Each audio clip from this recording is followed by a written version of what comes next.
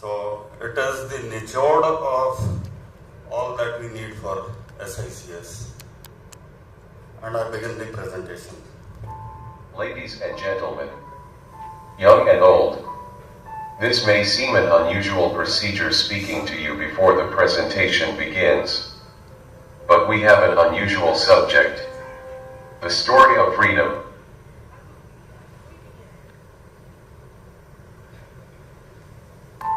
Ladies and gentlemen, young and old, this may seem an unusual procedure speaking to you before the presentation begins. But we have an unusual subject, the story of freedom. The story of freedom from inadequate results and outcomes. The story of freedom from expensive equipments and their AMCs. The story about whether our surgeons will be ruled by the science's laws or whether they will be ruled by the whims of the dictators. Our surgeons are the property of the state, or are they free souls under God's grace? The same battle continues through ages and continues till today in every field. Our aim is not to create a story, but to remind you of the story being written every day for the last 300 years. The optimum outcome of a cataract surgery is not in the machine. Rather, it's in your nerves. It's about how sincerely we commit ourselves to each step of the surgery. We come across many surgeons who believe that early post-operative manual SICS are not as good as phacoemulsification or femto laser-assisted cataract surgery. We bring to you the micro-focus into the basics of manual SICS. What do we do to bring out results that are optimum, customized for each patient, and consistent?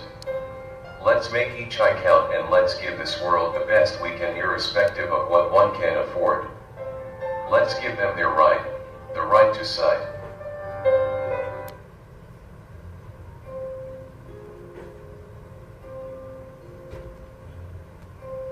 Our stepwise 10 commandments to bring out optimum results in manual SICS.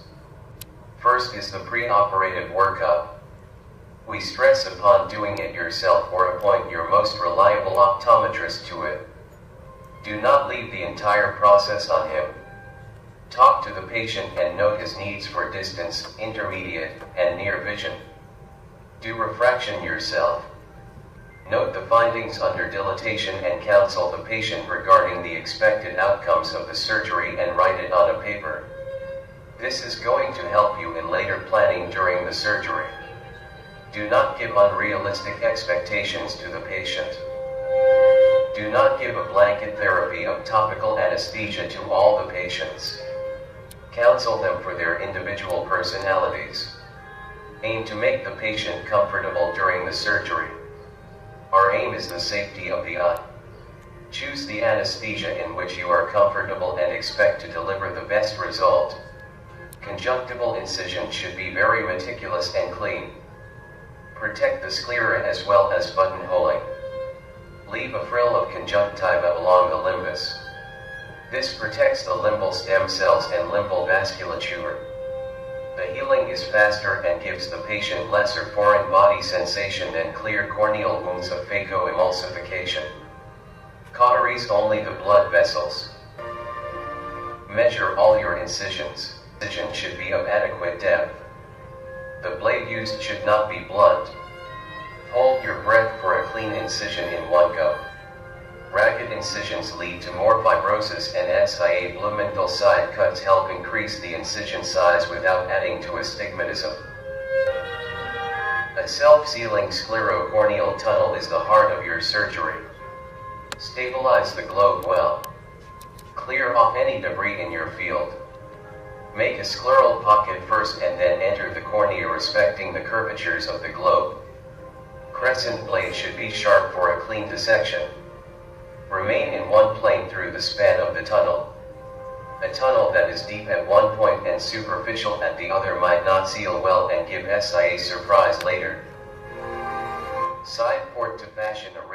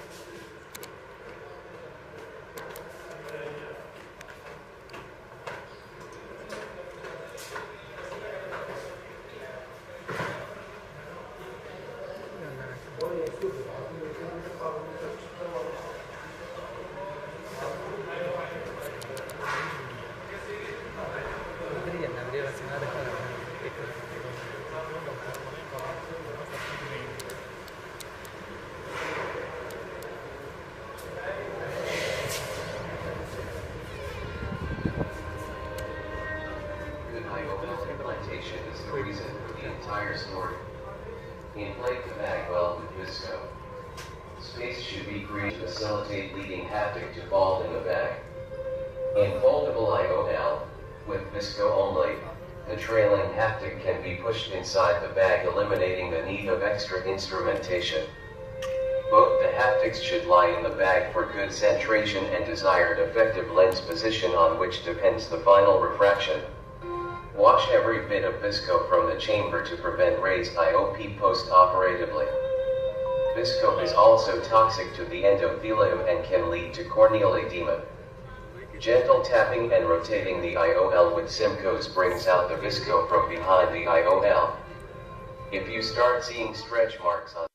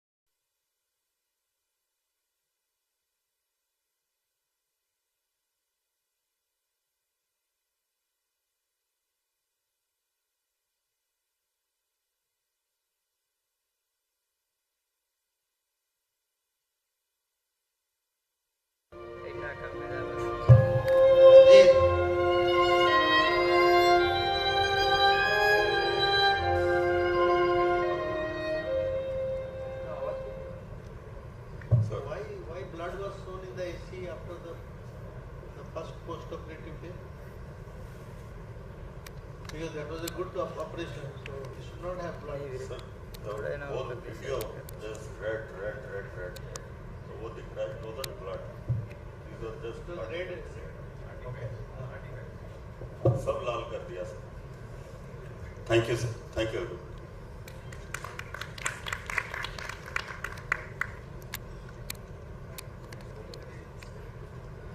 Thank you, sir, for such a wonderful talk. I request a panelist, Dr. Karamjeet sir and Dr. Shakeel Singh sir, to kindly be seated on stage.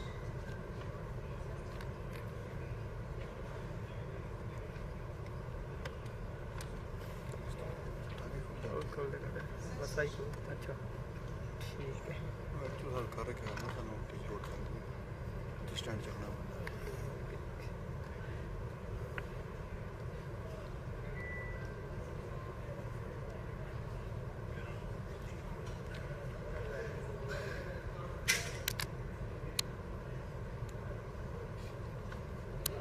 SICS is a beautiful but daunting surgery for any beginner. With its long learning curve, it demands grit, perseverance, and can often be challenging and frustrating. We now have Dr. Pradeep Mohanta sir to help ease this formidable task for us.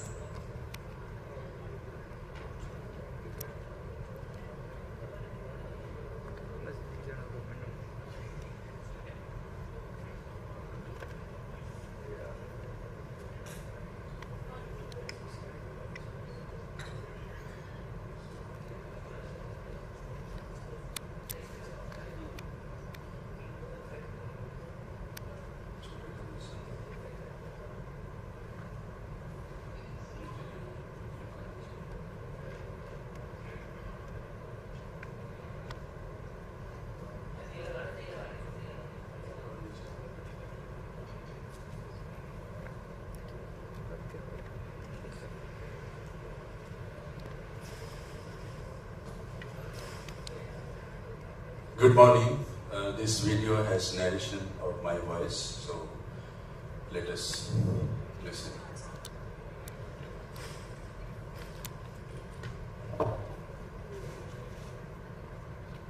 Very happy to be here, and such a great hospitality and such beautiful arrangement. Congratulations to the organizing team. My deep respect to all my colleagues. This video is for my dear ophthalmology residents all over the world. Let us learn SICS. The draping should be such that the eyelashes are covered nicely. Then apply a speculum. And now the ocular surface is thoroughly cleaned, applying some drops of povidone iodine. This is a very important step. The ocular surface has been prepared in the preparation room. Few drops of povidone iodine has been applied and it has been kept for 5 minutes. And now watch this. This is superior rectus bridal suture. The eyeball was turned down using a muscle hook. The superior rectus bridal suture is applied, and this will stabilize the eyeball and making the sclerocorneal tunnel will be easy if we put this superior rectus bridal suture. This is particularly necessary for the beginner surgeons. Experienced surgeons can do anything. And this is peritomy. Peritomy is being done for about 2.5 clock hours so that we expose an area of about 8 millimeter. See the cataract. It's a brown cataract. Nuclear sclerosis about grade 5. And this is an ideal case for SICS. We can do phaco in such cases. I can do phaco with my submarine chop technique, but there are thousands of ophthalmologists around the world who will find it safer to do SICS in such cases. So, SICS is being shown in this case. One more reason to do SICS is that I want to teach SICS to my dear ophthalmology residents all over the world. This is a very nice technique. You must learn this, even if you are a phaco surgeon. You must learn SICS because in some cases you have to do a sclerocorneal tunnel and remove the cataract or the pieces of nucleus through the sclerocorneal tunnel particularly when there is a rexis runout or there is a posterior capsular ring with a lot of lens matter remaining in the capsular bag. And now this is the incision on the sclera. This should be about 300 micron thickness and 300 to 350 micron. There are guarded knives available with Appasam Associates if you use that. Otherwise, there is no other way to show how deep to go. You have to teach yourself how much will be the force on the sclera to get an adequate depth of this initial incision. Once this incision is made, then sclerocorneal tunnel is started. You must do the sclerocorneal tunnel in such a way that the inner opening is about 2 mm more than the opening on the sclera. The cornea is more than the opening in the sclera. This helps in engagement of the nucleus in the sclerocorneal tunnel. And when we do the dissection to make sclerocorneal tunnel on the sides, we have to follow the contour of the eyeball.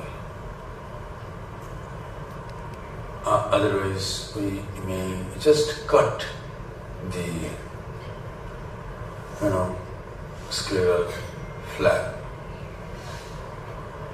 This is a side port on the right side of the main incision at about 9 o'clock or 8:45 o'clock, and air bubble is injected to fill up the anterior chamber.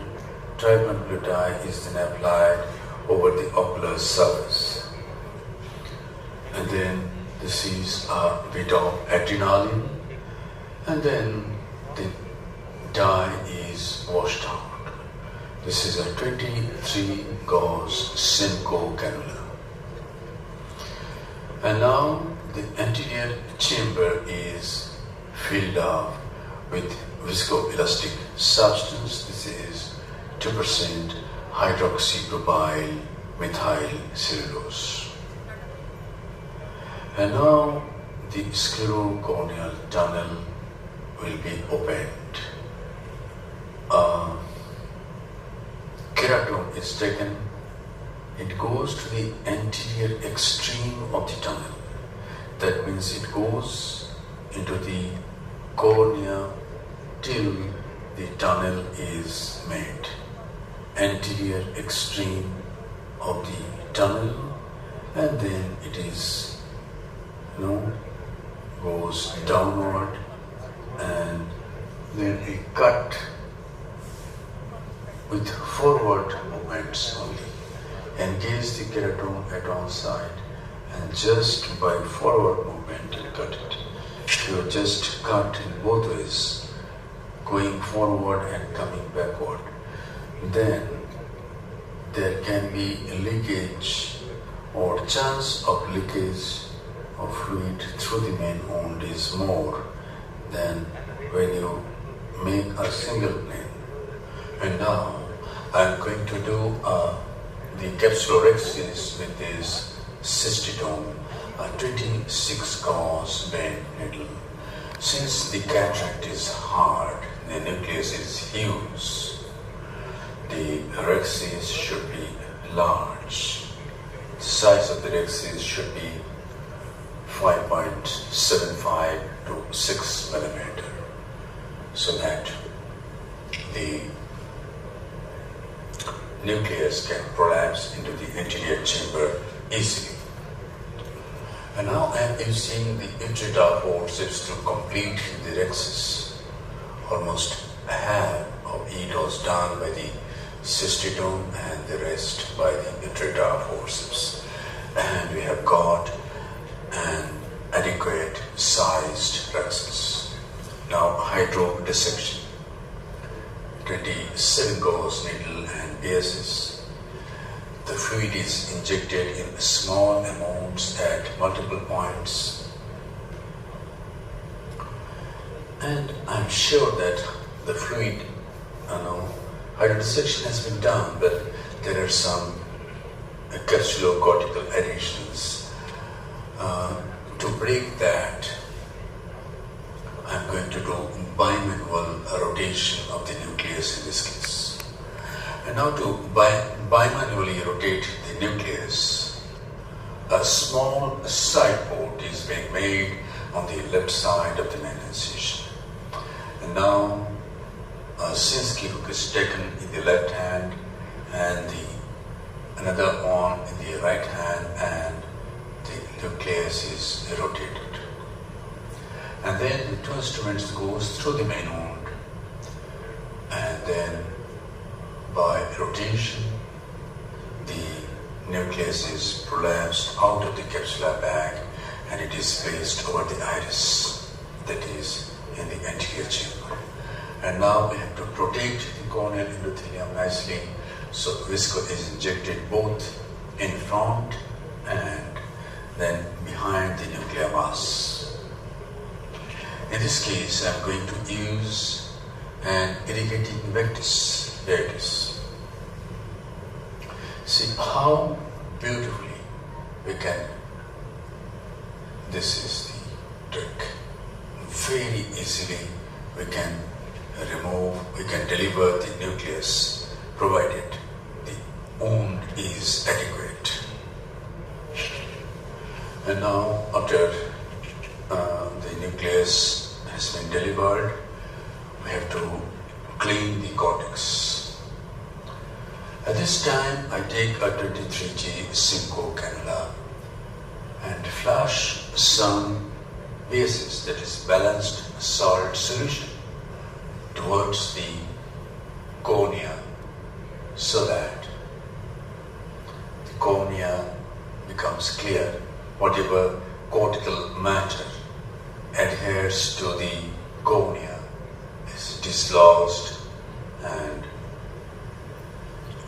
we get a better visibility.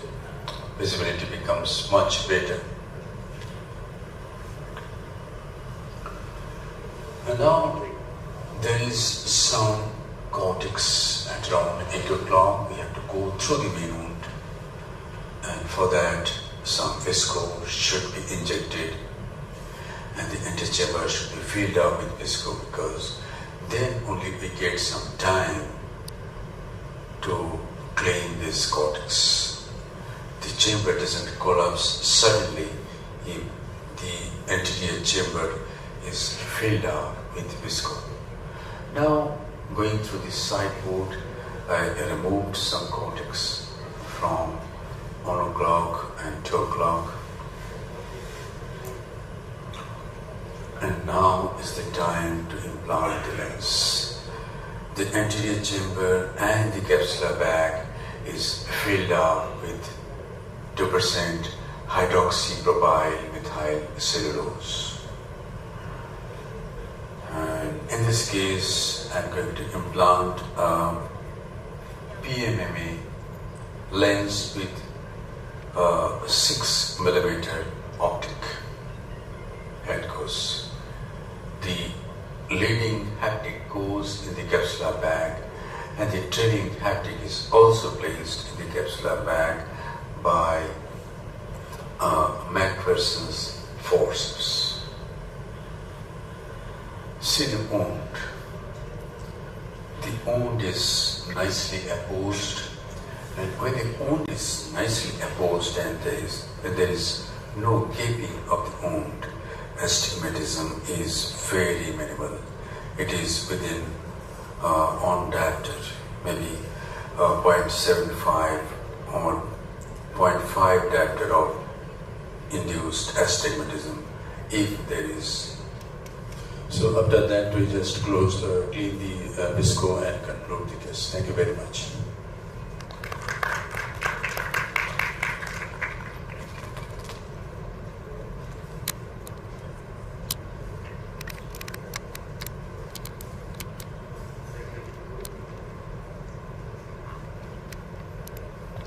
Thank you, sir, for such an elaborate insight into this surgery. It was a treasure trove for our budding ophthalmologists. Hard brown cataract. It is a surgery which strikes waves of apprehension even in skilled and experienced minds. We are forever eager for expert guidance in extraction of this perilous brown pearl. I now invite on stage Dr. Karamjeet Singh, sir, for his talk on tackling this beast. Dear moderator, please ask speakers to stick to time, otherwise we won't be able to finish this.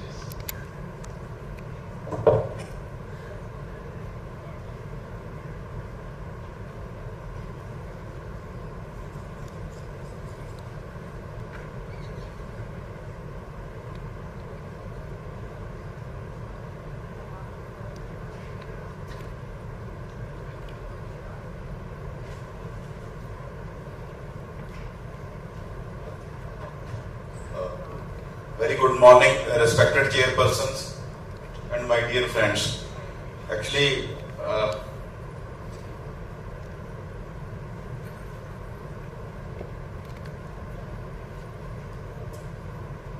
my talk is basically on hard brown cataract, and it is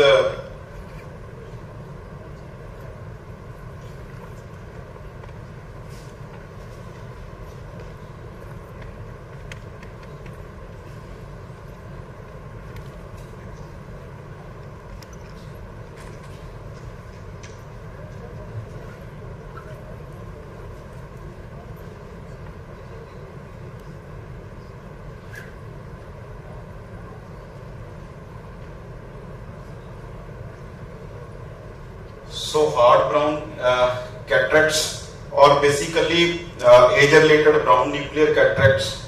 It is more frequently seen in Indian population because of excessive exposure to UV light, and also there are so many invalid reasons for postponing the surgery.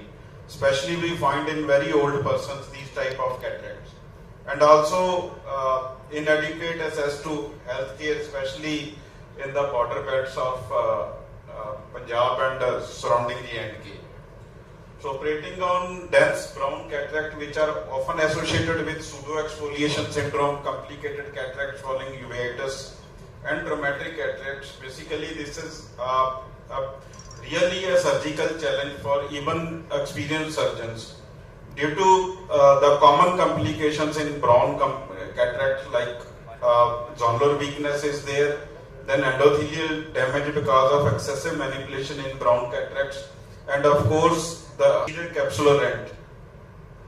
The goal of successful cataract surgery in dense brown is to remove the lens while minimizing the endothelial cell damage, avoiding the wound burn as in we see in phacoemulsification, and to overcome the intraoperative complications, and also to minimize the post-op inflammations in brown cataracts. So my preferred technique in hard brown cataract is basically manual small incision cataract surgery. Although I can do phacoemulsification in these type of cataracts, but I find that post-op complications, intraoperative as well as post-operative complications, are more in manual in phacoemulsification as compared to manual small incision cataract surgery. So I'm straightway going to. This is a 94-year-old male, which is referred to our department from a village, and I prefer to do manual small incision cataract surgery in this. After making good conjunctival flap, so my incision in this is, I planned a little bit larger incision. It is the outer is approximately 7 mm. And the tunnel, and after that I prefer to do capsular access through side port as Sir Mahanta has shown. A good So I usually do large capsular access because the size of the nucleus is big. It is bigger in size. I used to do approximately 5.5 to 6 mm capsular access to easily prolapse the nucleus inside the anterior chamber from the capsular bag. So from the side port it is very easy to do capsular access, large capsular access. I mostly do from the side port only. So this size of capsular access is sufficient to prolapse the nucleus into the anterior chamber. After that I complete my incision with 2.8 keratome. The inner incision should be approximately 2 mm larger than the outer incision on both sides, so that there is easy manipulation of the nucleus. A gentle hydrodissection in this as the capsule is weak. After that, gentle nucleus rotation. We can do bimanual rotation also, and during rotation the nucleus is prolapsed into the anterior chamber, and with a little rotation it is free from the capsular bag. So I prefer to do visco expression in my most of the cases.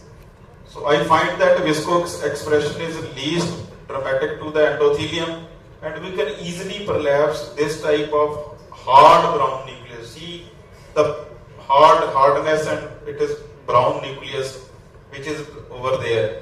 And after that, of course, the removal of the remaining cortical matter with the 23 gauge Simcoe cannula. So we can easily wash out the remaining cortical matter. So as the sir said that wound stability is must for attaining post-op, good post-op results. So see, and also I am implanting 6 mm PMMA lens. So this is so in the bag lens to this 94-year-old male.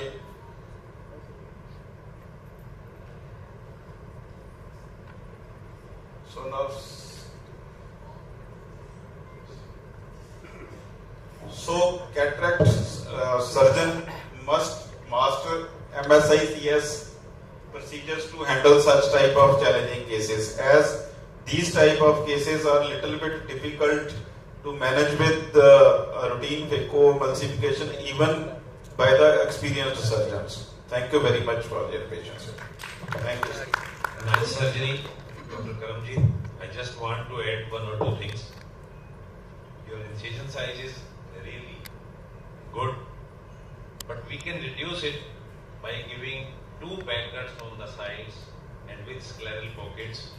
This 7 or 7.5 mm can reduce to 6 mm with same results.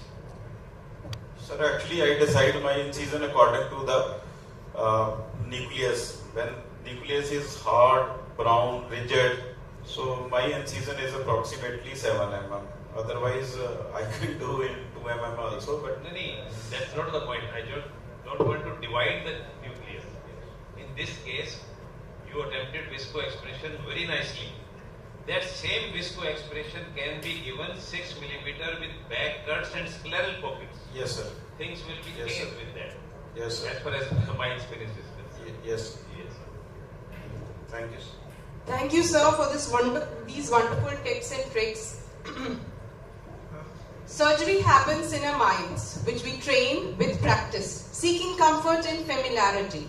Hence, even a small change like a new site for surgery often feels like a formidable task.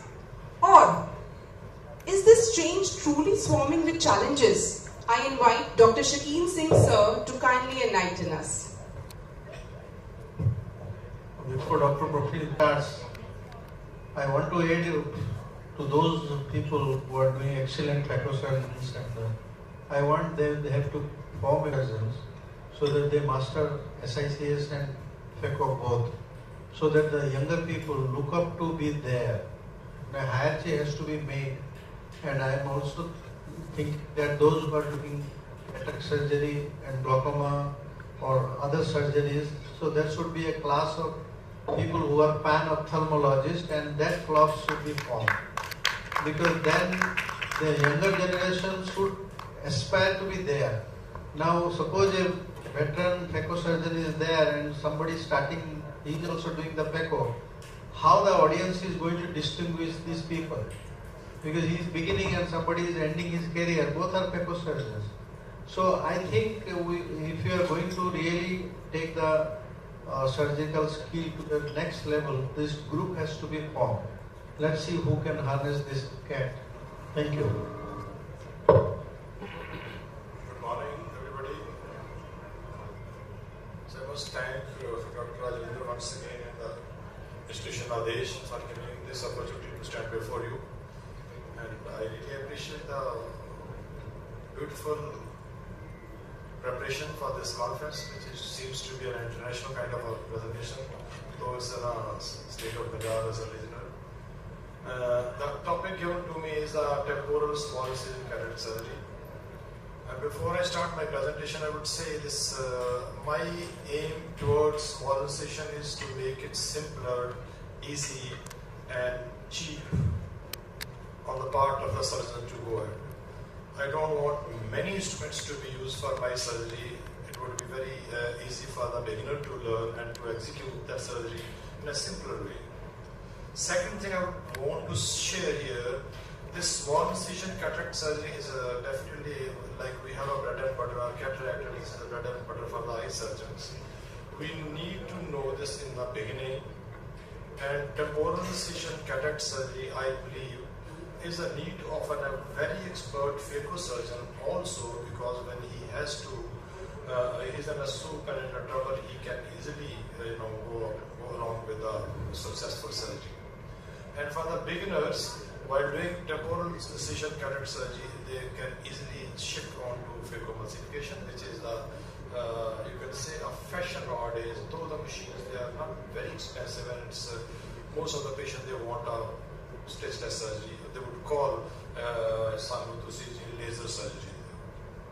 Maybe the small incision is going to give us a better, or maybe not bad, kind of outcomes, but patient need has to be fulfilled.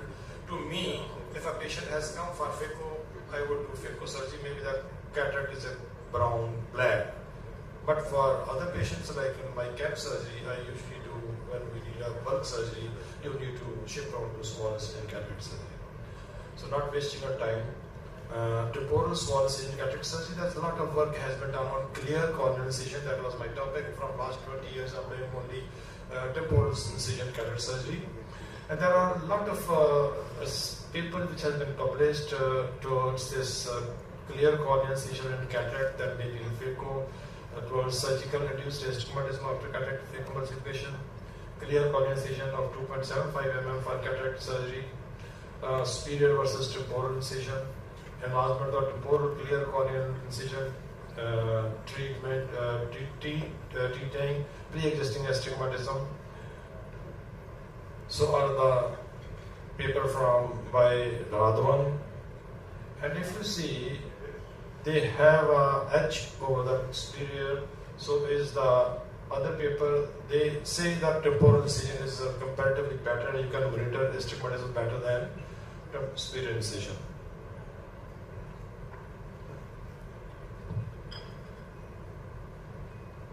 So few of my surgical video I would share here. Most of my steps are, you would see, is the similar. I do not want to raise the conjunctiva. You have to cautery. You are sometimes really fed up with a conjunctival bleed or something like that. I don't want to incise the sclera. It's going to give you some scleral inflammation later on. So just 2.8 entry, capsulotomy or orexis, and this is 20 gauze cannula, which is going to hydrate, hydrodissection, and simultaneously prolapse the nucleus in the anterior chamber. And I use a irrigating vectis, which is going to bring the nucleus out, and the crush is done in the tunnel that would not damage the endothelium next day. and with I use reverse Simcoe. You might have noticed yesterday I was fiddling with the Simcoe routine, which was I never used it, so I used the reverse Simcoe. And Dr. Karamjit was inquiring about subincisional evacuation of this cortex, and you can see it's easily being cleared. That's how you go to subincisional issues.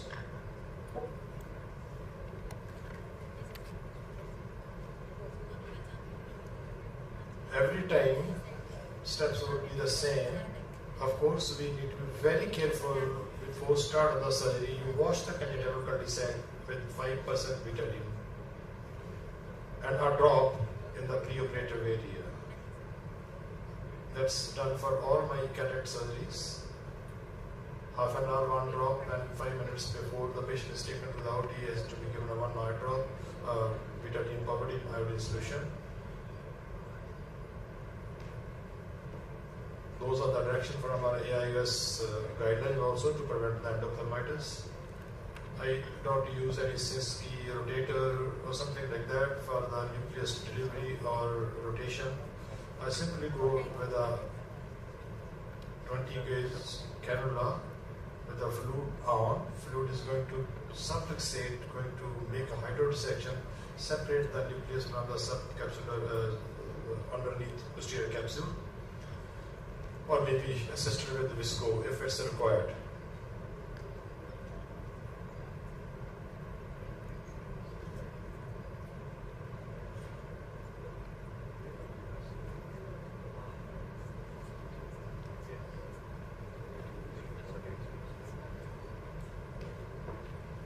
Here we see subcapsular cataract, mature cataract. For my small incision, I do not prefer dye too. So the first video is a real time. You would see this surgery has been finished in 2 minutes 10 seconds. Time is not your issue.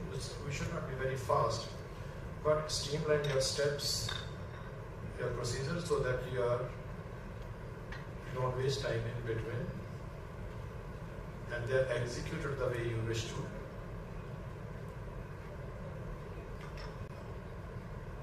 Going with the cannula, the nucleus is going to be moved up out of the bag automatically.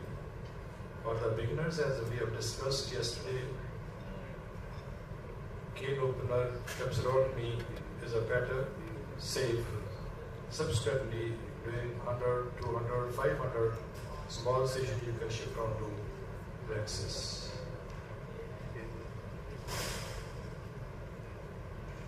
So this fluid is going to push everything out. You are left only with a small part to be aspirated. 7 minutes.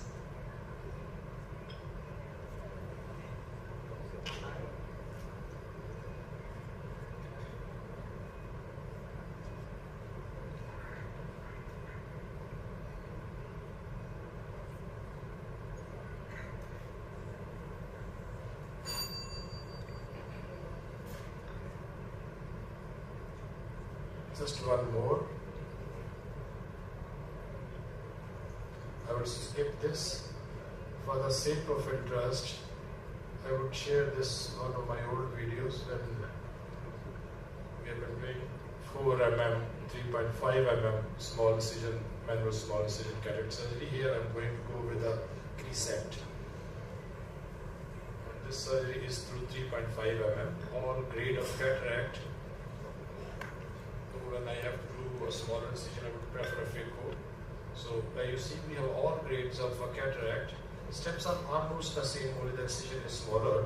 But to fragment the nucleus, I would use the needle from exactly opposite or from the side to bisect, trisect or quadrisect the nucleus, depends on its hardness. The 26 gauge needle is bent onto the sideways, so that it's going to help as a knife to cut the nucleus. While you come out with the nucleus prolapse, the cutting is automatic, it's going to be crushed. So this is the cannula which I use coaxial, Dr. Delise coaxial aspiration, irrigation aspiration. It's more convenient for those in the beginner to have a sort of incisional aspiration with this. So with this you can go in for foldable or other lens. So I would conclude temporal incision for manual small incision cataract surgery is a convenient, safe, secure, easy and astigmatically safe choice and shall be performed by everybody. Thank you. Thank you, Dr. Shakeen, for such an insightful talk. SICS with trabeculectomy is a dying art, and we are blessed to learn it from an accomplished and skilled surgeon like Dr. Anuradha Raj.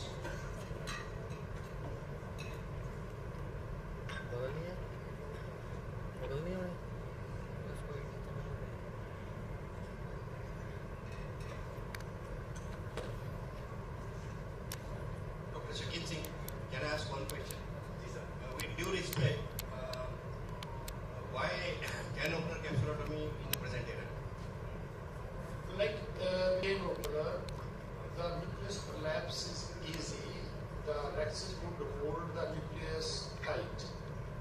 The delivery of the nucleus from the rexus is slightly difficult. Though you have to plan a bigger rexus, but in that case you are compromising zone use. Secondly, aspiration of the cortex from these irregular margins, which maybe you have designed in a well-fashioned disc so that there is no extension peripherally, is again easy. Third thing I would say for the beginners, because for the beginners, to learn rexus is a tedious job. So they are really would not go in for that kind of learning which is tough. So they can start early, they can be more comfortable, they can be successful for the cataract surgery when they start with a cane opener. Yeah, it's good for beginner, and maybe can opener is not a no-no for SICS also. But what about the long-term stability of the lens in the back? I think there's some of the compromise. I have not come across any complication with cane opener versus rexus. I've never come across any surprise so far.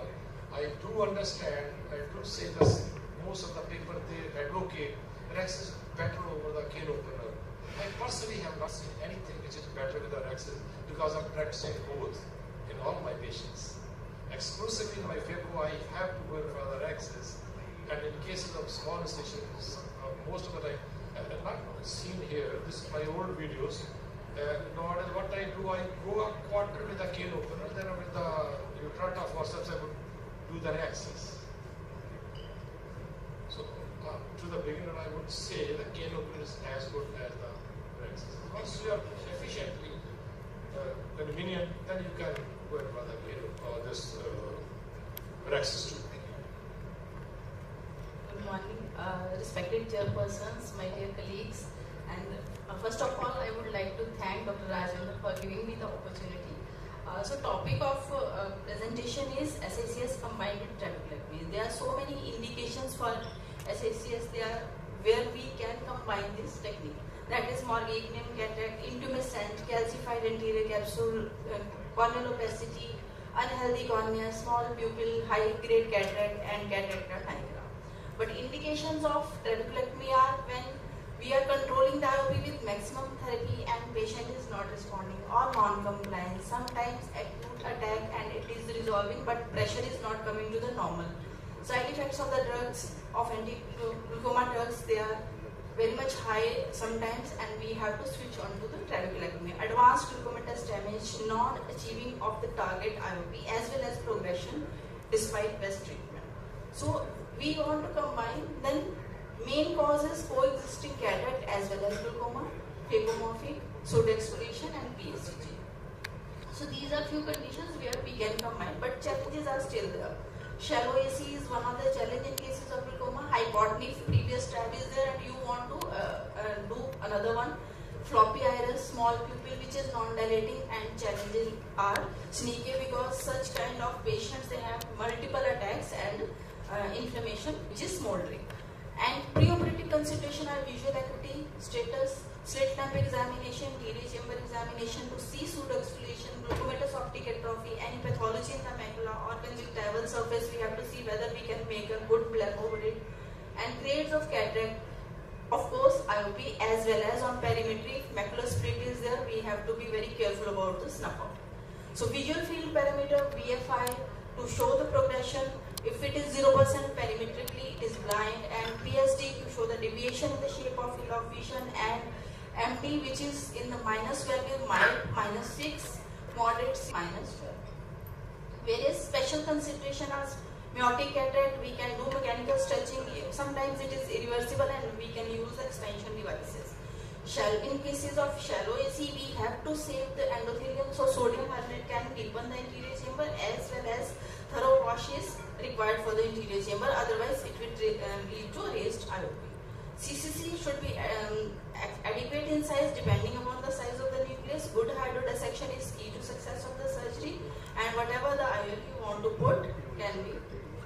Type of combined surgeries, we can do SICS with IOL with trap, or FICO IOL with trap, single site or double site both. So various tunnels are there which can be combined with this trabeculectomy, triangular incision, straight incision, W shape, and flying eagle incision. So this is one of the case scenario with a 65 years old male with best corrected visual acuity 3/60 IOP in late 20s after 5 drugs and glucomatous optic atrophy, grade 3 cataract and small pupil, HCV reactive.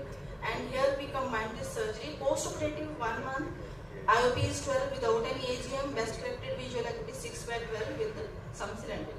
So these are few steps. All the steps are, all the eminent surgeons have shown those steps, and everybody is aware of all these steps. They are no different. But here we have to be very careful when we are making the tunnel. The center part of the tunnel should be a bit long, because we want that posteriorly directed bleb in that scene. All steps are same.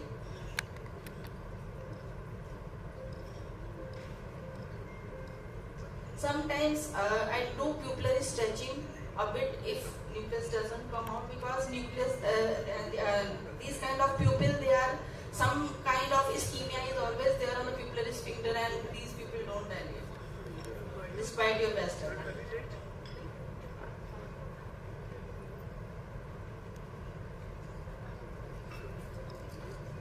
After putting the IOL, put some pilocarpine so that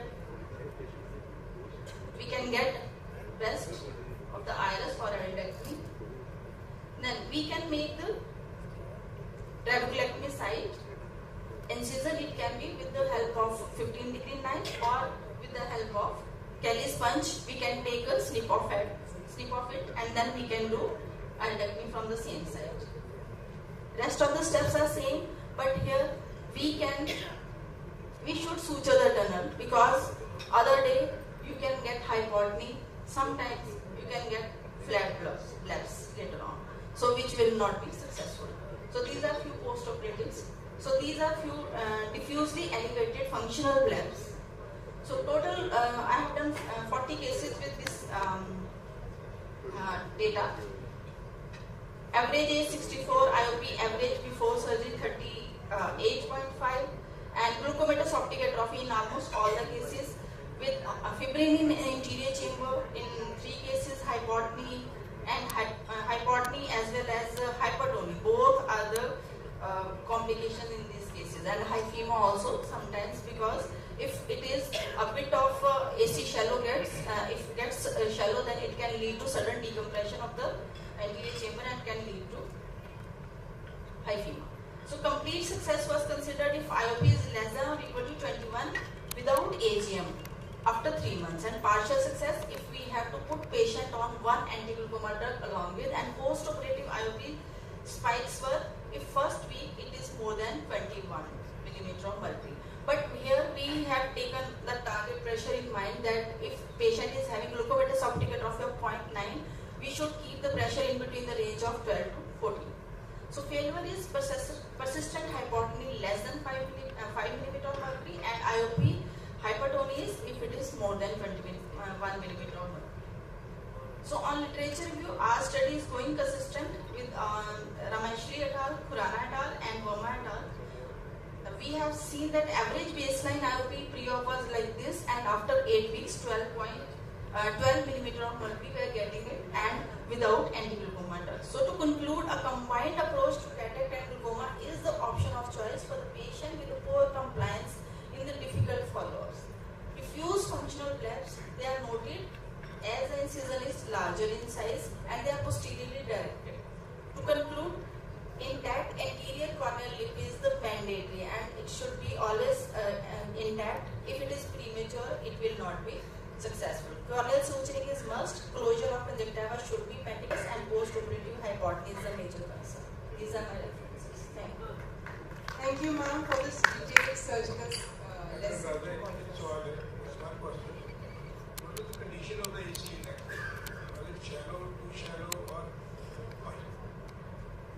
So because normally we don't suture the tunnel, but in these cases I suture the tunnel. All the cases were formed, but yes, in one or two cases hyphema was there and even hypotony is also there, because sometimes diffusely elevated bleb are there, and one or two cases I have seen the leakage also. But after putting the bandage contact lens, that also got over. You see, what type of, in what sort of cases you have done this grab and So where the patient is having both entity going together, or I am seeing that patient is having visually handicapping cataract also, and pressure is also not getting controlled. So we want to combine the both. Hyphema, yes.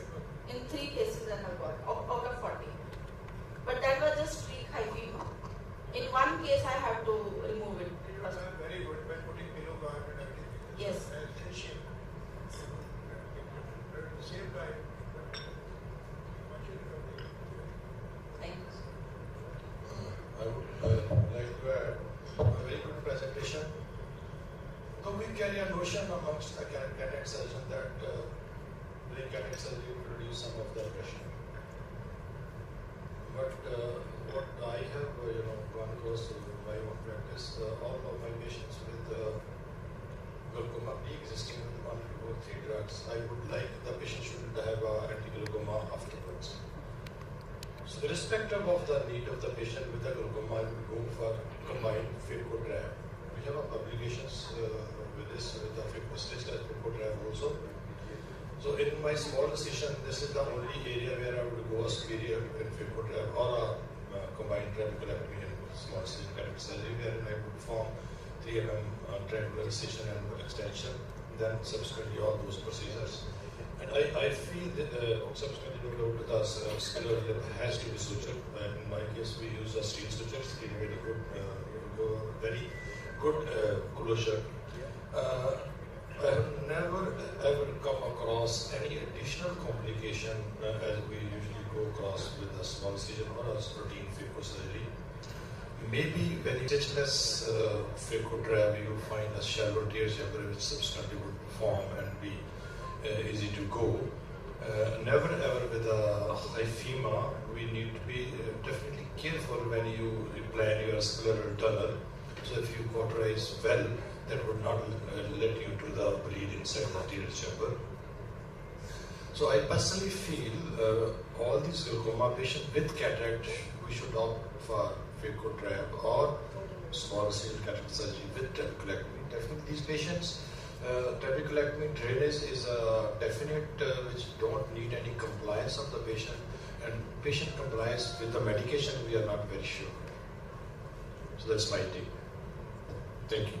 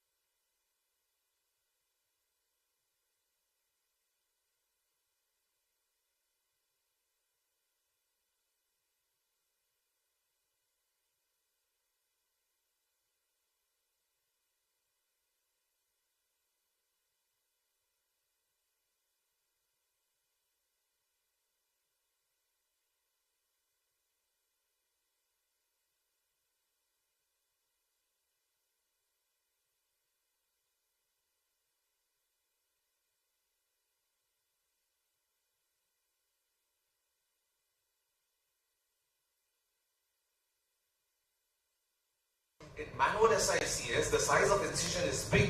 So this means you can't go for ICLs, you can't go for toric lenses, you can't go for multifocal IOLs, because if you implant multifocal or toric lenses in already astigmatic cornea, then it's really worse.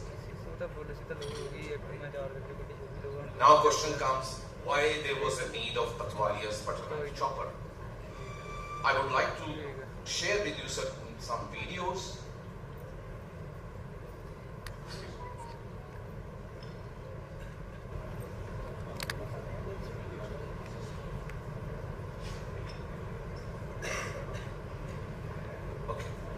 Now this was my traditional method where I used to give a scleral incision and used to bisect with the wire rectus and Sinski hook.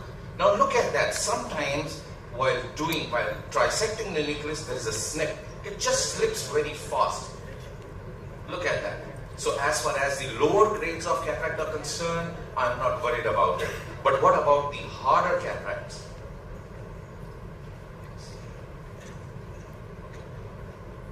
Now look at this. This was a case of Argentinian flag. The posterior capsule was not at all stable. I wanted to take out this nucleus, a very, very large nucleus, through 5.5. I managed to bisect. I tried to bisect the nucleus. Now see what happens. It was so hard. I was pressing as if the metal is going to break. And suddenly, see what happens? It slipped. So it hit the posterior capsule. There was a vitreous loss. Ultimately, anterior vitrectomy was done. And the lens was implanted in the sulcus.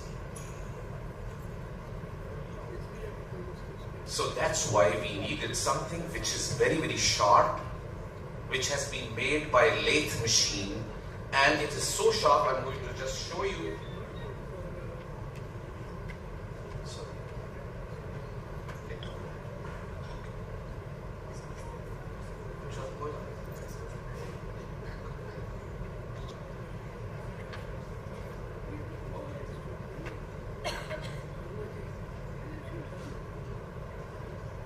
Now here, this is the Pathwalia's butter knife chopper.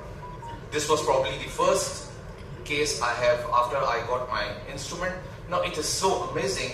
Just go inside. You have to place this chopper right on the nucleus, press it very little and give it a scratch. Now see, it has already been divided. You can appreciate the margins of the nucleus, which are very, very sharp, and it's very easy to do it. Now after this,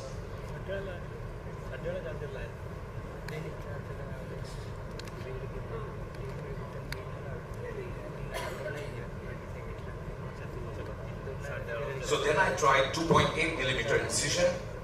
Look at that. This is after 10 days. I will be showing you more cases.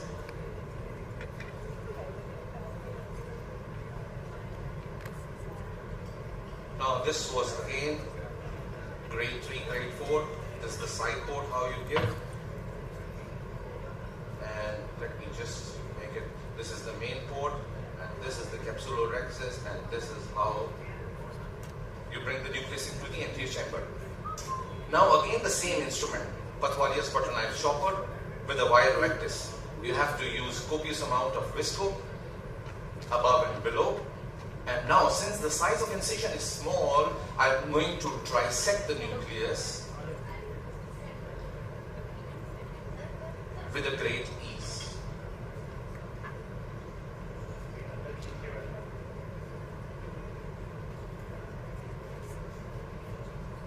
So now this is how it goes in.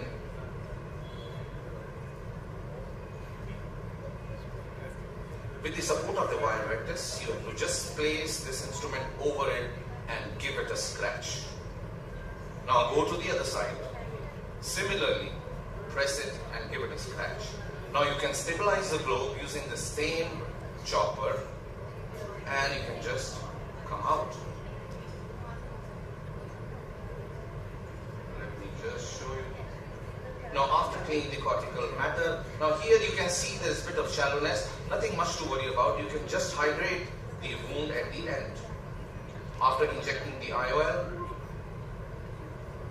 here. In all my cases, after implanting the IOL, I use a manual keratoscope just to visualize the anterior Purkinje image, whether this The mires are circular. This is how I highlighted the wound. And this is, now I'm happy, it's absolutely circular. This gives me a rough idea that how my patient is going to behave.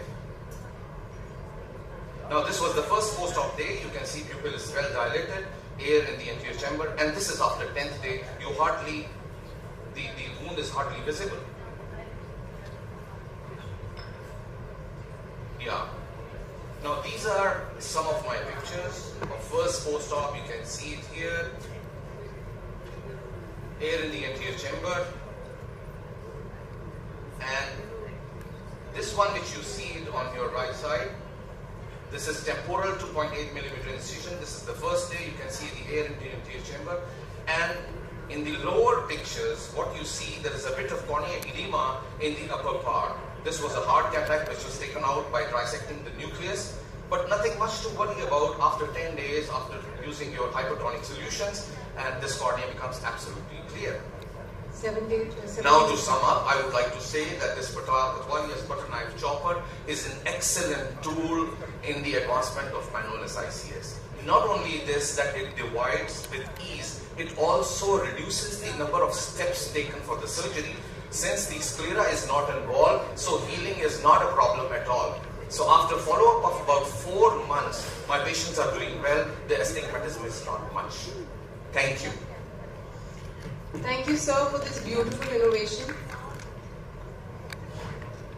Is it commercially available, sir? Will be soon. Will be soon, yes. Incidentally, I have also started the same journey a few months back. Yeah. And I asked one of the instrument designer to just sharpen one edge of iris removal. So this was sharpened by the laser plate machine. It's a laser one. So English-speaking people are having I don't this. want to add one more instrument on my table. So I use my iris removal. Yes. Sharpen one edge, 6 millimeter. Yeah. I use that. I got the idea from there. Then I asked sharpen to make disposable nucleus cutter. Sir, what grade of cataracts you are doing with this? Up to grade 4, they are doing very, very well. But in grade 5 and grade 6, I've got a very bad experience, I should say, because the nucleus is so big. As such, the pupil are not very well dilated. The space is very less. In huge cataracts, in a small AC, if you want to do trisecting, it's very, very difficult. You're going to damage the endothelium. The endothelium stripping is very common in such cases. Since the zonules are also very, very weak, you will end up in more complications. What I have seen in my practice, grade 5, grade 6 is very, very less. So if you want to give, already they can't see anything. 6 by 60 is the vision, and even less than that. But if you give them 6 by 9 vision aided, they are more than happy rather than to go for a complication. So what I'm going to do is I'm going to divide the nucleus in the bag, then take it out one by one piece so that it's easy to do it. So can we use it from the side port? Yes. The other end? Yes, you can use it. So we can use that. But the only problem with the side port is because we want the division of the nucleus to be aligned longitudinally with that of a wound. Now if you're going to go from the side port, it will be the opposite side. Then you will be manipulating more and more to dilate again and to align the nucleus with that of a wound. It will take more and more of steps. So that's why only the main wound, this is going to help a lot. Sir, which visco you are using? Normal. So it is very good innovation, sir. Yeah, so nice. Thank you so much. Good innovation. Fantastic. I use sodium hyaluronate.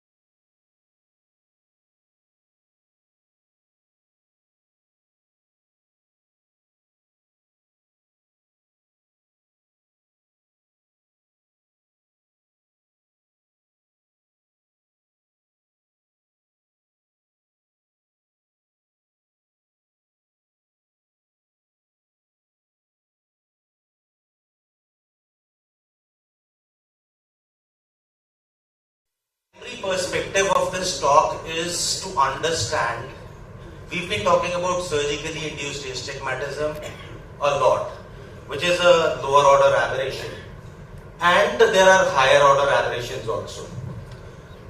What we don't understand is the maths behind comparing this method of evaluation with that method of evaluation. This is a very big topic, and I won't be able to cover all of it. This is just a primer to set you thinking about what it is, and of course about setting up a journey of research in this field. At the outset, I want to thank ISMSICS, Adesh, POS, and Professor Rajwinder for giving me this opportunity to talk to you about statistical perspectives on surgically induced astigmatism in manual small incision cataract surgery in this very vibrant place and a very hospitable place. So without wasting further time, let us embark on this journey. Astigmatic surface having two different foci and an indeterminate focus in between, which we call the conoid of Sturm. Of course, demonstrated in 1800s by Young. And then what we started doing was, we said that there are different types of it. We started classifying it as at 90 degrees, at 180 degrees, with the rule, against the rule, at 45 degrees, at 135 degrees.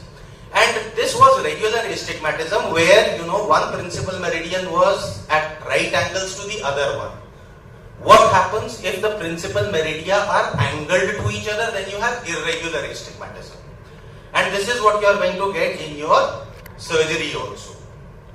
Now you come to the methods of measuring astigmatism. Now evaluate it in such a manner that you have a wave front which is coming. It is coming to a perpendicular surface, the cornea, and the optical system of the eye, which is at right angles to it. So your retinoscopy and aberrometry are measuring it in the plane of the wave front, and your keratometry, your corneal topography is at right angles to it.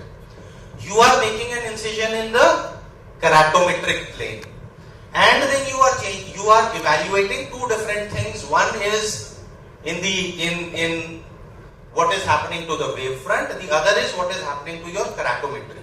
So that is one area where we need to understand what exactly was it that we were measuring. So you cannot compare apples with bananas. You have to compare apples with apples. Bilkul. So of course, for keratometry we had different rules that if keratometric value is this much on the keratometric plane, in the spectacle plane it will be like this. But that was holding true for phakic eyes. For pseudo-phakic eyes, whether Jawal's rule holds or not, we are still not very sure. And then of course came in another thing was neuroadaptation. Now what we saw in late 1960s and early 1970s was something called pseudo-accommodation in the pseudo-phakic patient. This was described by Peters, and he said that a little bit of myopic astigmatism gives a very comfortable vision to your patients. So even if he has astigmatism, even if he has some aberrations, his brain adapts much better to those aberrations that we are inducing. Now I was talking of that circle that you have at the limbus. You are cutting one edge of it. So Ravi said that this is like a hula hoop. You cut one side of it, the other one goes, like one side becomes larger, the other one becomes shorter. But now this is not just a circle, this is a dome, and it is an elastic dome. So whatever you are cutting is inducing a flattening in the steeper axis where you cut, and it is inducing a steepening in the other axis at 90 degrees to it. So now you've got the law of elastic domes. And now the problem that arises is, it is not even an elastic dome, because an elastic dome is what? It should not have any thickness. Your cornea has a thickness, and your cornea has a biological membrane also. So now your mathematical considerations are now going to change. What were the methods we were using? The first one was of course the simple subtraction analysis, highest minus lowest. It gave us some amount of information. It was very easy to compare, but there were problems with it. What were the problems? If I have time, I'll try to discuss, otherwise we can discuss it over lunch. Then we came to polar analysis. We said that, let us convert the cylinder into vertical and horizontal axis at 90 and at 180 degrees. And that gave us, the with the rule and against the rule. So you convert it into, you use a cos theta and a sin theta.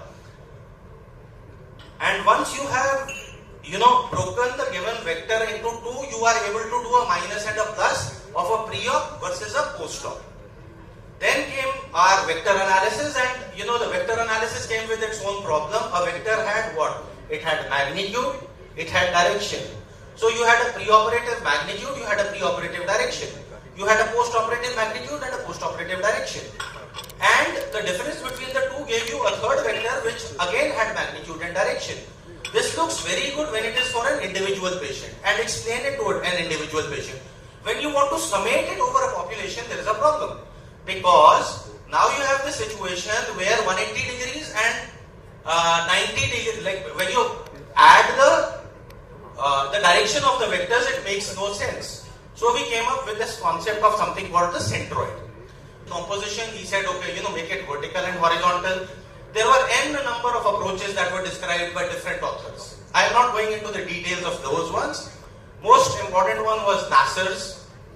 And so now we've got this. We've got aberration analysis. We've got keratometric analysis. We're talking about keratometric analysis right now. And this gave us the ability to compare, different methods. But over a period of time, we started realizing that, it is not possible to describe the astigmatism using only these methods. So we started talking of, okay, I will be curtailing it. So we started talking of Fourier analysis, and we induced the concept of something called the surgical vector, which was the opposite of it. So what we started doing was, we said, let us have a summary measure where we say that, less than half a diopter in that many percent, less than 1 diopter in that many percent. That allowed us to compare different techniques with each other. But was it giving us the full picture? The answer is no. So what you need to do is, you need to have different summary measures and give different approaches. And we started talking of these. Look at it. Huttling's T2 statistic, which is bivariate probabilistic analysis. Then we started looking at different multivariate analysis, which is beyond the scope of the present discussion. And then we had multiple methods which have been described. One of them being this one. And this gave us a theoretical construct. Again, we are going back to the drawing board, and we are looking at discrete mathematics and eigenvectors now. And in ISMSICS, what we are trying to do is, we're trying to look at one method wherein we, combine 4 or 5 different methods and give a composite picture. And we are very close to coming out with something which is not the exact solution to the problem, but it will incorporate a lot of methods from cornea, and it will be modified for cataract surgery, because astigmatism is a lower order aberration which has an effect on our outcomes. And at the same time, we also want to look at the higher order aberrations after cataract surgery. With that, I close my talk, and I open the table to... Yeah, very nice. Bali is one of our mathematical talent, he's so good, but people don't take him seriously because he is a lollipolly, happy-go-lucky person. But he is a platform, and we want a lot of things happening on that platform. We are working on that platform. Thank you, Bathinda. You are wonderful. Thank you. So much extraordinary. Lots of maths. Thank you, sir, for this well-researched talk. As we enter the era of advanced refractive surgeries, we aspire to achieve spectacle-free, perfect vision after surgeries. We are fortunate to have with us today Dr. Jagannath Boramani, sir, to give us an insight into achieving this feat without expensive toric IOLs for up to 2 diopters, using techniques of surgically correcting astigmatism. Yeah, good morning all of you. First of all, let me thank Dr. Rajvinder Kaur, her Department of Ophthalmology, the entire team and the Adesh Institute for giving us this opportunity. Respected dignitaries on the dais and in the auditorium, let me now explain you how we can try to customize the incision or try to control the astigmatism only with SICS without doing a surgery with the machine. Let me start with 2 cases. This case has minimal astigmatism, only 0.13. I did an SICS surgery and there was practically no change in the astigmatism, or I have not induced any significant astigmatism. Let us consider another situation. This is a case of significant astigmatism of 2 diopters. This patient was operated for the other eye with phaco and without toric, so her astigmatism remained the same. She has 2 diopters of astigmatism in the other eye. But here I operated with SICS and I could significantly bring down the astigmatism. So how is this possible? If you want to neutralize, you can neutralize a big astigmatism. And if you don't want to induce anything, you can't induce anything. So this is possible with customized incision. The scleral incisions are very secure incisions, they are safe incisions, they heal very well. The principle is very simple. Most of you are aware that a straight incision of about 1.25 to 1.5 diopters induces about, straight incision of 6 mm induces about 1.5 to 1.5 diopters of astigmatism. This is in case of superior incision. This is a very purpose. We take a curved incision, which is called as a Fron incision, to bring down the astigmatism to 0.75. Now, as a corollary of this, if you try to make the incision more and more curved, what will happen? Naturally, the induced astigmatism will be less and less. The ends of the incisions are going away from the limbus, so naturally the astigmatism induced is less. So this technique I am using, this principle I am utilizing in my technology. So after doing lot of cases with different types of incisions, I have formulated my own algorithms. For example, a superior incision of about 7 mm will induce 1.75 diopters of astigmatism. Try to reduce the size of the induced astigmatism will be less. Now, if the incision is a curved, again it is further reduced, and if you have got almost a U-shaped incision, there is no induced astigmatism. So you have to titrate the incision according to the pre-existing astigmatism. All the incisions in the between 60 and 120 meridian are considered as superior. The temporal incisions are comparatively weaker in inducing or neutralizing. Even a straight 7 mm will neutralize only 1.08. If it is a small temporal incision, it will not induce much, and if it is a temporal curve, it is practically ineffective. The superior nasal and superior temporal incisions, their behavior is in between superior and temporal incisions. So whatever may be your size, shape and curvature of the incision, try to keep the incision, the center of the incision exactly on the steep meridian. As you saw in the live surgery, you mark the steep meridian and center your incision on that steep meridian. Now where to sit for the surgery? In both the eyes, you get almost this half area to operate, whatever may be the axis of incision, and nose will not be a big problem. So for finding out or calculating your results, put one type of incisions in one type of table and calculate what is your mean induced astigmatism, and then you can form your own algorithms. Now let me show you a few example. This case has only 0.28 diopters of astigmatism, and I have further reduced to 0.18 with the U-shaped superior incision because the steep axis was 100. This is similar case superior temporal steep 0.39 brought down to 0.22. Now this is case of 1.12 incision. So I took a straight incision superior 6 mm centered on 97 meridian, and it came down to 0.15 only. So on and so forth. Now this is a case of very high astigmatism, 3.49 diopters. Patient was not affording a toric IOL. So I did an SICS and substantially reduced the astigmatism. This is her 7.5 mm straight incision centered on the steep meridian. Second case, this was affording patient. He could have gone for a toric lenses. I told him both the options, go for a toric lens or opt for my method. And with my method only, the induced astigmatism was very high, and I brought it down to 0.56. So here I charge more as surgical charges. So instead of paying to a lens company, patient paid more to me. So I promote this as a premium surgery without premium IOLs. In the first case, the charges were not more because patient was not affording. So I consider it as a charity given to the patient.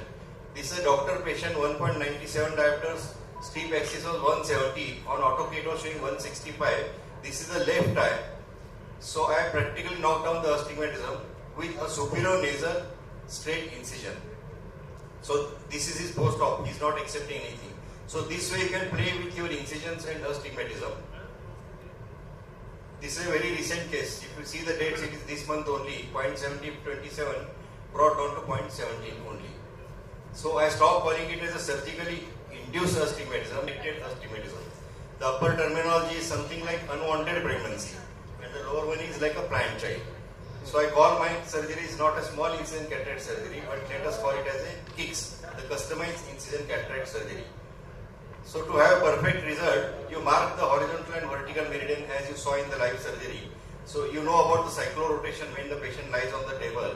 So to minimize the errors, I mark the horizontal and vertical, and then when the patient is lying on the table, whatever is the steep axis, you mark it again using a degree gauge and reference marker, and whatever is your type of the incision, you center the incision exactly on that mark. Here the marking is done only on the incision size. So right side you can see there is a straight incision being planned with the mark and the center, and the left side it's a curved incision. So this has been published by us in Indian Journal of Ophthalmology. Dr. Bali has helped me a lot in this publication. So let us consider two similar cases. In even see scleral incision, the results are not perfectly predictable. Same is the case with cornea also. Even with the toric lens and with phacoemulsion, sometimes there can be erratic results. Sometimes I also get some erratic results, but at least 80% of times we are coming very close to the target. Imagine there are two similar cases having exactly two diopters of astigmatism. Exactly at the same meridian, and the same methodology is applied. But imagine that there is undercorrection in the first case. Instead of 2, only 1.5 undercorrected, and the remaining astigmatism residual was 0.5. In the second case, imagine that there is an overcorrection, 2.5 diopters got neutralized, but still the residual astigmatism is 0.5 only, because you are erring on either one side of 0 or the other side of 0. So if the range of error is say 1 diopter, the end result is only half of that. This is the advantage of this technique. So with customized tunnel engineering, it is possible to wipe out or at least minimize the stigma of astigmatism. Thank you very much. Very nice anomalies. Thank you, sir, for this important practical know-how. We are a Jugaadu nation of innovation, where ISRO achieved the remarkable feat of sending Mangalyaan to Mars at a budget less than that of a Hollywood movie on the same subject. We embraced femto-assisted laser surgery, but persevered to deliver similar results at an affordable cost. This dream has been realized, and today Dr. Sahu is working relentlessly to share his pioneering technique of 2 mm small incision cataract surgery with phaco-fracture to deliver low astigmatism with good visual recovery. I invite Dr. Amulya Sahu, sir, on stage. I've been asked to break the monotony and talk something on the life and how to profession, how to excel in both. And I will not take much time. See, how many of you think you are permanent here? Raise your hands. So nobody is permanent. So we are visiting this planet for a short time.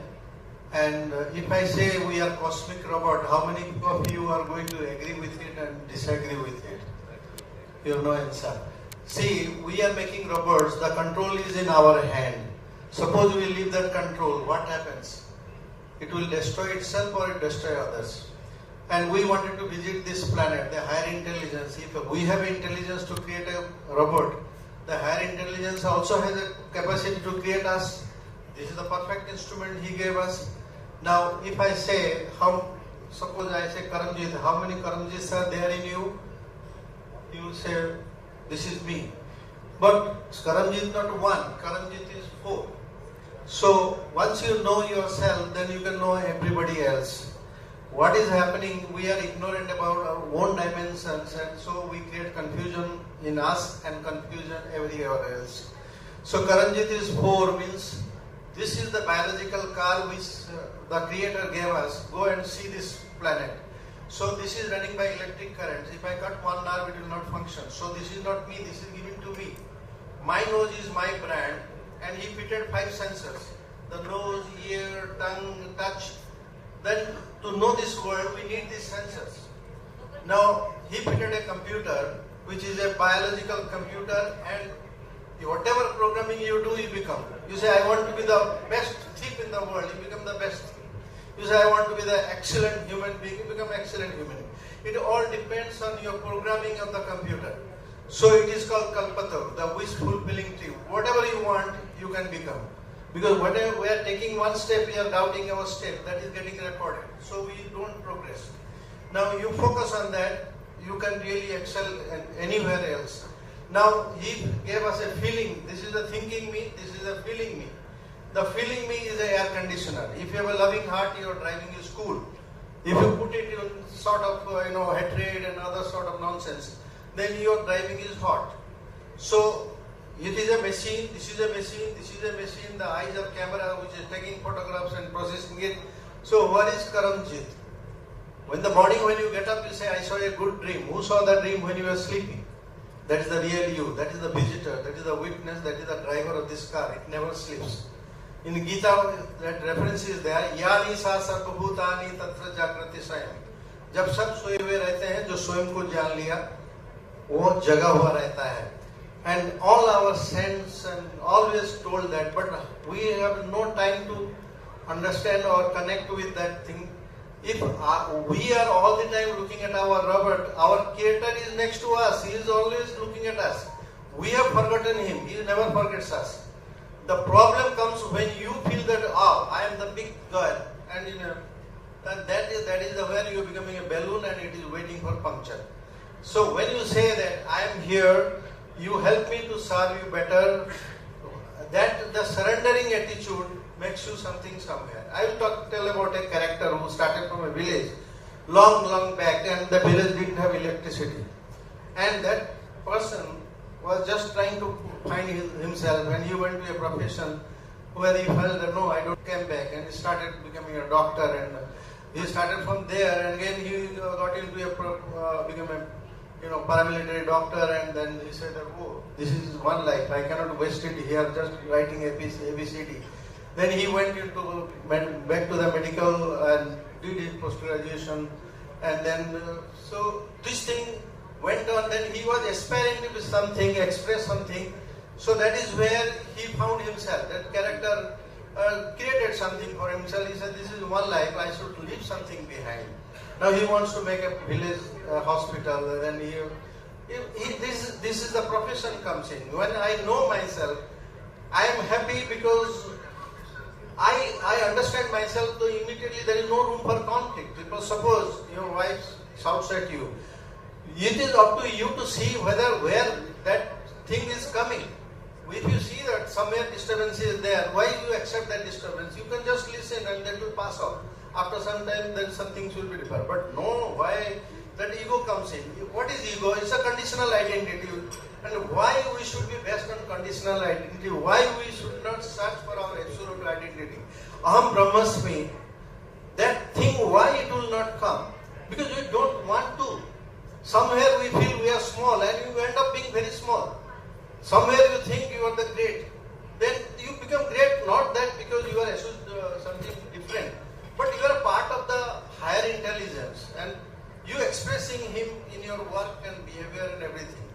So, if you see that what Charlie Chaplin has said, nothing is forever in this world, not even your problems. Most today lost of life is the day we don't laugh. 6 best doctors are sun, rest, exercise, diet, self-respect, friends. Stick with them and enjoy happy life. So, as I said, to excel in life, you have to understand yourself. And in our scriptures and everywhere, you will see that we are principles. If you Shiva and Shakti, we say that there is a God sitting there and with a wife. It is not like that. This topic can go on for hours, but I will try to say that it is not like that. It is a principle. Shiva principle and Shakti principle. We are representing that principle in ourselves. And suppose you don't want to be Shiva. Shiva means what? Static energy. Shakti means what? Kinetic energy. There is a play of energy happening everywhere. And suppose Shiva is static. He said that what? You go on dancing, whatever you want doing, I am here. And then Shakti blesses him. But we are getting shaky. The Shakti is going to kick you always. So that is wife and husband's relationship.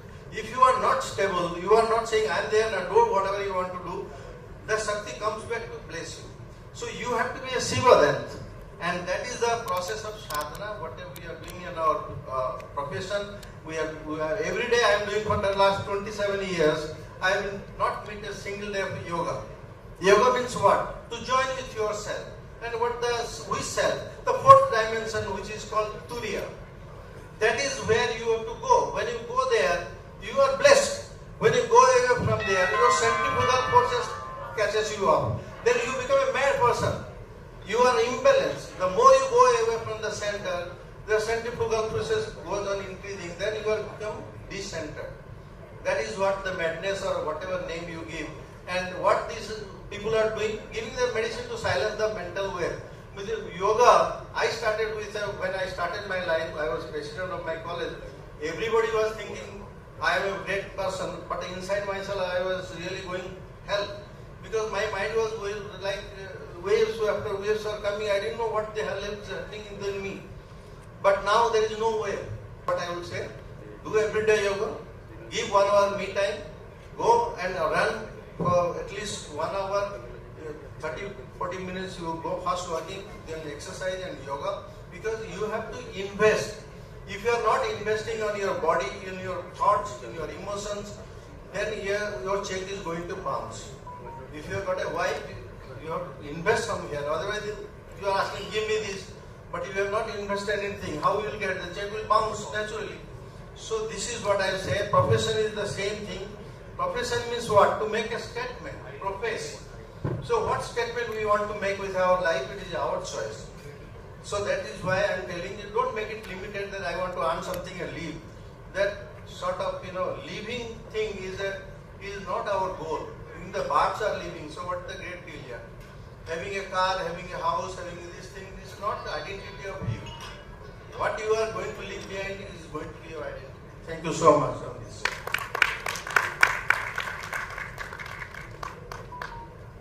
Yeah. So my next topic, now coming back to our scientific approach. See, when I started this thing in 2005, this organization, the SICS surgeons were the most, neglected people. So they were feeling shy to tell that they are doing SICS because everybody else was saying, I have this machine, that machine, that machine. So that is the time I was the president of Bombay Ophthalmic Association. I thought this is not fair, because these people are, they are preventing blindness, they are solving so much of problem, and they don't have a chance to talk about it. So I said I must give them a platform. Nobody believed in it. So, but then I thought we have an inferiority complex, so I never propagated SICS in India. I went abroad. I went to Southeast Asia and did so many conferences there. My friend Jagannath has gone to many conferences. My first conference was Malaysia. People started praising there, celebrating us, and then India wake up and he became continuously published so many journals. Now he's the executive chairman. So that time I was just challenged, if ECHO is doing a small incision, can we do a smaller incision in SICS, then to be taken seriously. So I went on reducing the size of the incision, modifying my instruments. Ultimately, in 2005, I demonstrated 3 mm SICS in Natarajan's place, and then a 2 mm I did in All India Institute in Udaipur, and after that it is history. So I am now focused on training the trainer, so that it percolates to the next generation. So this is my only goal now. And we have grown so much now. All the world wants to know SICS. See, if they want to know, we must have research, we must have to go do many things innovative. So all the brilliant surgeons are there. I want to catch them as soon as possible. So now this thing in a small incision, I have 2 millimeter. A lot of work has been done. It has been published in IJO also. So we are not creating any astigmatism. That much I can say. The conjunctiva used to be cut so much. Now there is no need to cut that much. In this incision, the principle is the 1 millimeter behind the limbus, 2 millimeter incision, parallel back cut of 1.5 millimeter. With that, you can inject the lens or you can directly put a foldable lens. But if you are giving a 2 millimeter back cut, then you can put a PMMA lens also. Now there is some modification I did for my own convenience. If it helps others, is okay. This is a single jet cannula. Many a time in the SIC surgery, the cortex and other thing get deposited before the on the endothelium. So if you don't flush it out, you don't see proper view inside. So this jet cannula just mildly, otherwise if you are a big force inject something, the endothelium may get edema. So this is a single jet cannula, and second one is a multiple jet cannula. So anytime in the tunnel the cortex remains there, it creates irritations and other things. The patient comes back to you always complaining of foreign body sensations, and that multiple cannula, you flush it out so that it becomes very thin. And this is what see, we have a visco cannula. This is a visco cannula. I compress the tip, so make it flatter, so that it can go with a flat incision in the side port. Now this is my marker where I mark the axis, and this the modified cannula is a gauge I have reduced, and I have made some modification there which helps me. And this is my modified practice which helps. Now I am cutting this thing, but that is not my innovation. That is Jacobi's thing I am using. Now I will show them. It has been demonstrated yesterday, but I will say I am dividing the nucleus and in the AC, in the bag, and in the tunnel. So 2 millimeter is not an answer to all kind of SIC surgery. It is a choice. And if you are moving, you have done thousands of operations or at least mastered the technique properly, then only you do this. This is if you have a grade 1, grade 2, grade 3, there is no problem. Grade 4, then you have to divide the lens into few pieces if you want to take out with a 2 millimeter. Because there is no problem, because we are creating a big pocket there. The space is available, so the resistance is not that much. But here is that it is a small incision, but it looks small outside, but inside we have the lot of space. So the pocket is the main important thing.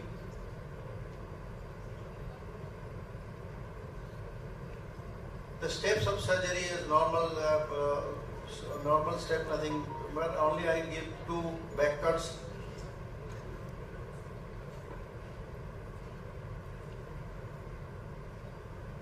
This total thing I think will be 3 minutes.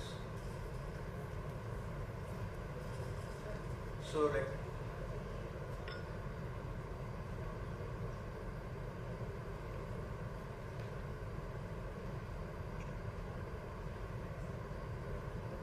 those you have seen yesterday's surgery, you have seen I have to get wrong decision.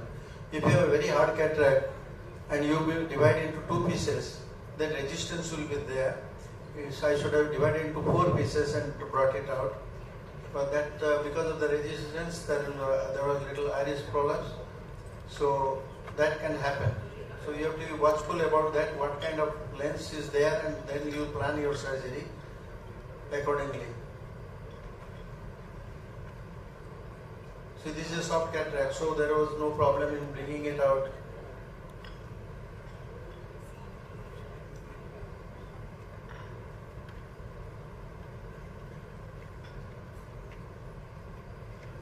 So this is a tunnel breaking that was there. Now it is. I will just show the dividing in the bag.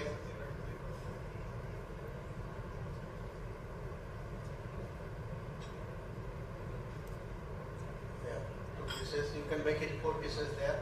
Now we'll come to the next, is the AC division.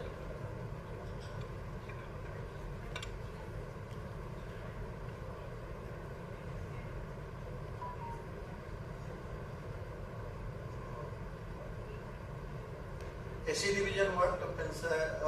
You have to, the vectis is kept on the iris diaphragm and your hand should be really stable. So you hold the vectis there and with the visco cannula, which is flattened in the tip, you go on injecting visco, creating a space between the lens and the endothelium, and then go on pressing the nucleus over the vectis, and then it divides into 2 pieces. But I think I have to add a cutting edge to that cannula, so it will slice the nucleus there. Well, I should have only shown the division part, but it is there, so I don't want to, those who are beginners, let them have a look. The select, as you can see that this is also a soft cataract.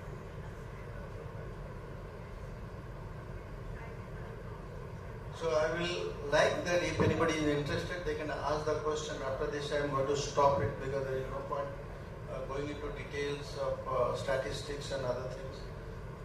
Time is limited. So I will show the division part, and then if there is any question, I would like to answer it. See that I am put the vectis is stable on the iris diaphragm, and now it has been divided. Now you just drag it out. Okay. Any question? Or I will stop.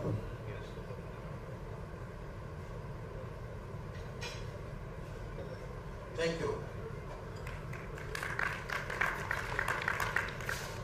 Thank you, sir, for a beautiful talk on this new innovative technique, as well as giving us the secrets to living a fulfilling life.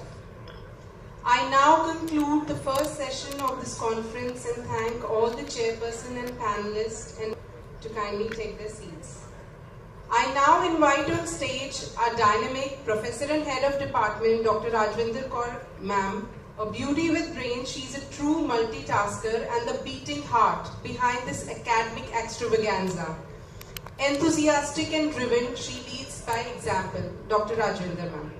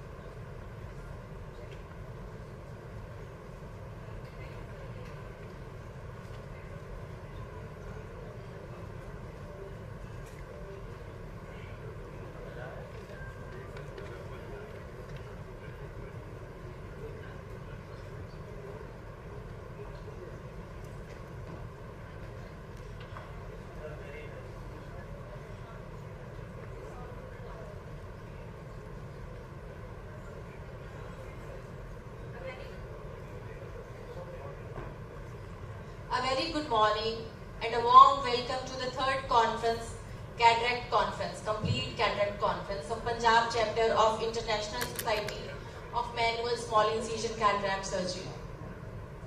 We at Adesh are honored and delighted to host you all for an academic and professionally enhancing experience. My heart swells with pride to welcome you all at Adesh, a renowned medical education and research institute with the state-of-art of multi-speciality hospitals. In a span of less than 3 decades, this dream, envisioned by Dr. Harinder Singh Gill, has become a synonym of excellence in healthcare. So the institution has risen to the new heights, achieving unprecedented success under the passionate and visionary leadership of Dr. Gurpreet Singh Gill. He is the wind beneath our wings, a guiding light, and sporting hand, urging us to create a biome of knowledge where fertile minds can grow and learn. I welcome our Vice Chancellor Sir, Colonel Jagdev Singh Sir. He is our guiding star, a disciplinarian with kind eyes and humble manners. I request my PGs to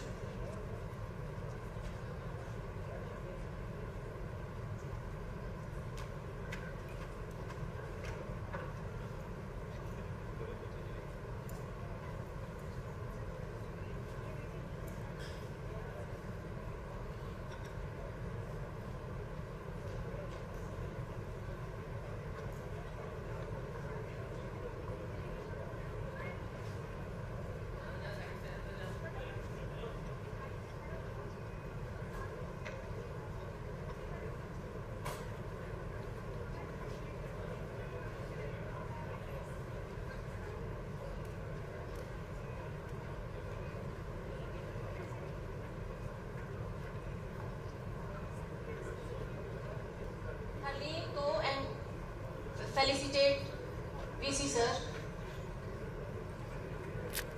I welcome Sir. Sorry for the delay.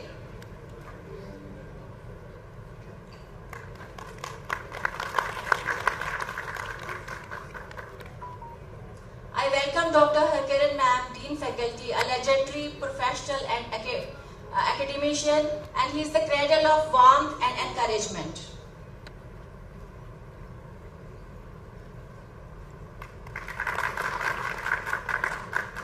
I welcome our Principal Sir, Dr. Pramod Goyal Sir, renowned for his pleasant smile and assuring personality.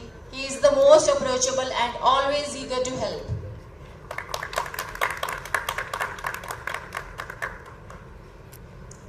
I welcome Dean Academics, Dr. Varun Malhotra Sir, an intellectual rich in experience, kindness and always willing to support us.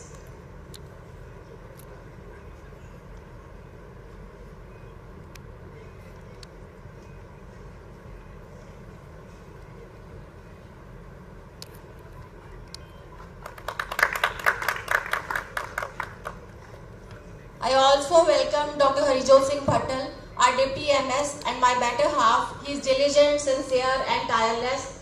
For me, he is the key to all doors.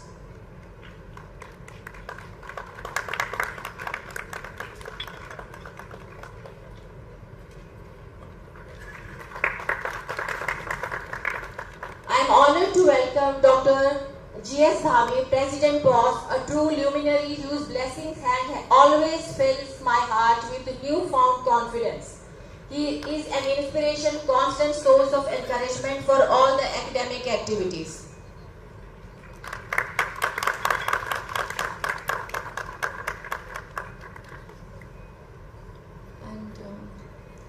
Our own Boss family has been akin to family since I ventured.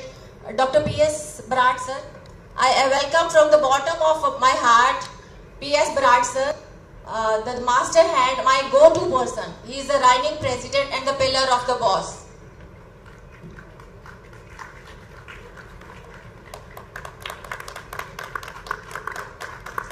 Thank you so much, sir.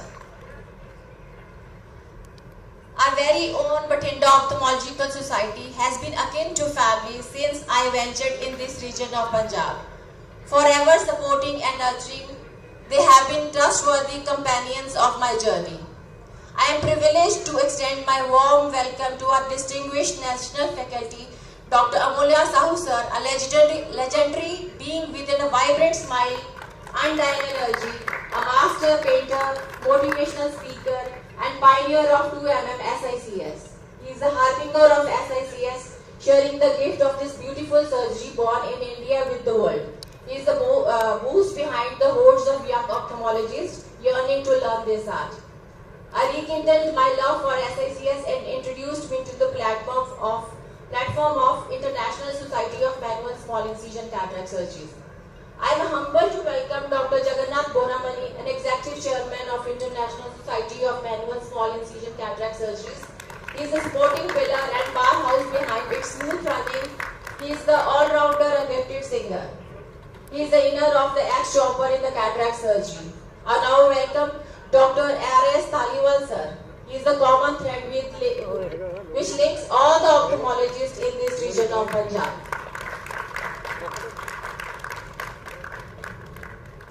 I welcome Dr. Bathinda sir, a teacher at heart. He has been guru to all of us by sharing his meticulous and elaborate surgical videos. Trained at best institutes of nations, and he is the diamond whose light enriches us all. I welcome Dr. sir, an avid researcher and past library officer, that is the Delhi Ophthalmological Society. He introduced me to Sahu sir and Goramani.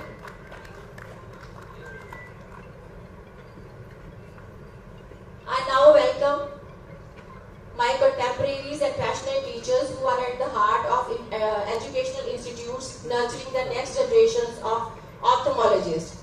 The head of department of all medical colleges, Dr. Karamjit sir from the GMC Amritsar. He is the president of Punjab chapter of International Society of Manual Small Incision Cataract Surgery. He is focused juggling multiple projects at once with the finesse. I also welcome Dr. Shakil Singh from SGRT Amritsar. I also welcome Dr. Manish Thawan, Dr. Anuradha Raj, who personifies the saying that the real queens fixes each other's crown. She is a rock and support system. Dr. Gurvinder Kaur, the HOD of DMC Ludhiana and dear friend. The Punita Garg, HOD of Adesh University and Ambala. And Dr. Vartika from the Gyan Sagar Medical Colleges. I also welcome the current and the past office bearers of Punjab Ophthalmological Society, Bathinda Ophthalmological Society, International Society of Manual Small Incision Cataract Surgery, and the Punjab chapter. I also extend a warm welcome to all the delegates whose presence is key to the success of our conference. I encourage all of you to take the advantage of this opportunity to engage and share insights and foster new connections to continue learning. I call upon on the stage Dr. Karamjit Singh, the President of Punjab Chapter of International Society of Manual Small Incision Cataract Surgery, to say a few words and introduce Dr. Sahu and Dr. Bonamani on stage and surprise later on.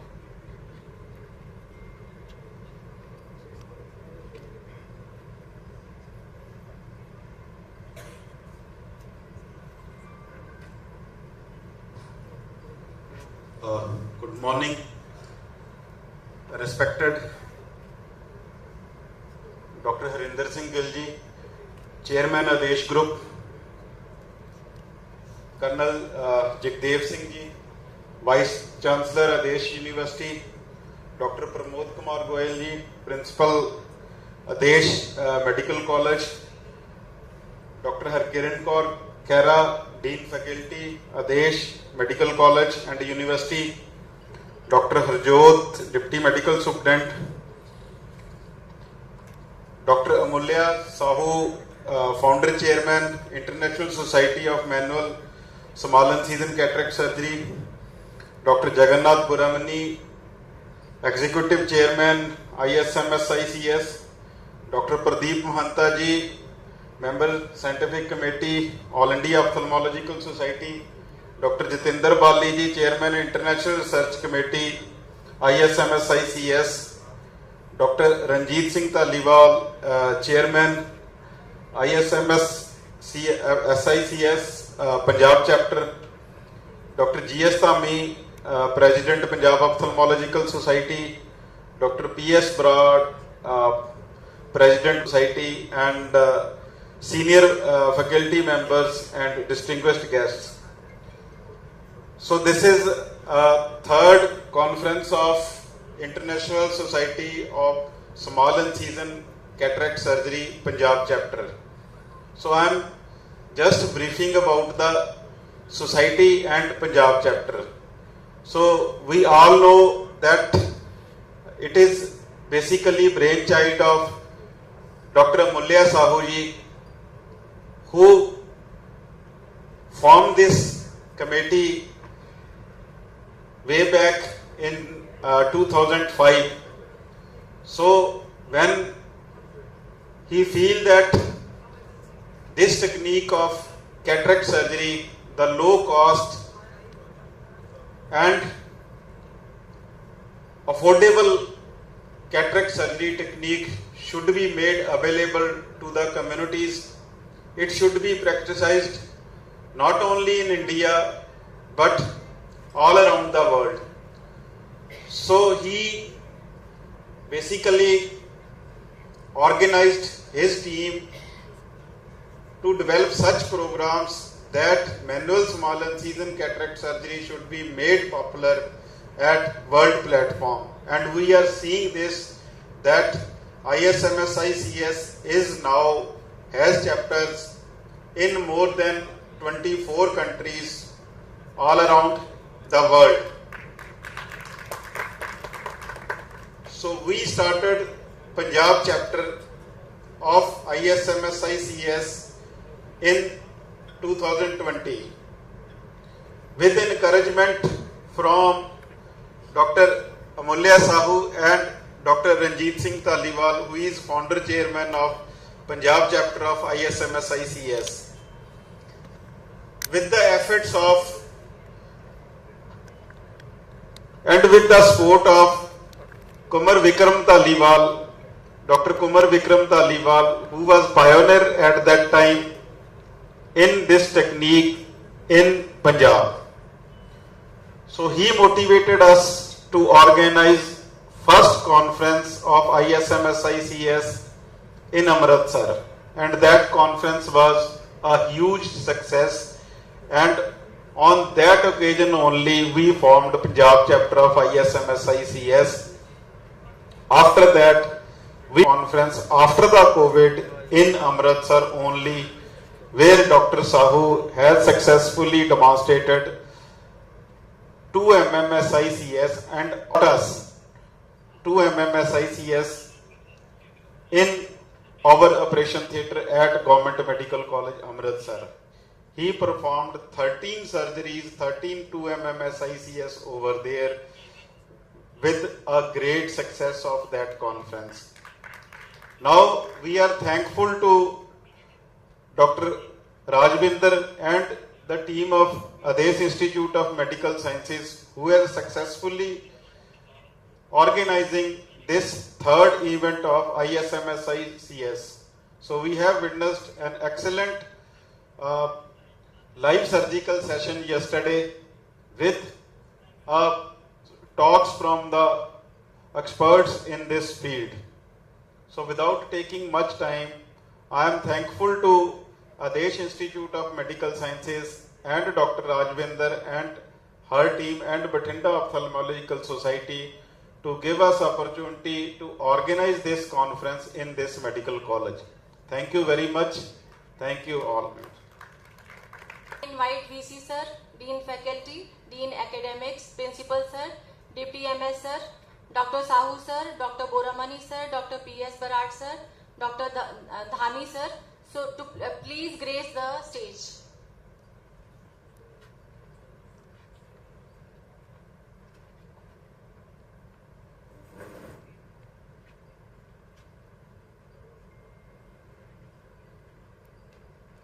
So we will do the lamp lighting first.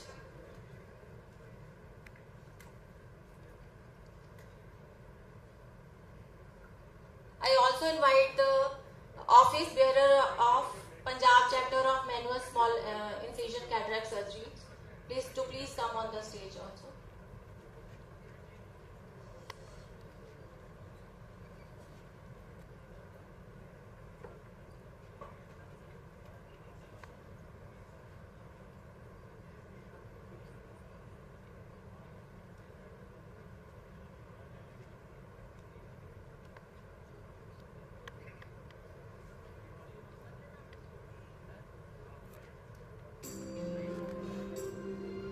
Ya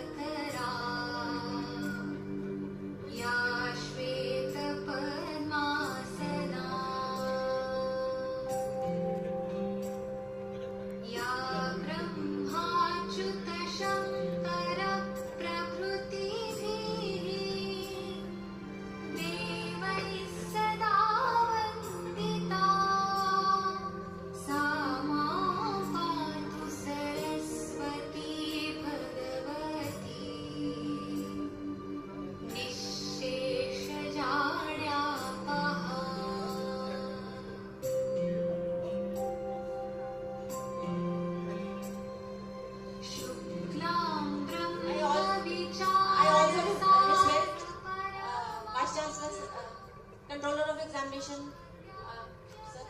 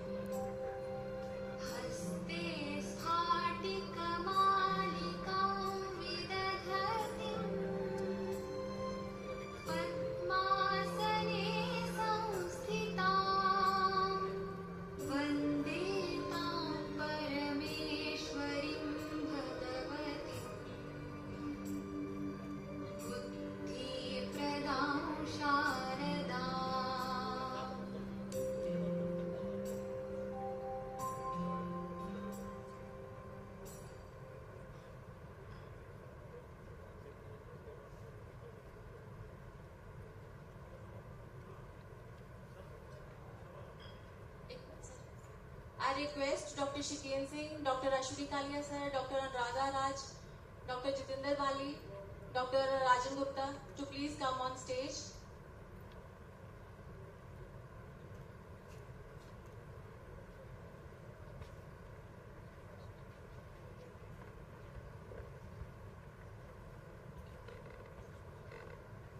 Dr. Patwalia sir, Dr. Pradeep Mahanta sir,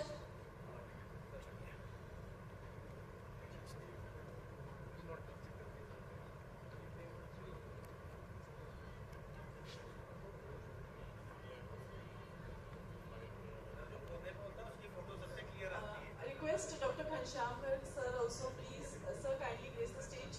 Dr. Ravi Trehan sir, sir please come on the stage for the photograph. Dr. Ghanshyam sir.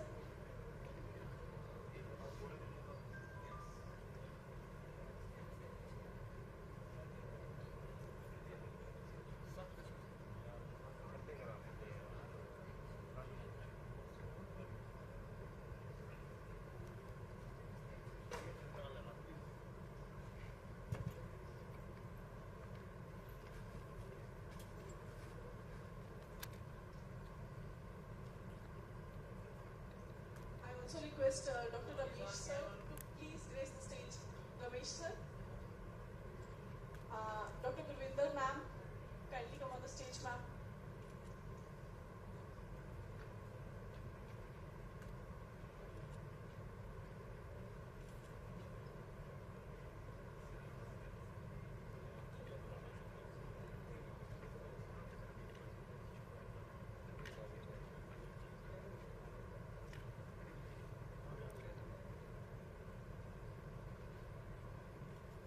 Yes,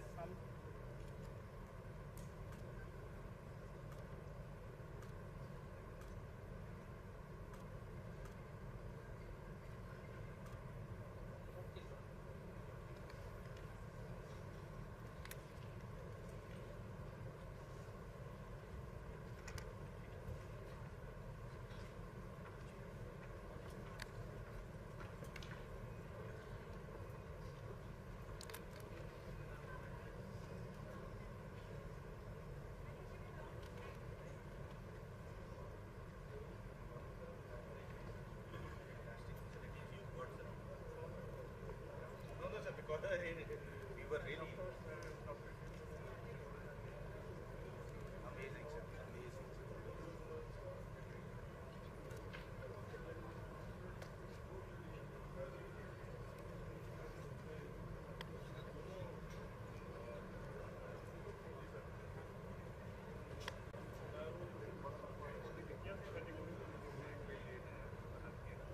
Now I request VC sir to please again come on the stage.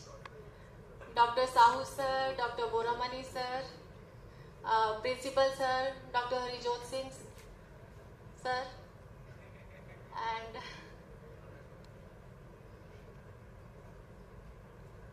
Dr. SP Singh sir,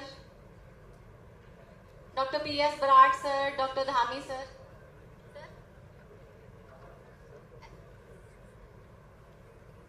So we have to do a special announcement for the gold medal. So it will be introduced by the introduction will be done by the Dr. Karamji and then followed up.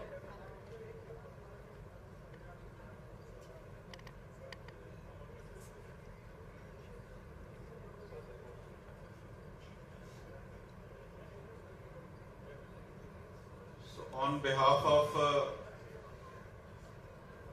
Punjab chapter of ISMSICS, so it is my proud privilege to announce that as per tradition of Punjab chapter, every year we are going to give a gold medal in the name of Dr. Kumar Vikram Taliwal, who is basically mastermind of forming the Punjab chapter of, who started rather Punjab chapter of ISMSICS, and with his support and help we were able to organize first conference of ISMSICS. So this year the gold medal is to be given to Dr. Pradeep Mahanta. I request Dr. Vikram Taliwal for this medal, Dr. Taliwal and Mrs. Taliwal to come on the stage. I request Dr. Pradeep Mahanta sir to kindly come on the stage to receive this gold medal, this prestigious gold medal of ISMSICS Punjab chapter.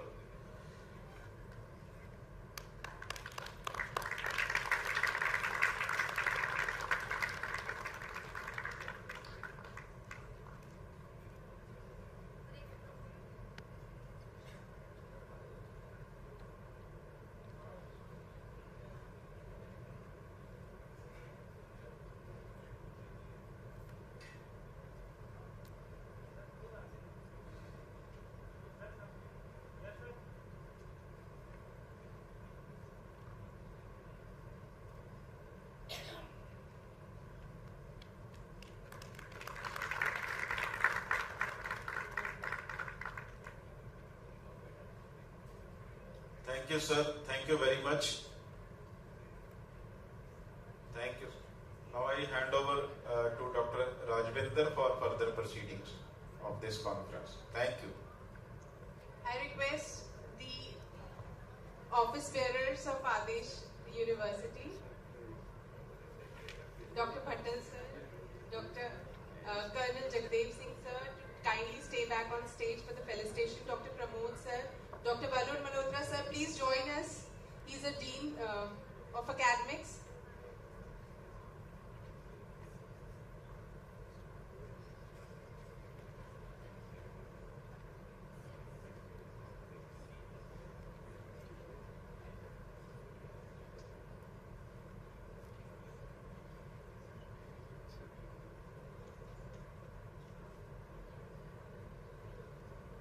I request our distinguished office bearers of Adesh University,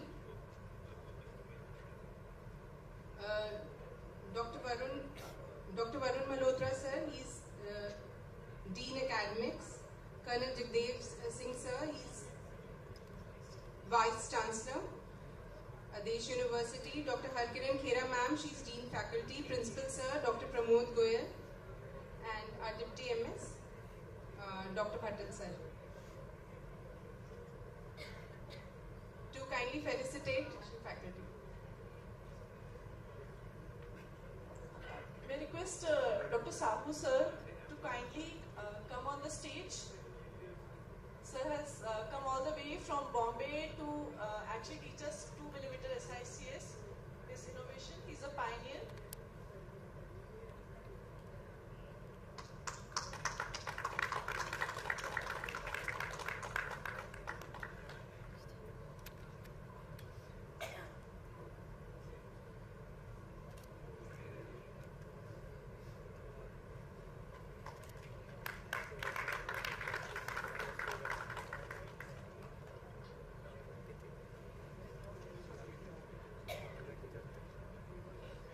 request Dr. Jagannath Buramani sir.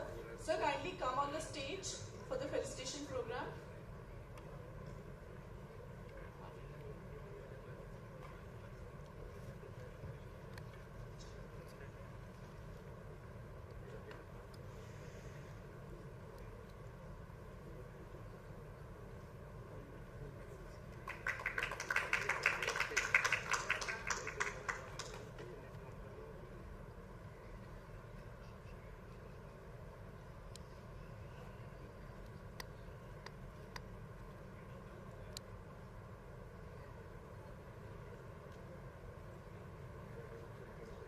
Now I request all one by one the faculty who have come down from so far off.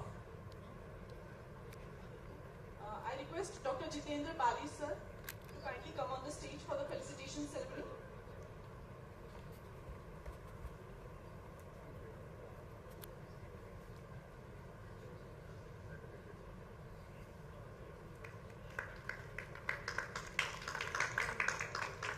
So it was a very enthusiastic panel discussion yesterday and today SIA talk was interesting, sir.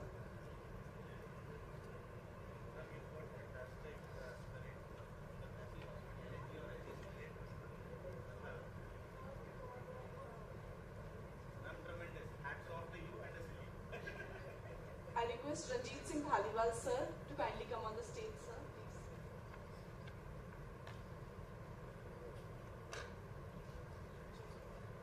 He's come all the way from Nabha. So we are delighted to have you.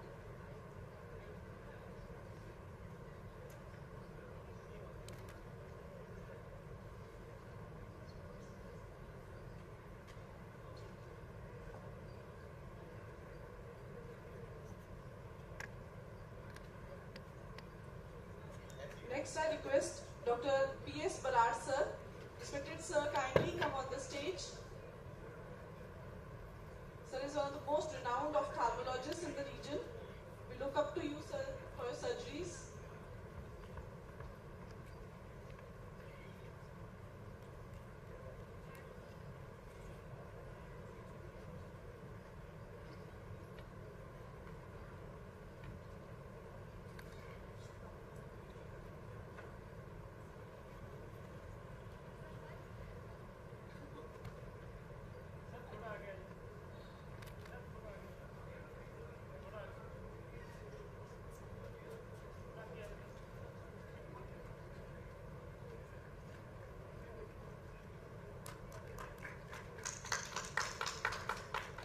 I also request Dr. Dhami sir.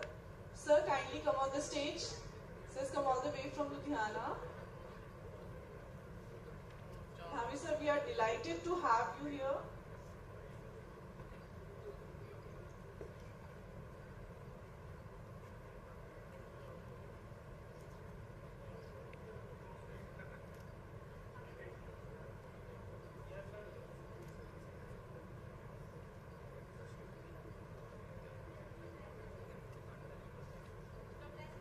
I now request Dr. S.P. Singh sir, Controller of Examinations sir, kindly come on the stage.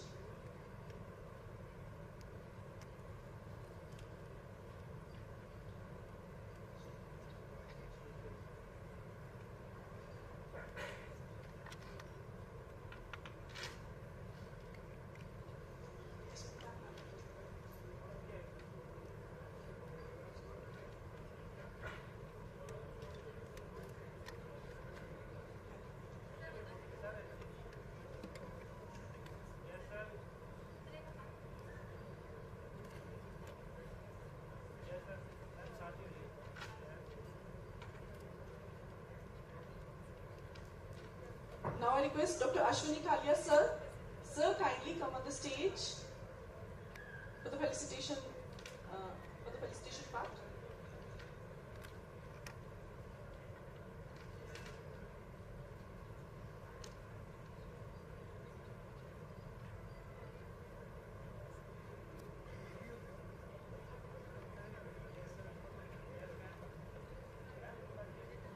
Next I request Dr. N.R. Gupta sir. Sir, kindly come on the stage. N.R. NR Gupta sir. Okay, may I request Dr. Shakeen Singh sir to kindly come on the stage, sir. Sir is a very versatile surgeon. Wonderful watching your live surgery yesterday, sir.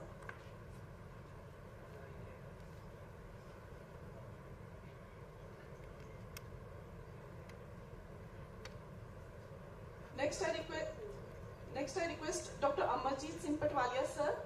Sir, kindly come on the stage.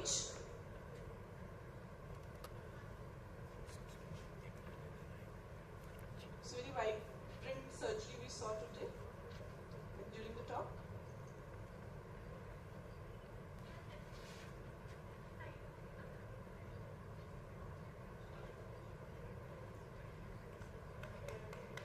May I request Dr. Meenakshi ma'am.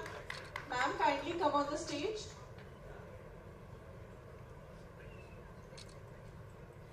I request now Dr. Gurvinder Kaur ma'am. Ma'am, kindly come on the stage.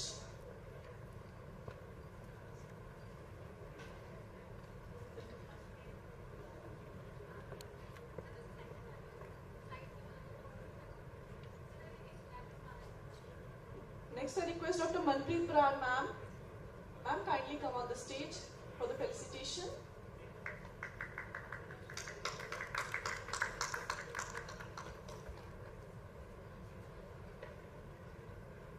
Dr. Punita Garg ma'am. Ma'am, kindly come on the stage.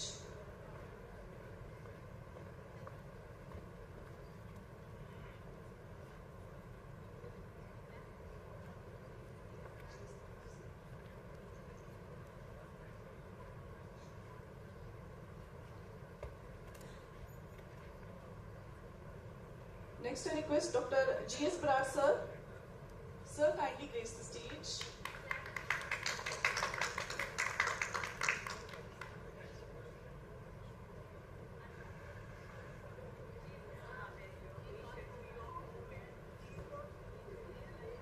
We expect a huge round of applause for all the panelists, the speakers who are sitting.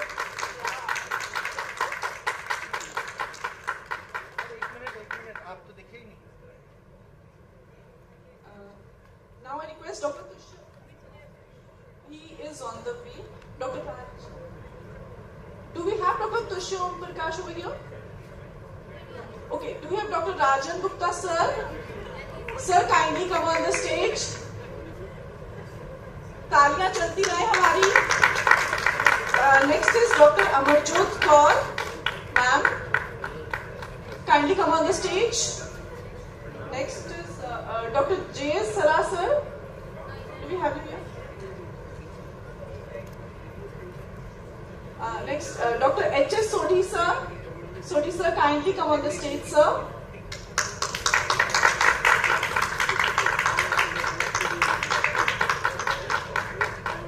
Next is Dr. Sandeep Gupta sir. Sir, kindly come on the stage.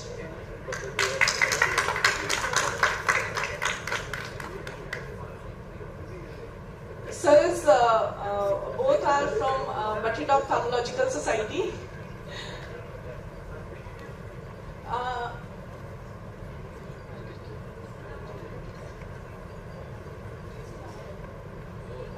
Now I request Dr. G.S. Khurana sir. Okay.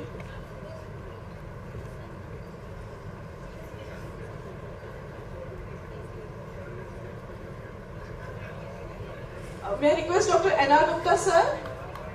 Sir, kindly come on the stage. Sir, from Faridpur.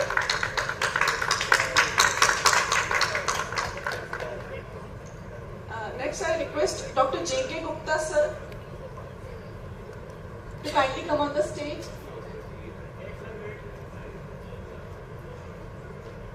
We are all proud to be part of Bathinda Ophthalmological Society.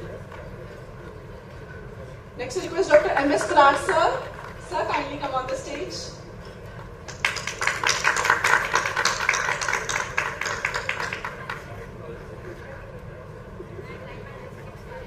Next, I request Dr. Ghansham sir. Sir, please stage पे आइएगा. हमारी तालियां चलती हैं.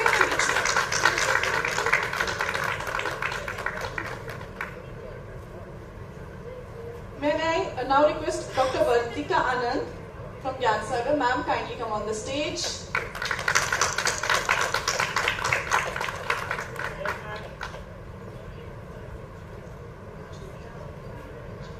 Do we have Dr. M.L. Bagla, sir? M.L. Bagla, sir? Okay, may I request Dr. Vandana Sharma? Dr. Vandana?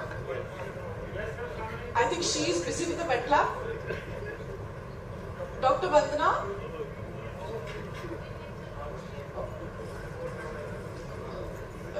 She's busy in the wet lab. We'll just give her a couple of minutes, maybe. Dr. Vandana, kindly come on the stage, please. Next will be, she has been the training faculty for SICS today. Indeed a great help. Next I request Dr. Neeti Garg. Dr. Neeti Garg, ma'am again has been very helpful to us. She has been the training faculty. Ma'am, kindly come on the stage. Dr. Mansi Jindal. Ma'am, Dr. Mansi Jindal. She is again the training faculty for our wet lab session.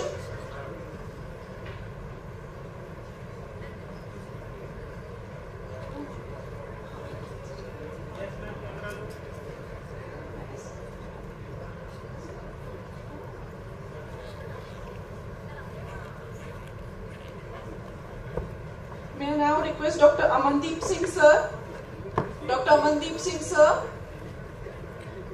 is the training faculty for today. Dr. Amandeep Singh, sir. Sir is busy in the wet lab session. Amandeep Singh, sir. Next is Dr. Harpreet Kaur, ma'am. Ma'am, Dr. Harpreet Kaur.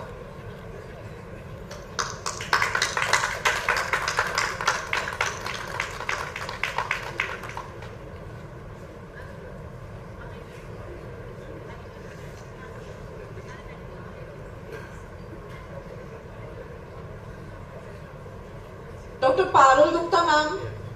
Ma'am, kindly come on the stage. Faculty for today, Dr. Amandeep Singh, sir. Dr. Dimpy, ma'am. Dr. Dimpy, ma'am. Kindly come on the stage. Dr. Dimpy has also been the training faculty.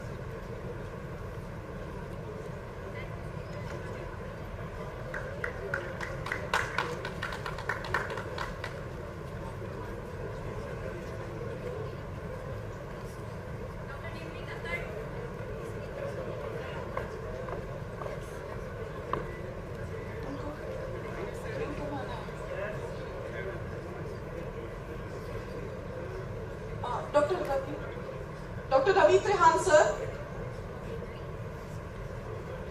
Sir, we were to felicitate you yesterday, but the session got delayed.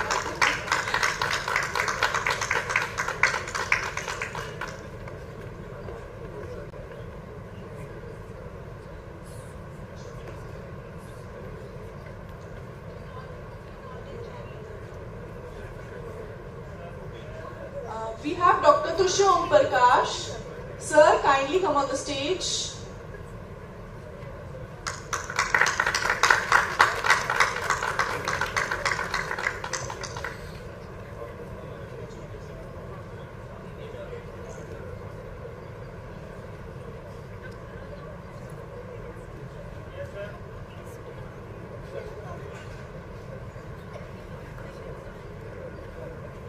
I now request the Department of Ophthalmology, Dr. Rajvinder ma'am, Dr. Priyanka Gupta ma'am, Dr. Ritesh sir to kindly come on stage and present a token of gratitude to our esteemed office bearers.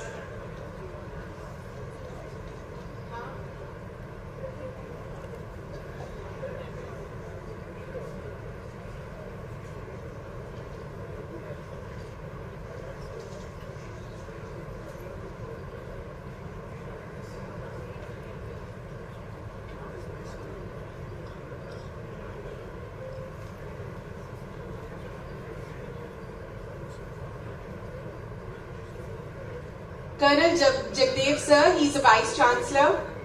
Thank you for sparing your valuable time on a Sunday morning and gracing this occasion, sir. This means a lot to us.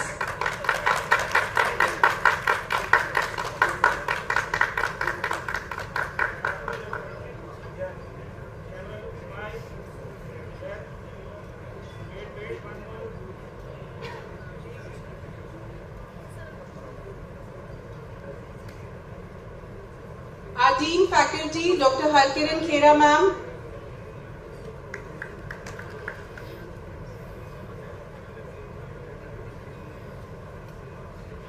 Ma'am, your warmth and support means a lot to us.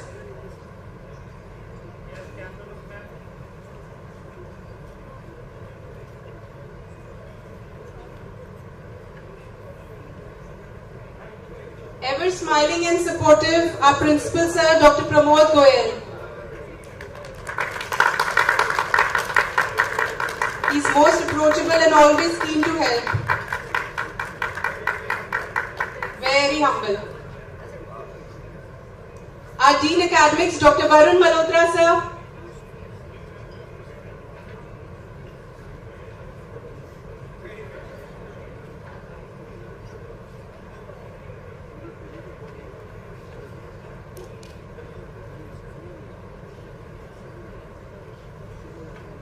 Thank you, sir, for all your blessings and support.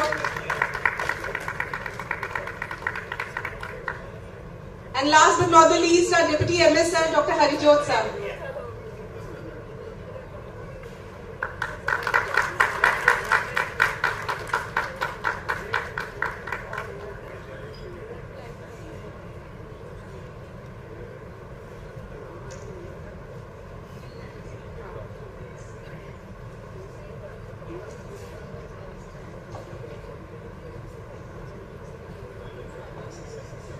Now I will request the gathering for a group photograph.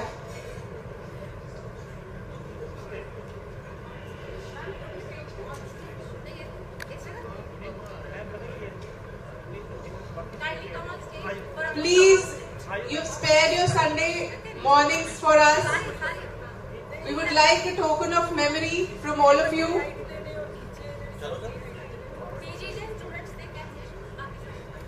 Let's all gather together for a wonderful group photograph. Please, all of you, come on stage.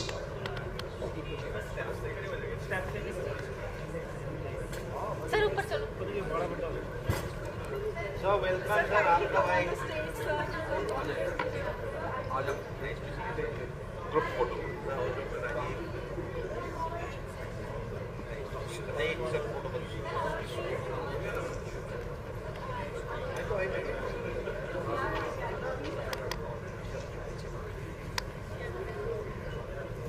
Ma'am, please आइए photograph.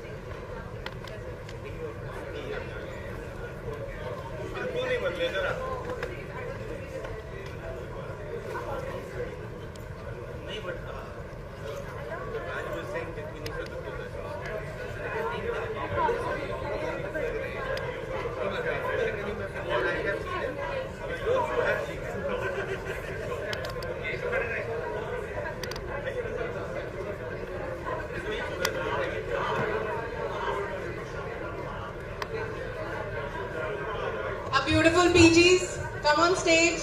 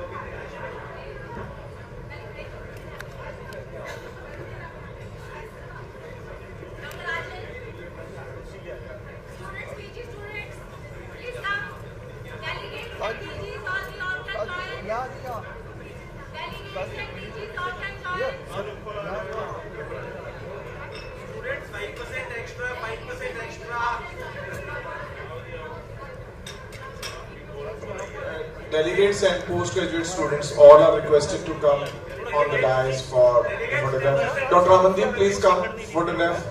Group photo for all. Everybody is requested to come here.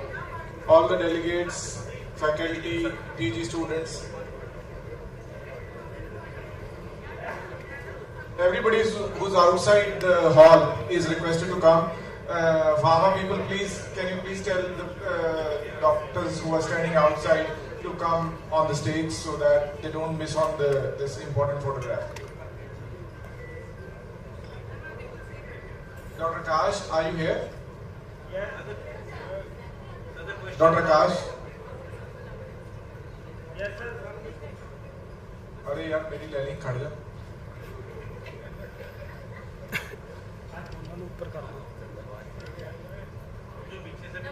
पीछे show नहीं हो रही हो show नहीं हो रहे पीछे ना ऊपर कर फोटोग्राफ मैम करे ना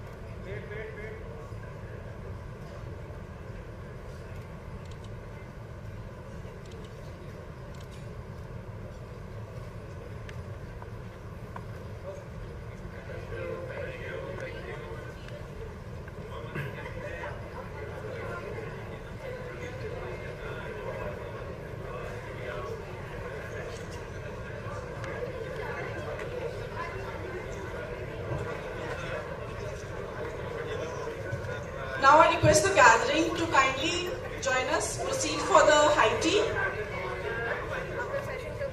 It's just close to the wet labs, on the back side of the wet labs, just around the corner. And on the first floor as well.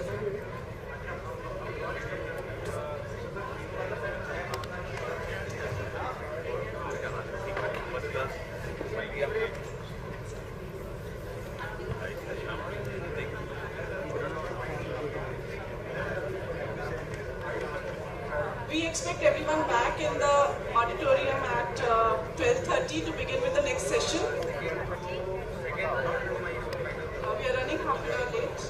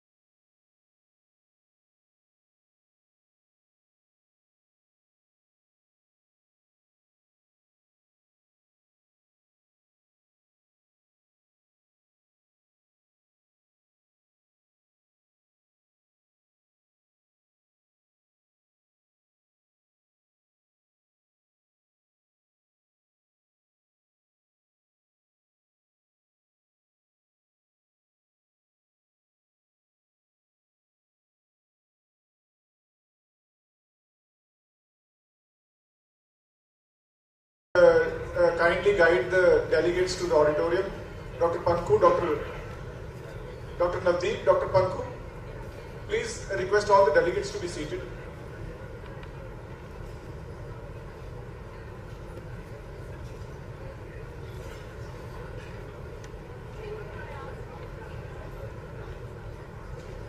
So we are starting with the first talk.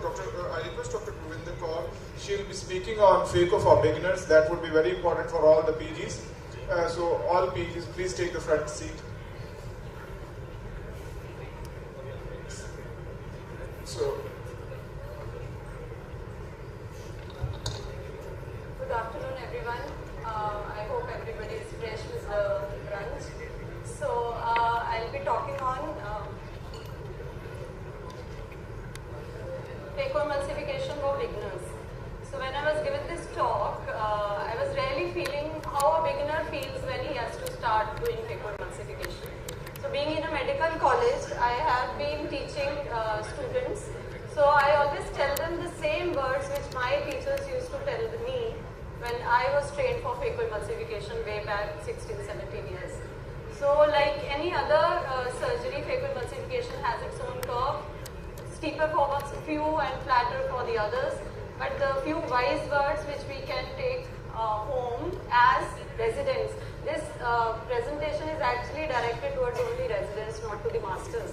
So believe in yourself. If somebody tells you FACO emulsification is difficult, you will not be able to do it, do not listen to him or her. The most important thing which nowadays, which I feel the residents miss is they don't like observing, they like doing. So observation itself is a good teacher. You need to observe your seniors, you need to see how they do simple cases, how do they do complicated cases. You can record your own videos and observe your own steps. Where was the difficulty, what problems happened, how to rectify. So observation is very important. Choose the right case. So a very soft cataract and a very hard cataract is very bad for a beginner. Both are bad, pecs, small pupil. So choose the best grade to start is grade 2 to grade 3. Know your machine, know your FACO machine. Car है, car चलानी नहीं आती है, car को पता ही नहीं है कहाँ पे क्लच है, कहाँ पे ब्रेक है. So you don't know how to drive a car. So you need to know your FACO machine, your microscope. You need to know the FACO dynamics. That's beyond my lecture. So you need to know all the complications. The eyes see what the brain knows. So know what the complications you can anticipate at each and every step. And the two most important things which I'll say for the beginners and for everyone, even for me today, do not hesitate to ask for help. Please don't create it a prestige issue. Do not hesitate to ask for help. Number two, whenever required in the benefit of the patient, convert. Do not balm your egos, just convert. So the few tips and trips, so when I was preparing this lecture, I have not put any video in this lecture because FACO for beginners, a simple FACO, no point showing the videos. So I'm just showing the points, what my teachers used to draw and tell me when we were doing FACO emulsification training. So the problem is, from what are you converting? Are you converting from ECC to FACO or are you converting from SICS to FACO? I converted from ECC to FACO. That has a very long learning curve. SICS to FACO is 2-3 cases. Believe me, you'll be able to do FACO. So incisions, we have 2 side port incisions and the 1 main port incision. So my teacher always used to tell me, when you make a side port incision with a 15-degree side port blade, always keep the blade and the cutting end up and just enter 2/3 of the incision, the blade into the incision. For the main port incision, you need to have a triplanar incision. So go vertical, then go horizontal, and then go vertical. Some people even do triplanar, but triplanar is very important. Mastering incisions is very important because this is the main reason for the outflow and anterior chamber instability. So ECC fellow has to master incisions much more than a SICS fellow. Staining of interior capsule is as you do for any other case. Capsular access. My major learning curve was in capsular access. When I started doing FACO emulsification, every time my access was running out. So my trainer, I actually asked him, sir, if I go after doing 20 cases from here, how am I going to do FACO emulsification? So he stood there, and this is the same diagram he drew for me. He said, whatever is your pupil size, you start the initial nick of capsular axis just half of the diameter of the pupil size, because when you are going to lift that flap up, it is again going to go out. If you go more than half, then when you lift your flap up and you start rotating, it's going to run to the equator. So in the beginning, when you start learning capsular axis, the first incision not more than half the pupil size. A pupil size means a dilated. In the beginning you will take a dilated pupil, a small pupil doesn't work for beginners. So hydrodissection and delineation, very important. This is a step which everybody rushes, but this is a step which creates a lot of problem if not done properly, because this is a step which is going to free the nucleus from the posterior capsule. So give a good spend some time on hydrodissection. Go on all the sides, 3 o'clock, 6 o'clock and 9 o'clock, and give a gush of fluid so that you see a wave of fluid going behind. And ideal hydrodissection would be you lose the red glow. Then is your phaco foot pedal, very important. Beginners know you don't need to learn your phaco pedal on the patient, learn it outside. There are 3 steps, I don't need to elaborate that. But those 3 steps, your ears have to get attuned to the sound of those 3 steps. You should know whether you are in phaco, pedal 1, pedal 2 or pedal 3 state. So very important to master this outside. And settings, the phaco settings in the beginner, time, speed is not important, quality is important. Keep your settings low, the vacuum low, the flow rate low, go slow and steady. The trenching, when you do start the nucleus trenching in the beginning, please remain between the capsular axis margins. We do not want that the beginners should, when they start doing the trench, they should eat up the capsular axis margins. So remain between the capsular axis margins and go below and deep, and also widen the upper part of the trench so that you can go deeper till you see the red glow. And the best thing, the difficult thing which SICS converter into a phaco feels is how to crack. So that diagram that side just shows with a phaco tip and a chopper, go deep in the groove and then break. If you go deep in the groove and break, it cracks. If you do not go deep in the groove thinking that there is a posterior capsule, there is no posterior capsule there. There is a bit of nucleus there, there is epinucleus there, so don't really worry. If you do not go deep, then you are actually just creating the nucleus like this. It is not going to break, it is going to go like this. You need to break, you need to go deep. So for the nucleus chopping, the beginners usually do divide and conquer and stop and chop. So for a stop and chop, you do trench and then you have to do a chop.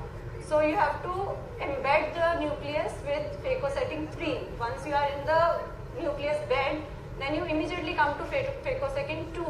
And then just give it a slight pull towards the center and with the chopper just divide it. So this step is most of the time not that difficult.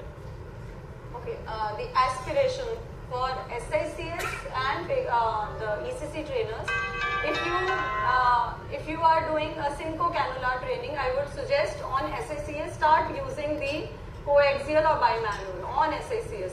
So the best thing is don't give radial pulls, because that actually sometimes give a stress on the zonules. Go in a curved manner that actually collects a lot of cortex and then give a pull and then aspirate. So IOL implantation is same, hydration of the ports are the same. The main thing for phaco beginners, which my teacher used to tell me, is be aware of your left hand. Phaco is a bimanual technique and most of the problems are created actually with your chopper in the left hand. You touch the endothelium, you touch the posterior capsule. So be aware of your left hand, and that also you can do outside. So my teacher used to tell me, start brushing with your left hand, start eating with your left hand, start writing small signatures with your left hand. So make your left hand also a bit dominant hand. So my last thing, just believe in yourself. Anybody can do phaco. It is not rocket science, but it needs a lot of practice. So practice, and Rome was not built in a day. And if you look really closely, most of the overnight successes took a long time. Thank you.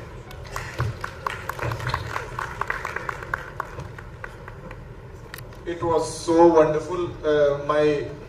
All my colleagues were saying that it reminds me of our residency, and it also shows how much effort you have put in making this presentation. All were handwritten drawings and beautifully presented. Thank you so much, ma'am.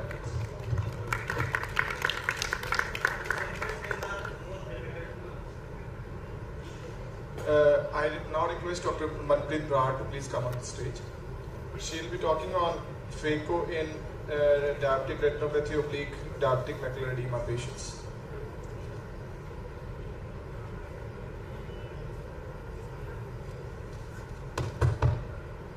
Hello, yeah. Good afternoon, everybody, and thank you, organizers, and thank you, Dr. Rajwinder, especially for inviting me over. The session is on phacoemulsification, but I'll be drifting away to the retina part of it. The reason being that we are all, people who are here, they're all masters of their phacoemulsification surgeries, but still, there are days when you have done a beautiful job, the surgery looks good, but you end up with an unhappy patient. And the reason for that is that there is something going beyond your lens, and that is what we are talking about, the retina. And India being the population, the most number of diabetics being around here, diabetic retinopathy and diabetic macular edema remains one of the commonest reasons for low vision that comes back after the cataract surgery. So that is what I'll be taking you over.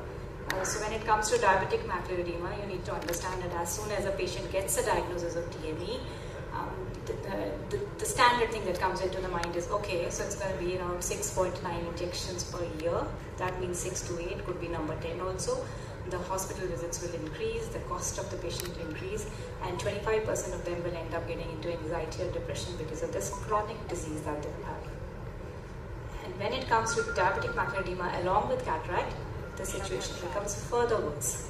And the reason is that the cataract being one of the major causes of vision loss in diabetics, and 20% of all cataract surgeries are performed on patients with diabetes. The risk of developing cataract also increases if you have maintained a very poor metabolic control, and it also increases with your duration. And if you look at it from the retina point of view, diabetic macular edema is one of the main causes of poor visual results after your lens surgery. And diabetic patients who are undergoing phacoemulsification, they appear to have doubling of their DR progression rate at 1 year follow-up. So DME plus cataract together is not a good combination because it causes reduced visual acuity. It also interferes with your adequate examination of the retina, and it also makes your photocoagulation difficult.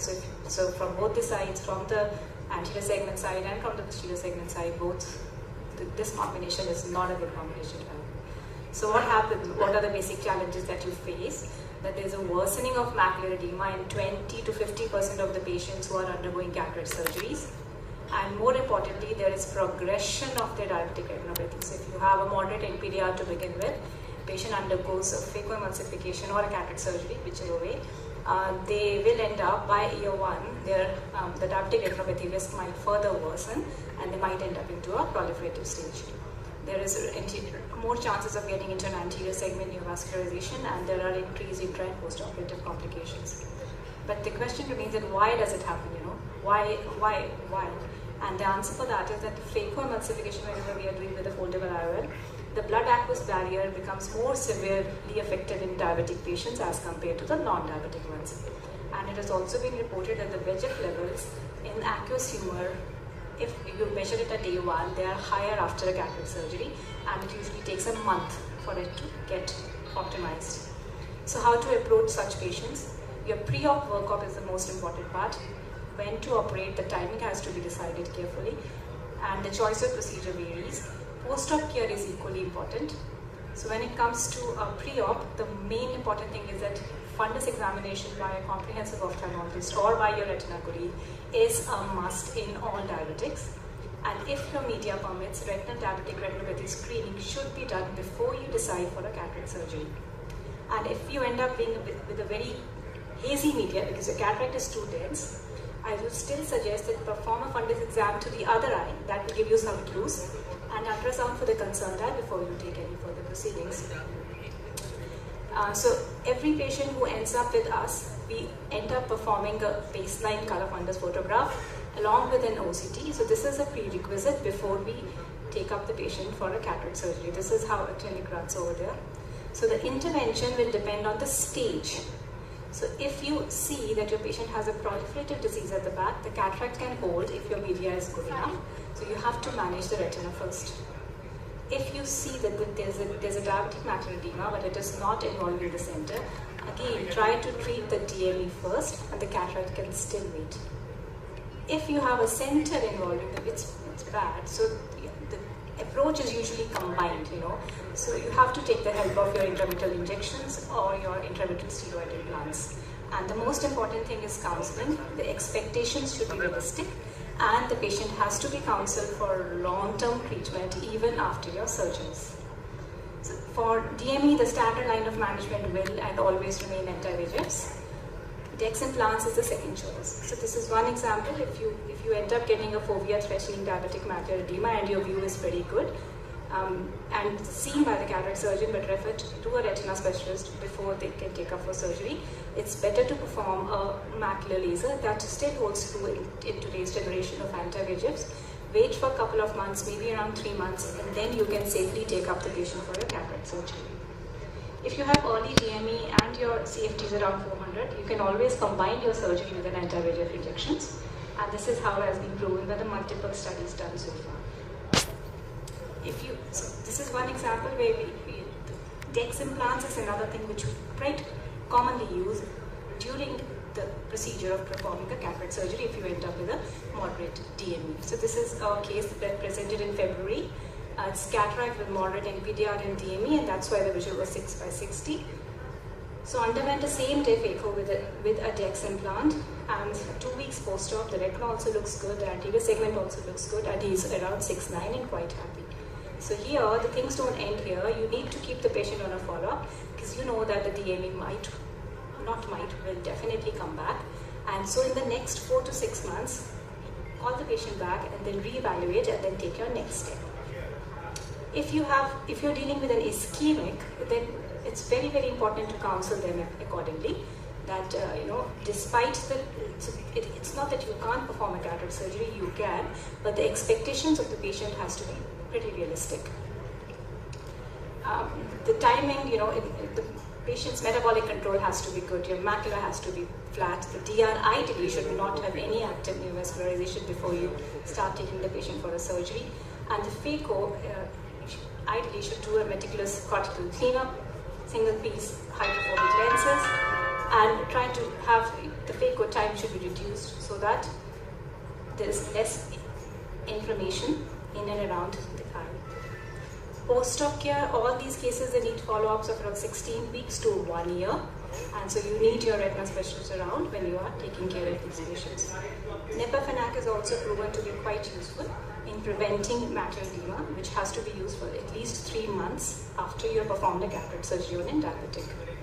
So this is my last slide. So the key to better visual outcomes depends on a pre-op complete retinal evaluation. The decision regarding the timing of surgery, need for pre-op laser, need for pre-op and intra-op injections has to be justified before. The problems associated with the cataract surgery, the choice of lens, the procedure, and the post-cataract surgery management is equally important along with the systemic control. Thank you. Thank you, ma'am. Sir, any questions from Dr. Manpreet? From the audience? Any questions? Sir? Dr. Dhami, sir? Hello. It works. Just the basics. Role of NSAIDs preoperatively? No, sir. Only on day 1, before we post the patient for surgery, day 1, and then post-operative for 6 weeks to 3 months. And what kind of NSAID you like to use? The high strength or the normal, say 0.3 or the OD dose or PD dose? Of what, sir? NSAID. Any so NSAID is 3 times a day. 3 times a day. Thank you. One thing you showed, ma'am, about the role of special role of robolaser instead of ordinary phaco. Yeah, any significance with that? So what the phaco surgeons basically prefer is that the timing of surgery and the risk of complications should be minimized when you are dealing with a diabetic patient. What has robolaser to do with this? Probably, I'm not the phaco surgeon, so but I presume my phaco people think that the robolaser works. It will help you lessen your complications. Probably, if I can imagine, robolaser has a role because diabetic cataract, the lens itself has a morphology which is different in every case. It's different in picture, it's still different in grade 2 and it's worse when it's grade 3 or grade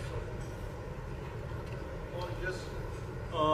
To support in a way what you say is that whatever the complications are to happen, suppose it's a case of fluid expiration or something like that, and suppose that is supposed to happen, it might be minimized with trouble as well. That's the way. Possible. Dr. Ashmi sir, any questions from ma'am? Dr. Sandeep sir, any discussion? Thank you, ma'am. Thank you. So our next speaker is Dr. Punita Garg. She will be speaking on extended depth of focus IOLs, ED of IOLs.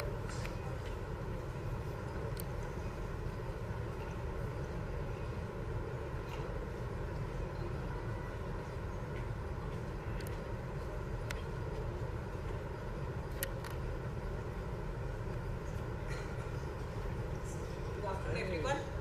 Special thanks to Dr. Rajvinder. So that's why I am here. It's like a homecoming to me. I am also part of Adesh family. So I will be speaking on EDOF IOLs. So as we all know, the earliest example of cataract surgery that dates back to around 3000 years ago, pouching was the procedure of pressing the lens down in the vitreous. So now we have come a long way from the pouching to the new generation IOLs. So as we know, Harold Ridley, that he introduced the IOLs, and nowadays foldable IOLs which require much very small incision, they are dominating. So with the monofocal IOLs, they target for the clear distant vision, but near vision of the patient is always compromised. This has led to the development of presbyopia correcting IOLs like multifocal IOLs, accommodative IOLs or EDOF IOLs. So we can tackle the presbyopia either with the monofocal IOLs, with the reading glasses, or with the monovision correction, multifocal IOLs or accommodative IOLs. So with the monovision correction, visual requirement for the near can be met, but stereopsis is impaired, so the loss of stereopsis is there for the patient. And with the multifocal IOLs, they consist of multiple zones of the lens bar that produce more than one focal point, allowing for enhanced vision for both near and far.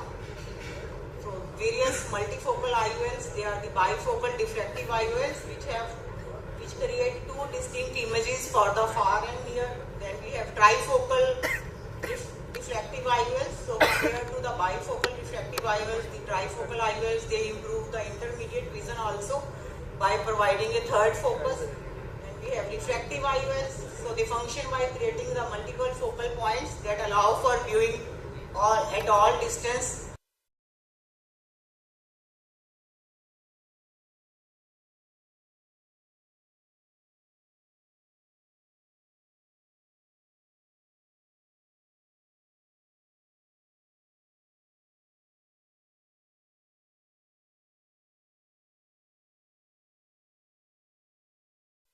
Separations are there for if the IOL get decent. Then came the accommodative IOLs. So placement of the accommodative IOLs in the capsular bag that allow it to simulate the natural accommodative process in the eye. So it changes the power in response to the contraction of ciliary muscles. So only the FDA approved accommodative IOL, that is crystal lens, that has a 4.5 mm optic with haptic plates and that is fixed in the capsular bag.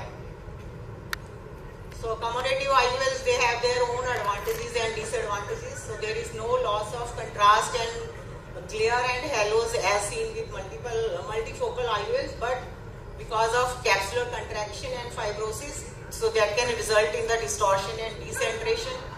And the optic of the accommodative IOL is small, so there are more optical abrasions.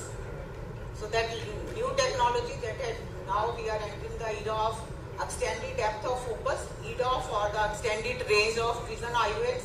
So this is a new technology that has recently emerged in the treatment of presbyopia correcting IOLs. This is the EDOF IOL. So EDOF IOLs, they work by creating a single elongated focal point to enhance the range of vision or the depth of focus which is desirable in treating the pseudophakic presbyopia. So that's how the EDOF IOLs work. So there is extended focus of vision. So with extended line is there instead of a single point. So patient is able to see both the distant and the near along with the intermediate vision is there. So the ideal EDOF lens that will cause light to converge on a line when one end of the line being on the retina for the distant vision. So in monofocal lens, when the patient tries to see a near object, there is a circle of blur.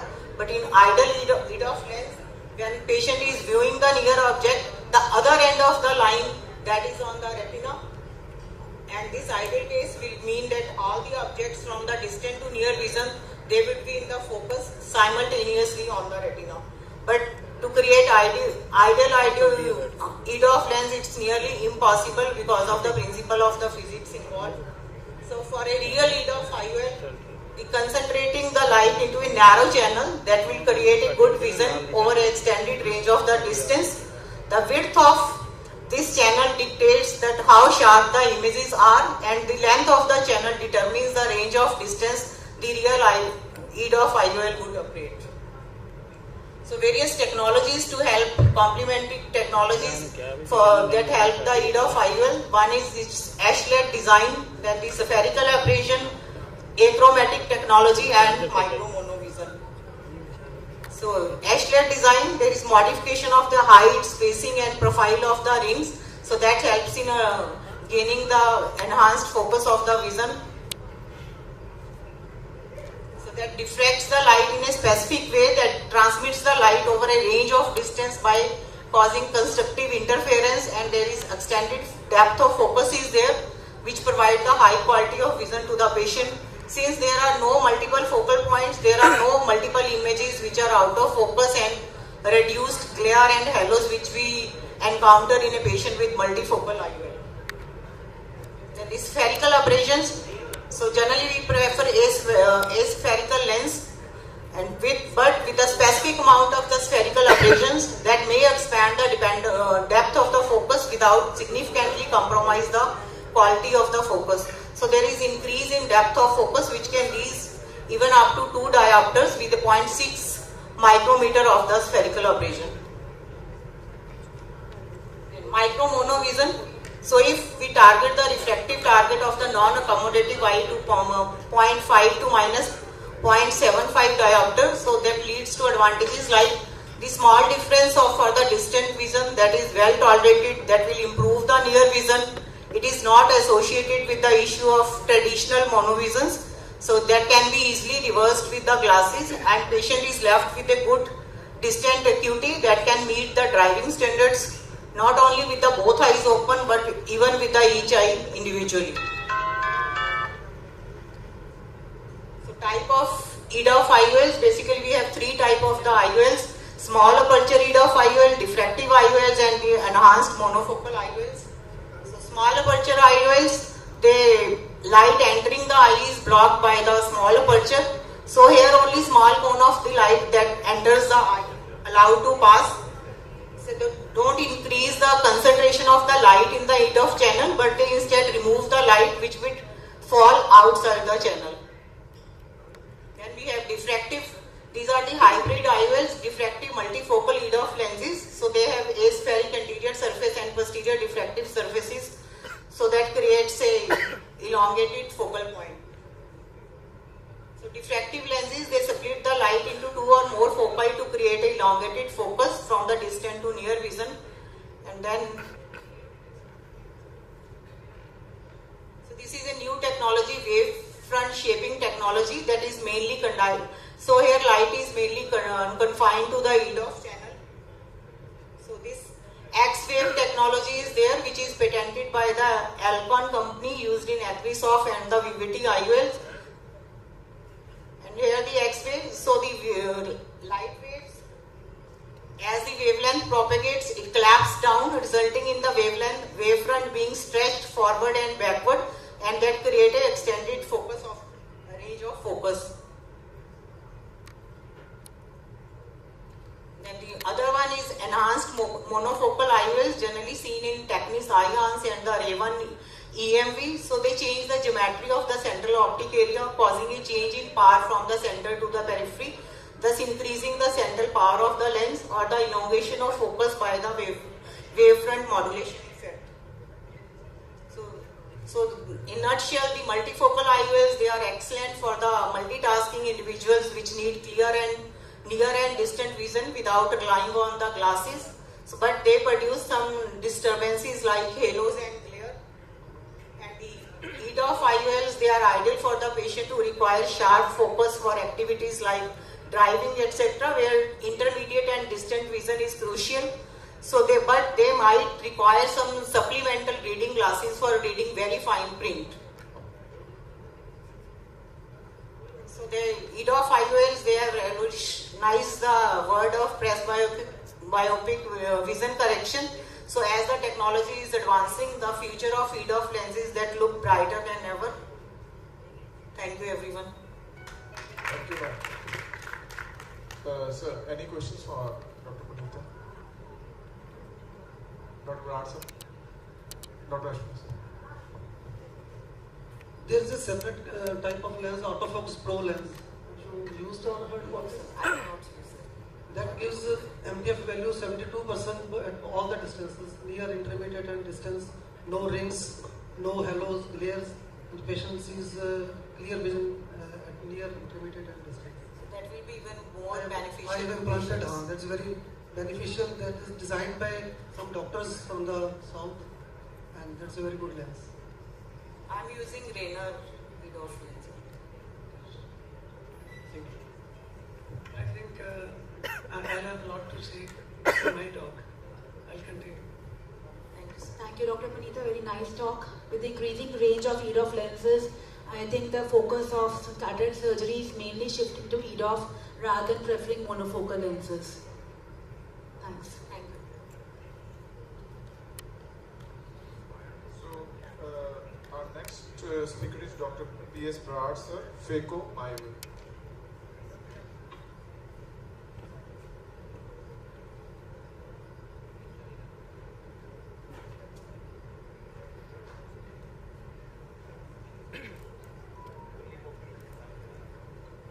Good afternoon, ladies and gentlemen. At the outset, I express my gratitude to the management, Dr. Gill and his illustrious son, Dr. Rajvinder, Dr. Adesh, and all dear friends of this institute. So I'm privileged to be able to speak over here. I'll be talking how I try to simplify the process of cataract extraction or phacoemulsification and try to do it in as less time and as few of complications as possible. So I'll be moving stepwise. There are a few common steps that are to be gone through by everybody while doing phacoemulsification. So first step is corneal incisions. I try to make a pocket incision before the main incision, which is about 3 mm, 0.3 mm anterior to the planned site of main incision without entering the anterior chamber, and the length of this corneal pocket is about 0.3 to 0.5 mm. Well, this is how I show the pocket incision being made. This is the pocket incision with the right side keratome, and it is 3.3 mm anterior. Now is the main entry. I'm deliberately slow in entering so that I can show now the two incisions are made, pocket incision made, everything is made. So now advantages of this pocket incision is the hydration and better security of the main wound. Hydration of only the edges never ensures complete closure of the wound. Superficial wound is hydrated with the touching of the and without touching the main deeper wound, and that makes it swell and compresses the main tunnel and hydrates its sealing in a better way. See, I'm just hydrating here the tunnel, the pocket incision, and that's it. And the job is done. Now, creation of main tunnel and side port simultaneously helps to hold the globe in a position. that side port gentle holding helps light counter traction, AC is better maintained, and more importantly, we can position our hands at the proper angulation with respect to each other, and this time saving as well. And next is staining of the anterior capsule with triple blue. We can do this with a 26 or 30 gauge cannula when needle is mounted on 1 mm syringe filled with triple blue and air is in front. Advantages are it prevents the escape of air during injection and allows selective staining of capsule, and avoid excessive buildup of the dye inside and stain much faster because the dye is under pressure of the air which is injected always prior to it. Now this is being injected with a 26 gauge needle. We can do it with 23 gauge needle also, which I'm also doing sometimes. In that case we don't have to make a sideward entry later on. Now this same hand, left hand, works as a spatula and holds the globe, and the right hand is making the incisions. Now, job is done. Same way we can do it in case we are not using the needle, we can do it with cannula as well, but air should be in front so that it compresses upon the dye in a better way. Next is capsulorhexis. The size should be 5 to 5.5, should be regular, central. You can do it forceps or with capsulotomy needle. And while making the rhexis, the care should be taken that how to stay central. This is extension. So this is spiraling out of the rhexis I'm showing, how to extend it slowly in case we need to. And we should try to remain equidistant from the iris. Iris is a good landmark. Let's stay equidistant from all sides, that helps it better. Well, this is another capsulorhexis in a comparatively with a better red globe. But we are trying to remain equidistant from the iris. Iris is a good landmark. And as some already said by one of the speakers, our forceps or the initial tear should be less than half of the total size of the rhexis available with us. Now rhexis has been done, and then the hydro procedures. It's a must in all cases. Minimal and very importantly, that's the way I do. I never hold a 2 mm or 5 mm syringe. It's always done with a 1 ml syringe for better control and lest more amount is injected inside inadvertently. Minimal fluid injection, gentle wave, but it should be complete, and we should always try to express the fluid out from the other side. And hydrodelineation is not really done by me. It's an unnecessary step and doesn't serve any purpose, and it creates unnecessary epinuclear shell, which in itself is a task to remove, except for posterior polars. Well, nuclear rotation is important, very important rather, but it's usually not required as a separate step in itself. The same hydrocannula, after aggressing the fluid, can help in rotation and assessing and make us assess better whether it's been rotated properly or not. Overzealous rotation in pseudoexfoliates sometimes can lead to complications in the form of maybe some small ZT. And here I'm just trying to show the wave generation, see the wave, and egress it from the opposite side, and with the same hand the job is done, that's it. This is enough. And now is the chopping. I usually do direct chopping, in which we bury with the chopper, with the fico tip, and the chopper travels all the way. How much chopper has to travel depends upon the consistency and the hardness of the cataract. See, it's done. So, this was an equatorial chop, or I also call it a submarine chop, but the same thing can be done with a karate chop also. This is a karate chop, so I just wanted to demonstrate. Well, that's it. Next, this is softer cataract. I'm trying to show the same thing, and just nudging. That's it. Done. This shouldn't take more time than this if central chopping is done. Well, this was the chopping in a softer nucleus, and after making the parts, we can take the things with higher fluidics, and everything comes. Then we can chop the way we want. That's all. Then is the irrigation and aspiration. I call it IS sweep. always hold the anterior lip, never hold the posterior lip of the cortex. Posterior lip leads to a lot of remnants on the PC. Always try to hold the anterior lip of the cortex and try to take 12 o'clock cortex first of all, because that is the point when the bag is already well made. If you try to take 12 o'clock cortex at the end, that by the time the bag is collapsed, and we may find it hard to grab the cortex, and sometimes the PC also tries to come in between. Well, this is the polishing. There are many methods. I'm just trying to show one here, only here. This is manual polishing, but the hydro polishing that I demonstrated yesterday also pretty well and almost devoid of any complications or inadvertent PC tear. Well, this is a full cataract I'm trying to show in steps. The staining is done. Here is the intuition cataract, and we must deflate it before we start, and so that we are sure that no complication is done. So needle is inserted from the right side, and we stab it in, and just suck it out immediately. See, so the fluid comes out into the needle, and the lens is decompressed.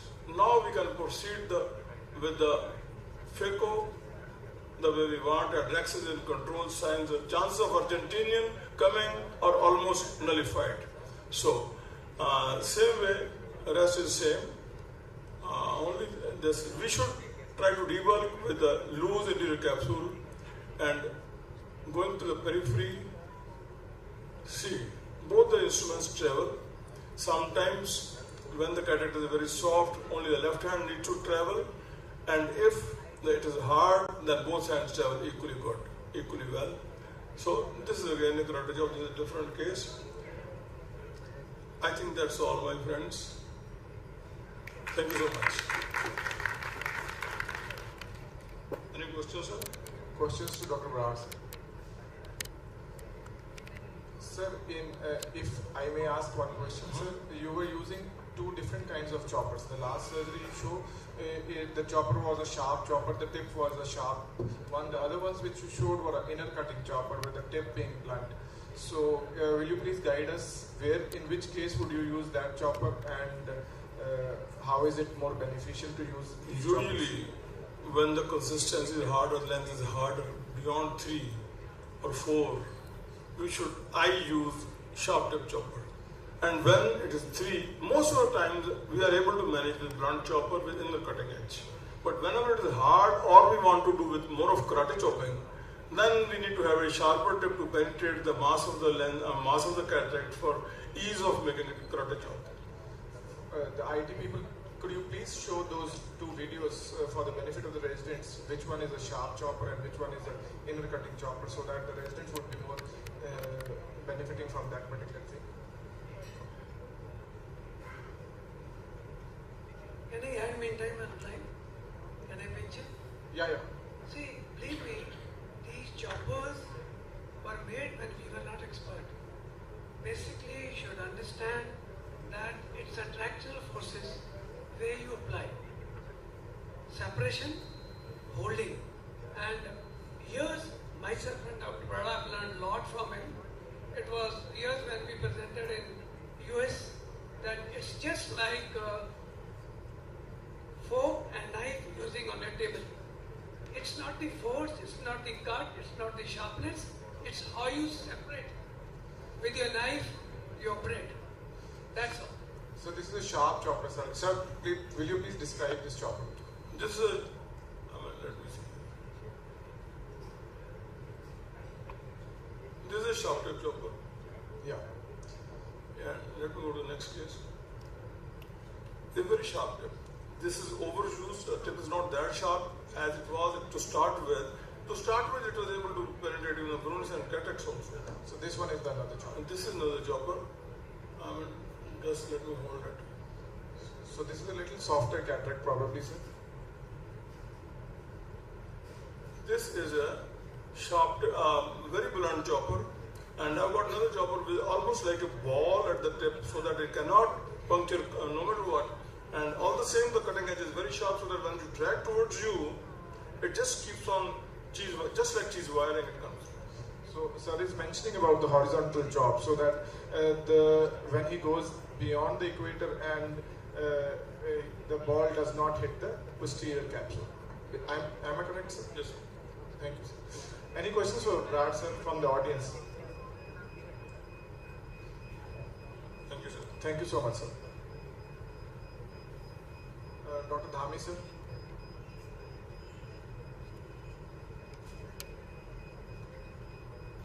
Hello, good afternoon everyone. At the onset, I thank Dr. Rajvinder, Team Adesh for creating such academic atmosphere on a Sunday which seems to be most useful. You have seen Dr. Brad's surgery, excellent surgery. You learned a lot about IOLs from Dr. Puneet's talk, basics from Dr. Govinder's talk. What happens once you have done an excellent surgery? Why isn't the patient happy? Why does he return to you? I am not seeing. I have paid you so much. Then what have you missed?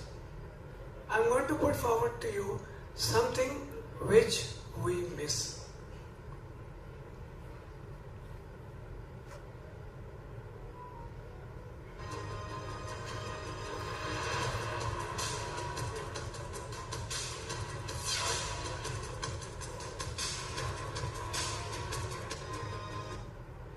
Well, what we miss is only what we think when you got to get a lens implanted in your eye or your friends or your relatives. You think so many times, what is that? I have no financial disclosures because I'll have to name a couple of IOs.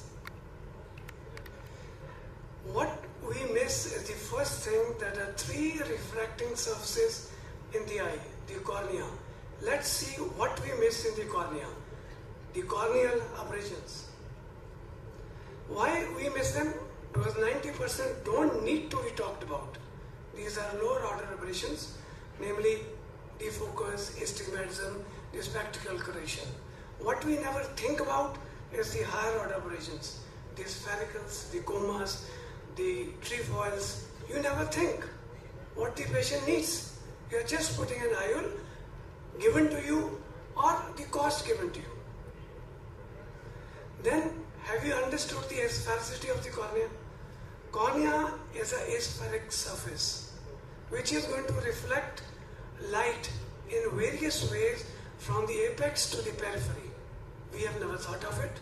And who are people who can read well even at the age of 50 and who can't read at the age of 35 too? So this is how the asphericity of the cornea plays a role. We have prolate corneas, the lucky ones. We have oblate corneas, the unlucky ones, and in between, the most lucky ones who say, I didn't develop presbyopia before the age of 50s. Then, what are these? There are some toxic aberrations, some acceptable. And the human cornea has measurable normal aberrations of plus 0.27. Please note this. These have to be neutralized by your IOL, which you hardly take into consideration. Yes, my earlier colleague was talking about Rayner. Rayner is the only lens which provides you positive spherical aberrations. All other lenses give you negative asphericity of various value. Some give zero asphericity. Then why don't you know about asphericity? Why don't you calculate for each IOL? We all have in our clinics something known as topography or pentagram. It is very important to know what are the, I don't know, cursor is not coming. Anyway, what are the higher order aberrations of that cornea in that particular patient at that age? Are they normal, low or high? That will depend on how happy the patient is. Some predictable values, comas in between 0.12 to 0.7, spherical aberrations less than minus 0.5, total aberrations less than 0.8. This is a toxic level. No cutoff values affected by age, affected by population, measuring devices, study design, and your mood to think of them.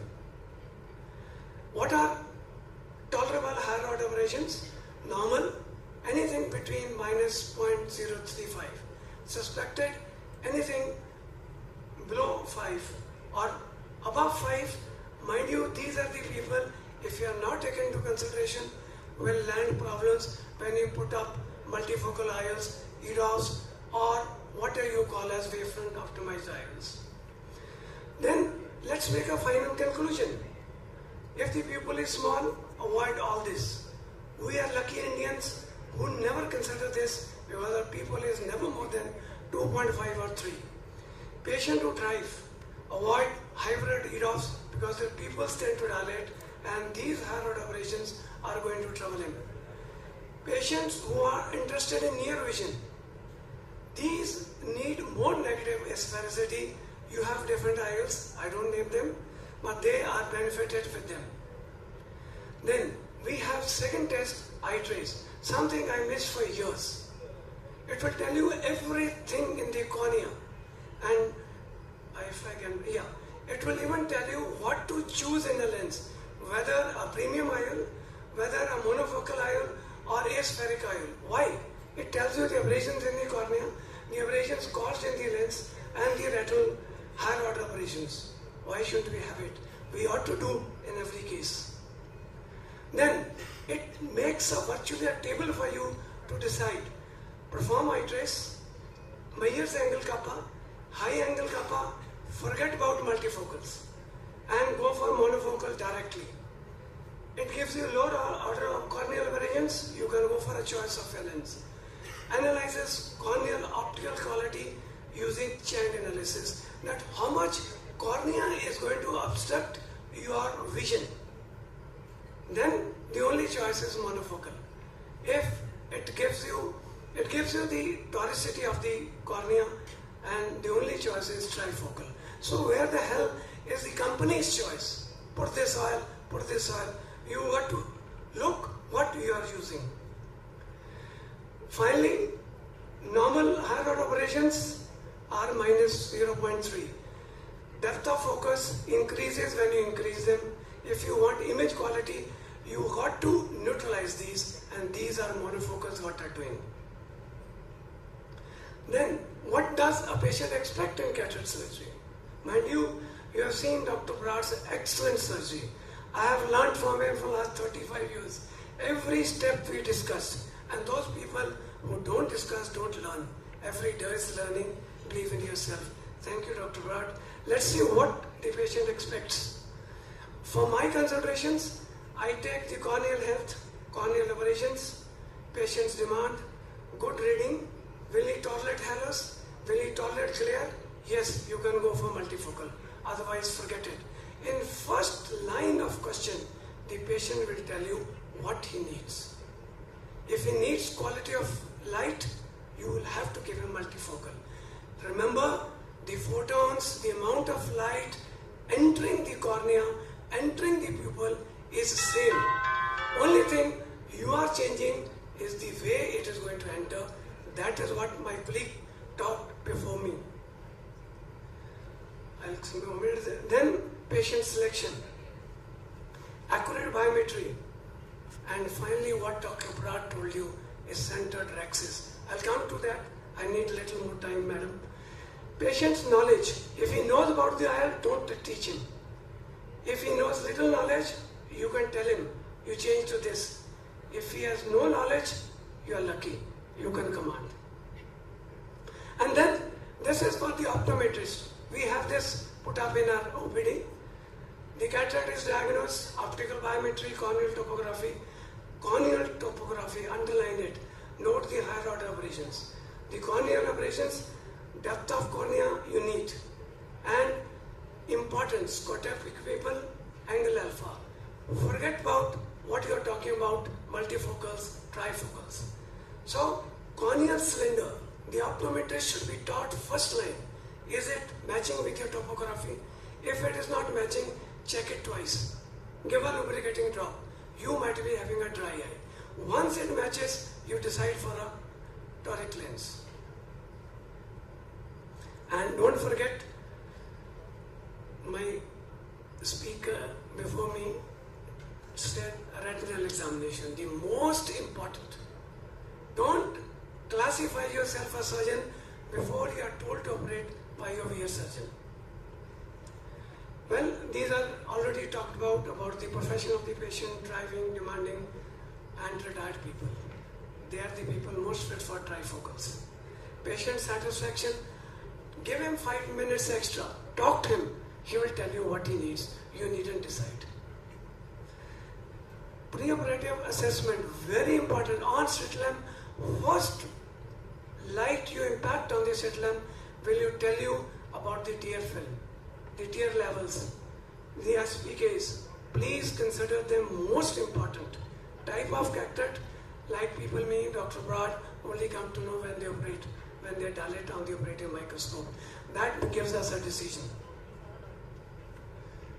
Ocular comorbidities, understand the patient, whether it's diabetic, or tell all patient, all of your flooring staff moving in the OPD to ask the patient. Many a time when you miss it, but they know it, that the patient is diabetic, hypertensive, he has suffered this, he has got multiple injections from the vitreoretinal surgeon, you might be landing into problems. Red flags only to be taught to the optometrist. All this just discussed. I'm going to skip this because you are. So finally, this is another chart in an OPD. All trifocal, patient demanding trifocal, show him what are glares and what is halos. Patient require trips. Forget about anything beyond it off. And every individual needs a different IOL. No one IOL is one for everything. This again is a sign, logo put in our clinic. You got to keep into mind of your staff moving around that these are the patients you got to tell me. Many times you forget that patient got an RK done so many years back. He got a LASIK done couple of years back. Mind you, these are the worst patients because when he got his LASIK done, he had a crisp vision. And when you are going to do cataract now, he is going to have a vision which may not be satisfactory to him. And this part probably was discussed by Dr. Puneet.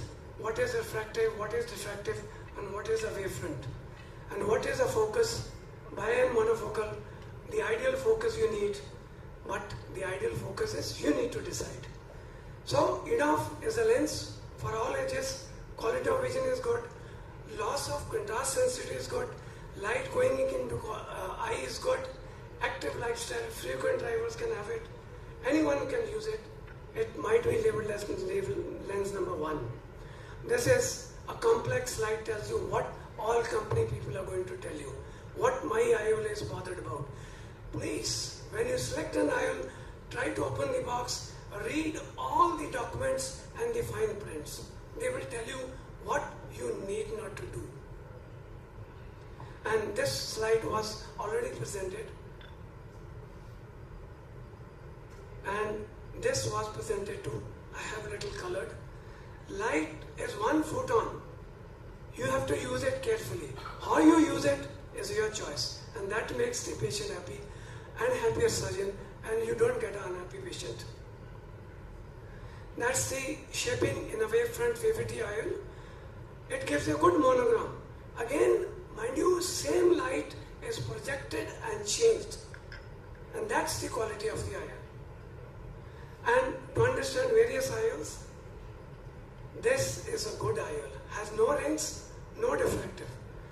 You got to tell the patient, how I tell the patient, in my OPD I have a mirror which has clear, oblique and non-clear opaque lines. We tell the patient this is how you will see through a multifocal. If he agrees, you are lucky. And finally, understand the steps Dr. Broad told you.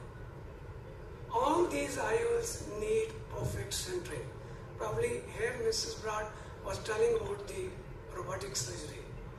Any misalignment, even by 5 degrees tilt, will spoil your show. Technics absorbs a little.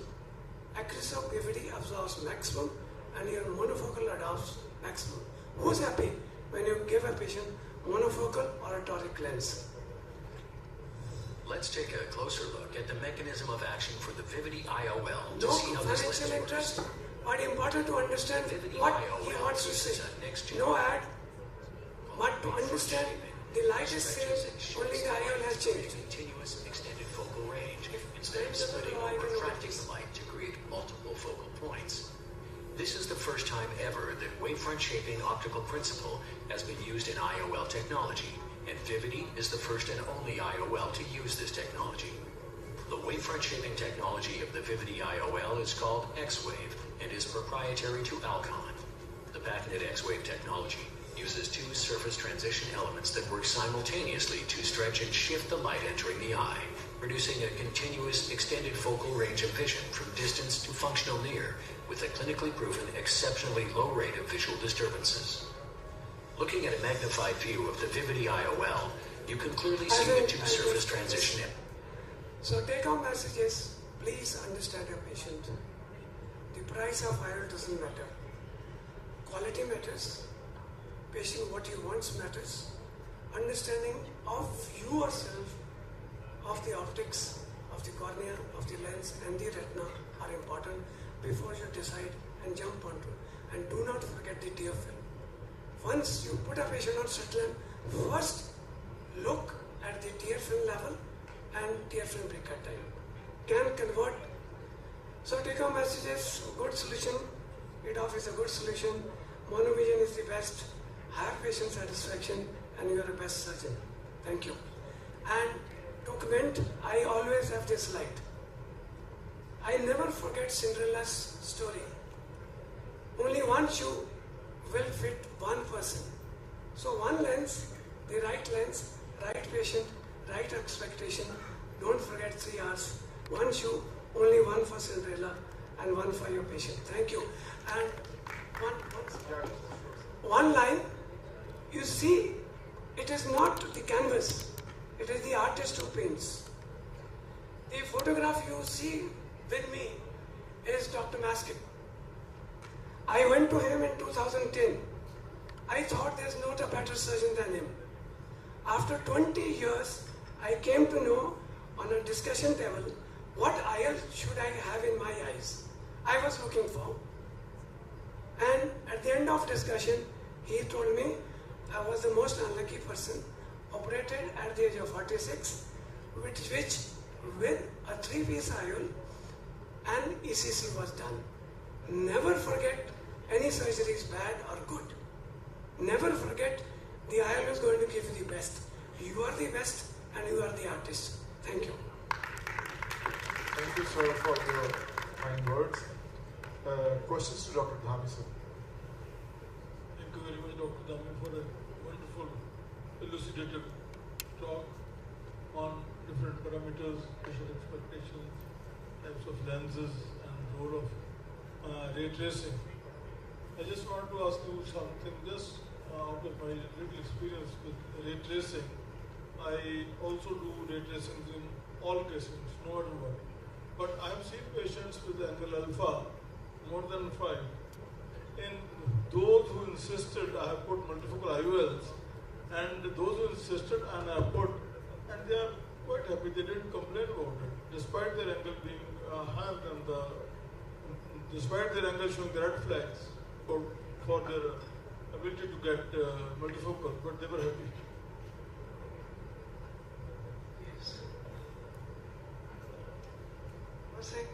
We are lucky. We have pupils which run between 2.3, 3, 5 and 5 plus. So you are lucky when the IOL works, and it's useless when it's working maximum. That's when the pupil is 2.3 and 3. Because this we did in refractive surgery also. Yes, now this angle alpha, angle kappa are being overlooked by some company because they modulate their IOL on the surface modification with these spherical aberrations. If I'm allowed, I'll name the lens. It's a European lens which creates negative and positive spherical aberrations on the surface of the lens. Even J&J is coming with the same lens. then this angle alpha, angle kappa will be out of question. Thank you, sir. So now I welcome Dr. G.S. Virat, sir, for his talk. Thank you very much. At the outset, I thank the society as well as the Adesh Institute and Dr. Rajvinder in particular for having me here. I'll just take you through some tricky situations and what we need to do, and you will also see some of the things which I shouldn't have done. So I'll just take you through some videos. This is a pseudo exfoliation case, and the pupil is kind of marginal, not very small. This kind of a case should not give too much trouble to an experienced surgeon. The two things you see in pseudo exfoliation is, one thing is that the pupil is small, and the other thing is that the lens may not be that stable. So what you're looking at is a CCC which is large enough. You don't want to do a small CCC in a pseudo exfoliation patient. And you also saw me doing the CCC with a slightly less than inflated anterior chamber. Should have probably had more viscoelastic in the anterior chamber. And the next case, the cataract is slightly harder. Can we have the video moving, please?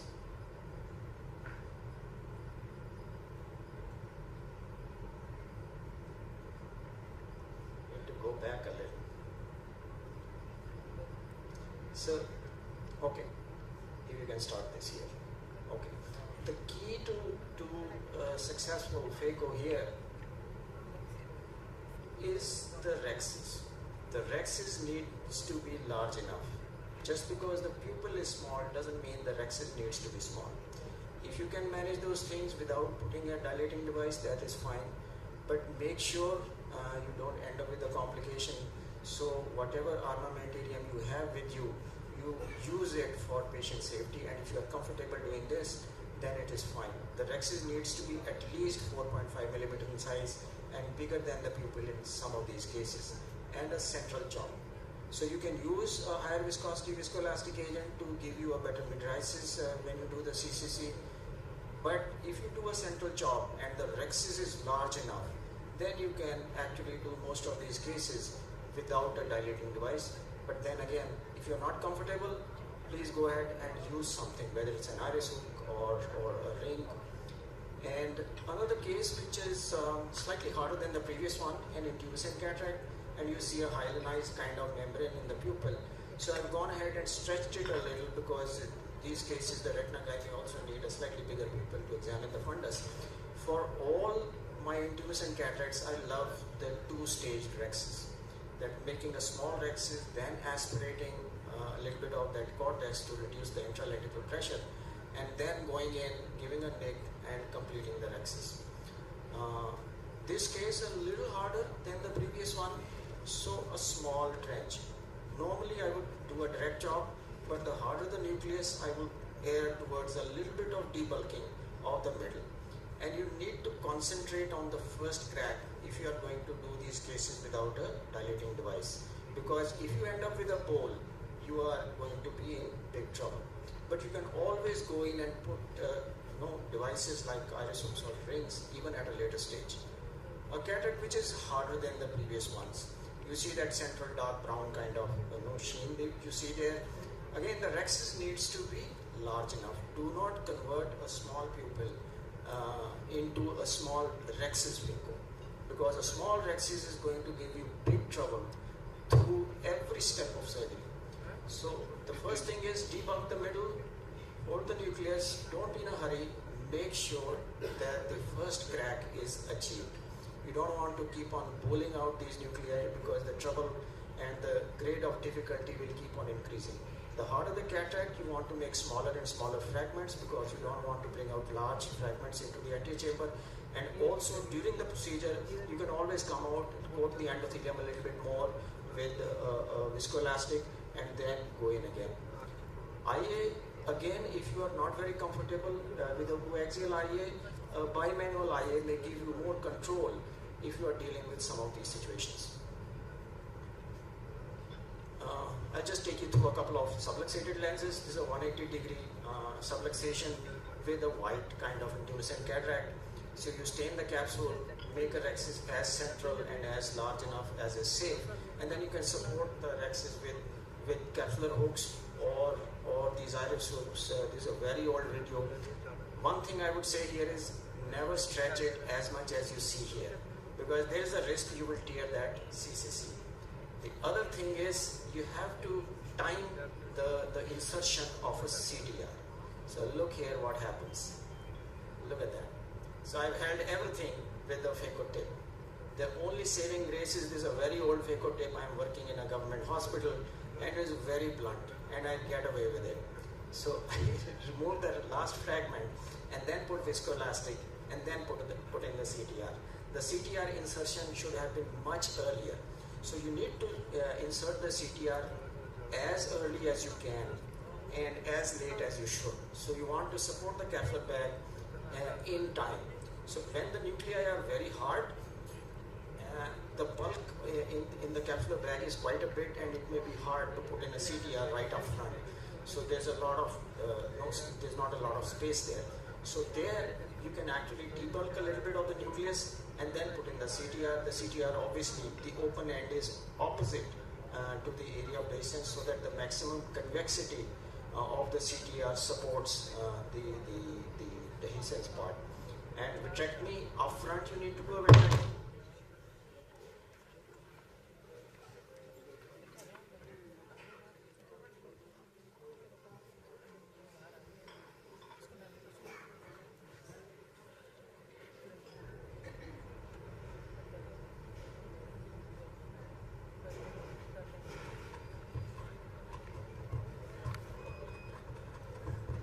I think that's an indication.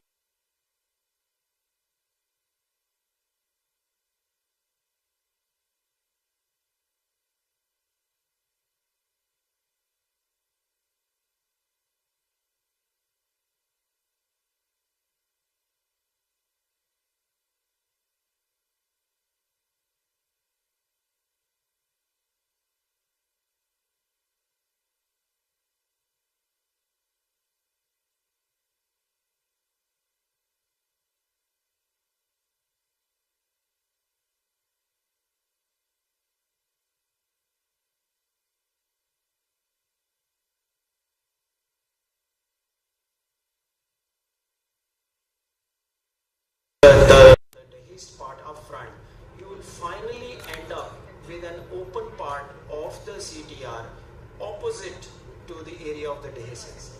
And the maximum curvature convexity of the CTR then actually supports the dehisced area. And so one thing more, in most of the cases which you showed, where you were cracking, doing the first crack, you were doing a horizontal job or a vertical job? I always do a horizontal job. I don't have a sharp chopper.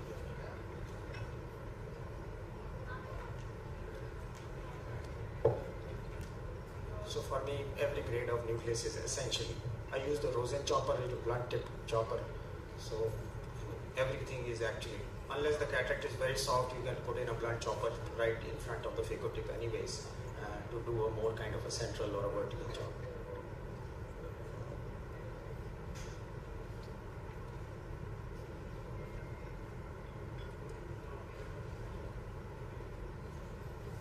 I just have one more video to show, which is a harder cataract, which is subluxated, where I actually time the right time to put in the CTR.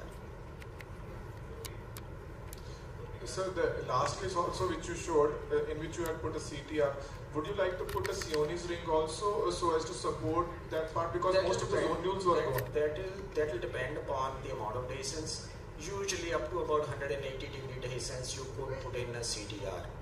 But anything more than 180 degree will need some kind of either a Sioni ring or a CTS or a couple of CTSs there.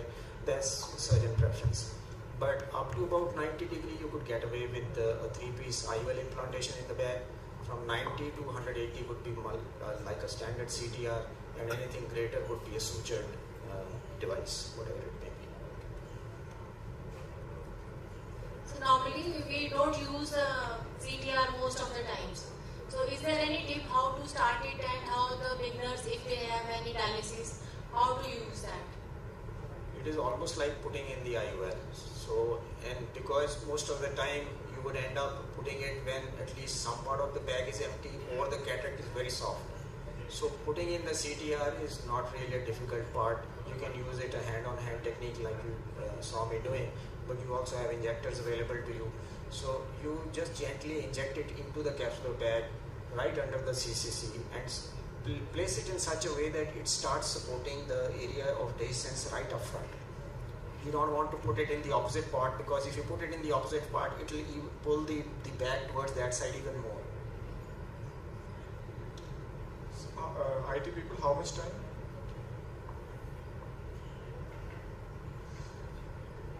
So, would you give your experience with the EDOF IOLs that Dr. See, for most cases, the lenses which have a low kind of pseudo accommodation, something like the iHands or the Ray-1, they do very well. They do almost as well as a monofocal lens. But you have to be careful, like Dr. Dhami was emphasizing, you need to look at the corneal asphericity. And for somebody, let's say, doesn't even have that device, you need to be very careful about people who have had a choroidal procedure beforehand.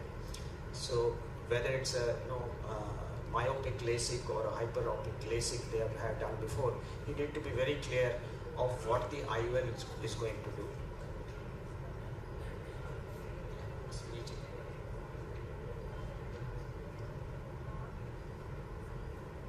Oh yeah. So this is a case which is subluxated almost more than maybe 180 degree, but it's much harder than the previous one. So here, once I've done the rexes, again supported the capsular bag with an iris hook here. You could use capsular hooks. That is the preferable way to do it, because those have longer ends and blunt ends. They are less likely to damage the capsular bag. Once you have supported it, putting a CTR straight away may not be easy because there is not enough space there. So you want to debulk the bag a little bit by removing part of the nucleus, and once that is done, then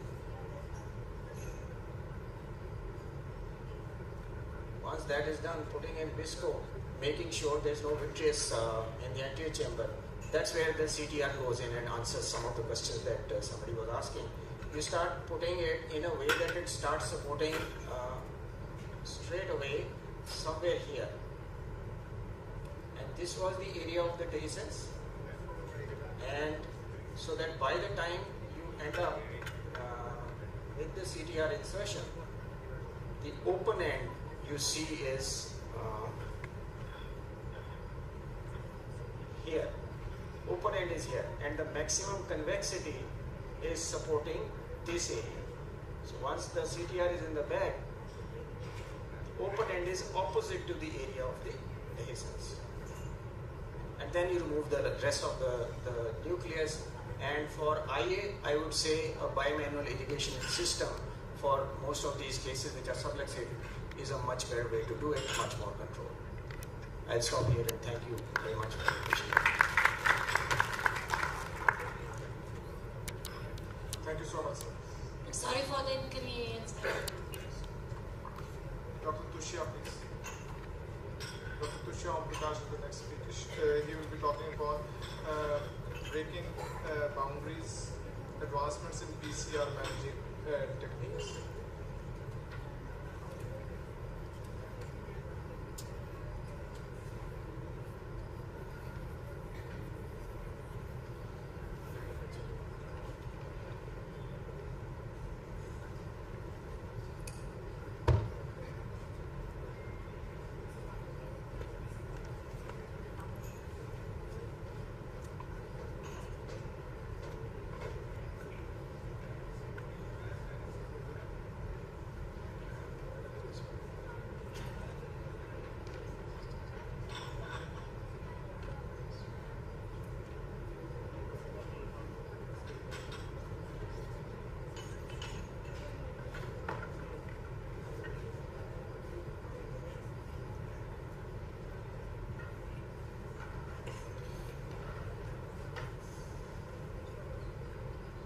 Good afternoon, everybody. First of all, I would like to thank Dr. Rajvinder ma'am for giving me this opportunity, and Adesh Hospital for giving me this opportunity. So I have no financial disclosures. I'll be talking on breaking boundaries, advancements in PCR management techniques. So coming to the first case, it's a posterior polar cataract with a pre-existing PCR. So what we have started doing is we have been using a preoperative OCT in all our posterior polar cataract cases. So there's a very good classification described by Dr. Pujari, where he showed that a different classification of posterior polar cataract, and you can pre-diagnose that whether it is a deficient capsule or not. So if you see in this case had a conical morphology which showed a deficient capsule. So this gives you a good planning pre-operatively. So what my plan pre-operatively would be about what surgical settings I would be using here is, first of all, I would be using calibrated incisions in this case because it gives me excellent chamber stability during the surgery with less leakages. I'll be using active fluidics. I have no financial disclosures. So I'll be using active fluidics and it gives you a very good stability. Slow motion phaco approach, which has been described by Bob Osher. And my main aim here would be to have an equal or minimal pressure difference between the anterior or posterior segment, because my main aim here is to make sure that there is no disruption of the hyaloid phase during the surgery. So another thing which has been published by Dr. Kiranjeet is oval rexes. So we have been doing oval rexes in all posterior polar cataract cases because it gives you a very good advantage of a large rexes. The large arm of rexes, it has advantage of helping you in doing a good safe end-to-end sculpting. There is no rise of intraocular pressure. There is easy division of the nucleus. You can do a good subincisional cortex removal if you're using a coaxial IA and a smooth IOL entry. Whereas the small arm of rexes, it gives you a good optic capture. You can plan an optic capture later on, and it helps in nucleus piece retention in the bag, and it also helps in tamponading the vitreous.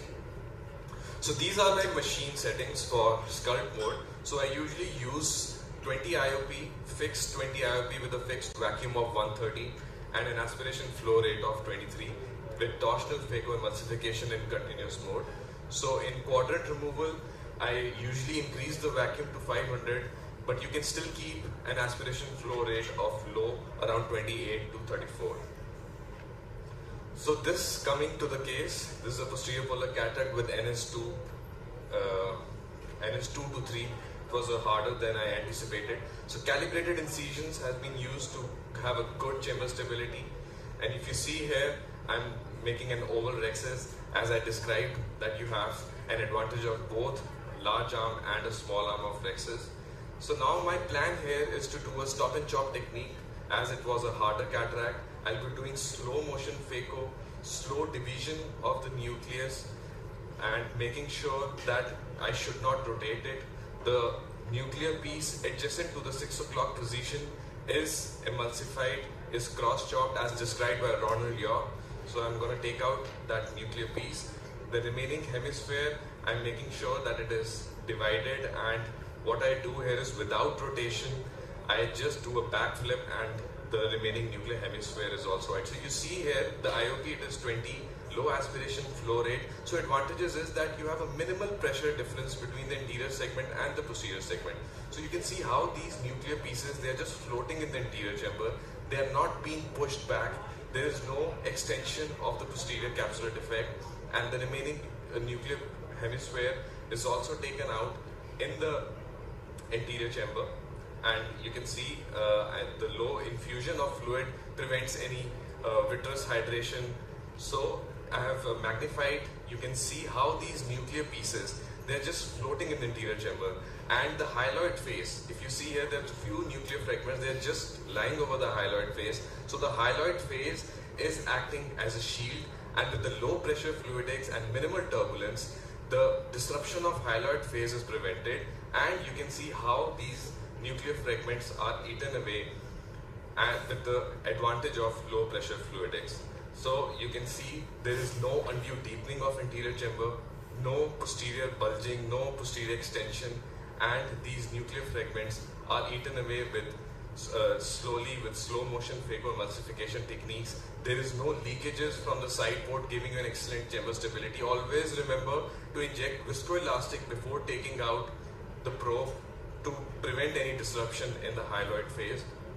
So now what I'm going to do is I'm going to do a gentle visco expression, making sure that the small nuclear fragment which is just lying over the hyaloid phase is taken out gently. So also remember not to overinflate. At times overinflation also causes disruption of hyaloid phase. Dry aspiration by Gill's maneuver is done, where irrigation, aspiration, fixing, stripping of the cortical fibers are done to prevent any vitreous hydration. And so in all these pre-existing defects, I usually prefer doing a dry aspiration. 3-piece IOL is injected into the sulcus, and because I had made an oval rhexis, so the small arm of rhexis, so you can see the small nuclear fragment that also came out, and you can do an optic capture later on with the advantage of oval rhexis, and always inject triamcinolone to make sure that there is absence of vitreous and the case is completed. So you see here what advantage of low IOP is, that these hyaloid phase, it acts as a shield to these small nuclear fragments and it prevents them from going back. Coming to another case, this was a case of phaco punch where my fellow, she had started doing the surgery, and it usually happens in initial stages when you're doing sculpting and you reach the last plate. At times you're not able to recognize the last plate and you don't have a good foot control, so you at times end up into a punch. So you see there was a punch in the center, there was an increased red glow, but the good part was that she realized it at the right time and she stopped, and I had to take over. So what I did, I reduced my phaco parameters to 28 with a low vacuum and an aspiration flow rate of 23. So again, my aim here was, when I start the surgery, as there was a punch, the first thing is to visco inject there so that the vitreous is pushed back, and then you start doing, I started doing stop and chop, slow division of the nucleus. So that is very important. You don't have to rotate the nucleus. The good thing was that the hydro dissection was already done, so it was easier for me to just take out these nuclear fragments. So I tried taking out the whole hemisphere, as it was a soft nucleus, so I was not worried about the endothelium also. So I took out the nuclear hemisphere first, again with the low IOP, slow motion phaco and the calibrated incisions. It gives you an excellent chamber stability. Aim here is to have a minimal pressure difference between the anterior and posterior segment, so that these nuclear fragments, they just float in the anterior chamber. They should not be pushed back. There's no pushing back. There is no undue deepening of the anterior chamber. No minimal chances of extension of the posterior capsular defect. No bulging of the posterior capsule.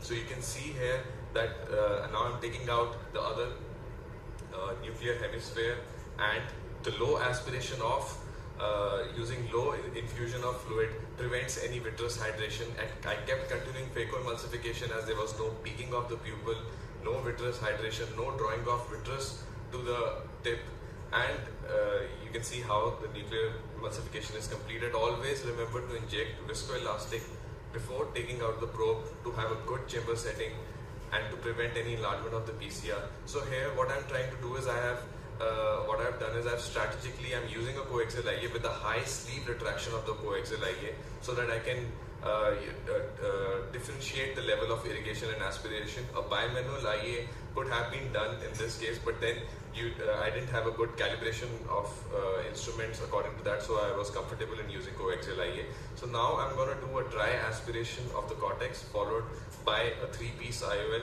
injector into the sulcus with an optic capture.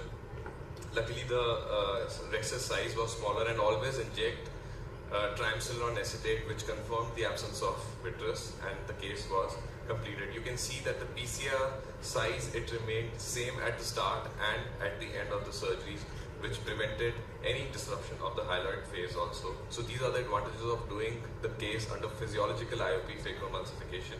Post-operatively, fundus showed absence of cortex or nuclear piece.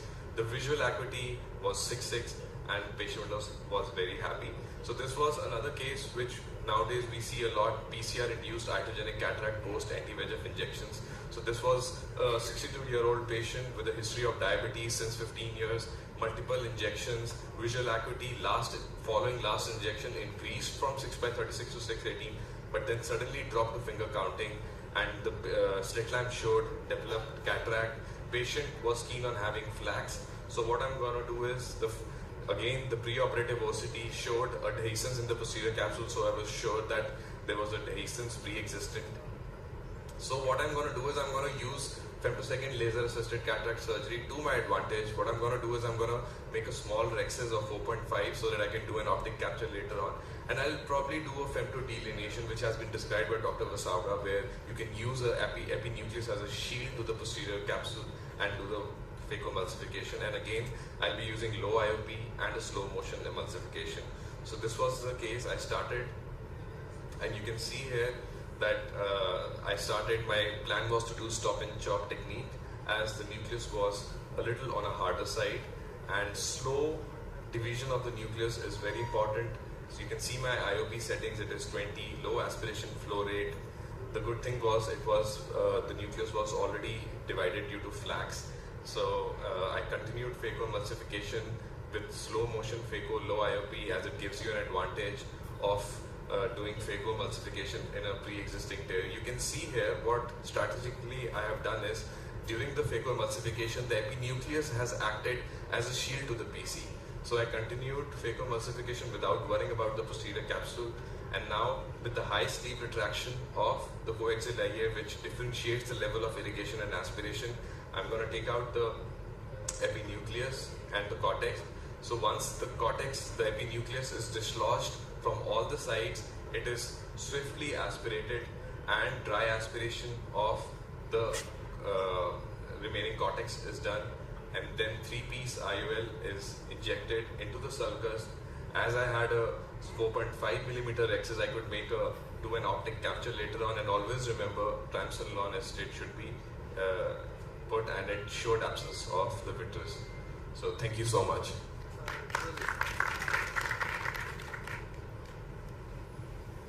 Thank you so much, sir. Questions for Dr. Tushya?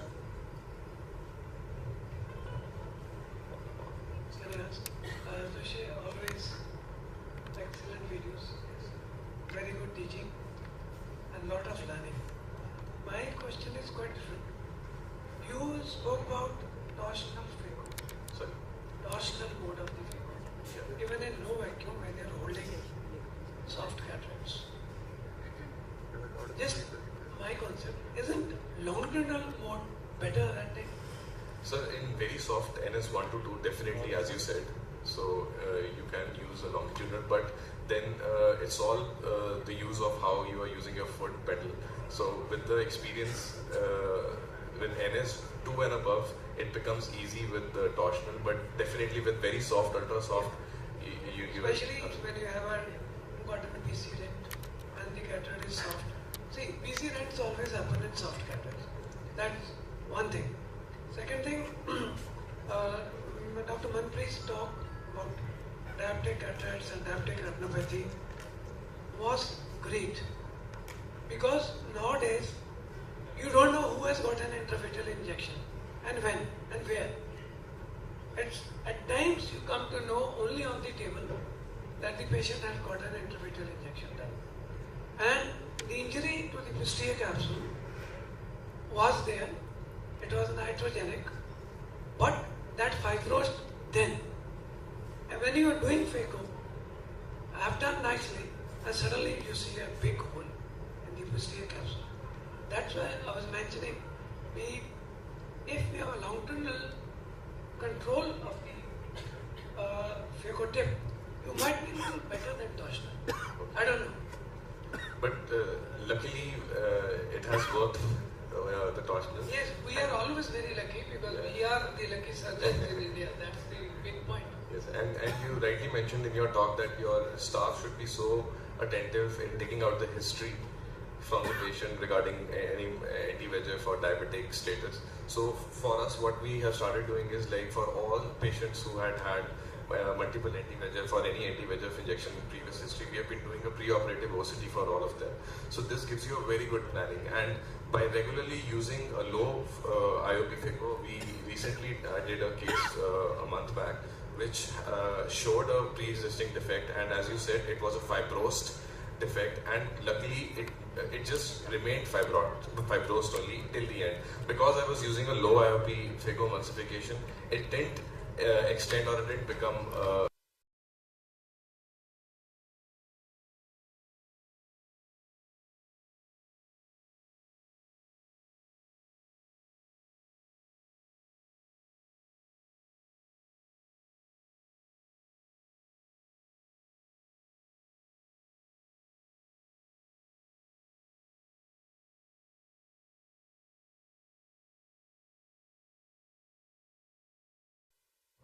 better it is.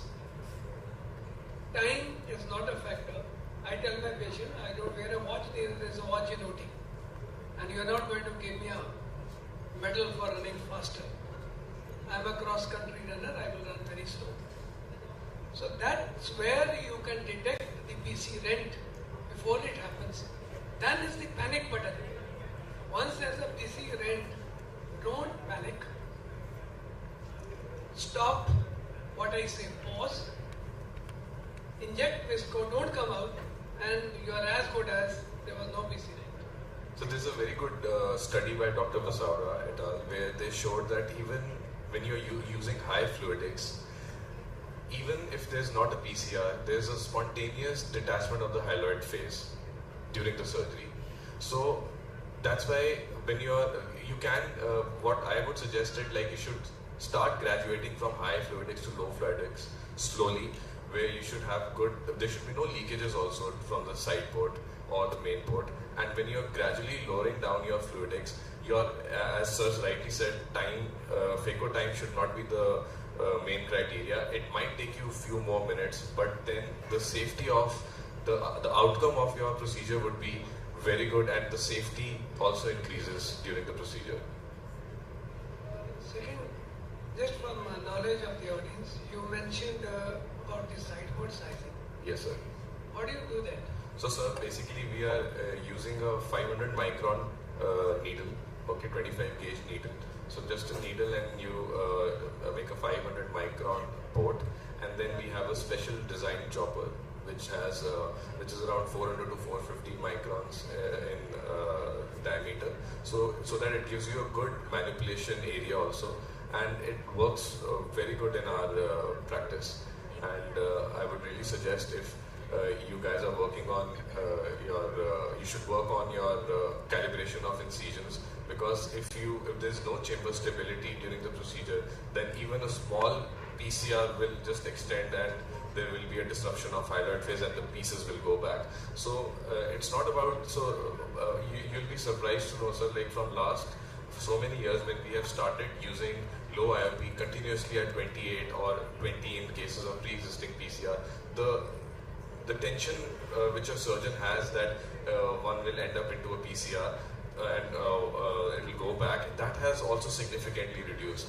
Because even if there's a PCR, you are very much confident that your fluidics are low, and you're going to maintain the hyaloid phase, and the pieces will not go back. So that's the thing. One more aspect of keeping the IOP low is, yes, sir, that patient will have almost no pain. Yeah, that is very especially high myopes. That is very important point, because there is no pressure in the ciliary body at all. Yes. And patient is very happy. He says that nothing has happened other than all that. Yeah. That's patient comfort because of low IOP. And those patients are your advertisements, because they say that we don't feel anything when they are. Also, our apprehension of the patient is, once you are operating an IOP 20 or 25, he really doesn't come to know. Yes, sir. That is very, very good. Yes. And the ego here is time. Let me quote the great surgeon, Dr. Chen. He stands on the dais, shouts to all those who are showing phaco done in 3 minutes, scleral fixation done in 5 minutes. First tell the audience how many did they drop before they reach this stage. Nobody dropped, nobody shows that. So be sure, be calm, be cool. The biggest joy you get of riding a horse, a car, a motorbike is by driving it slow. And running of echo slow. Echo is the drive.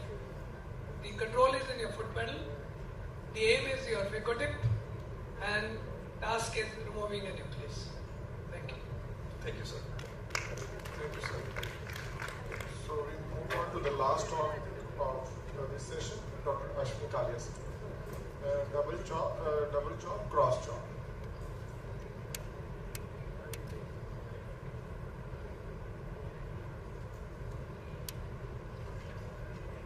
Thanks, Dr. Rajendra Kaur, Dr. Desh Singla, Dr. Pinka Gupta, Pinka Daya for inviting me for a scientific session.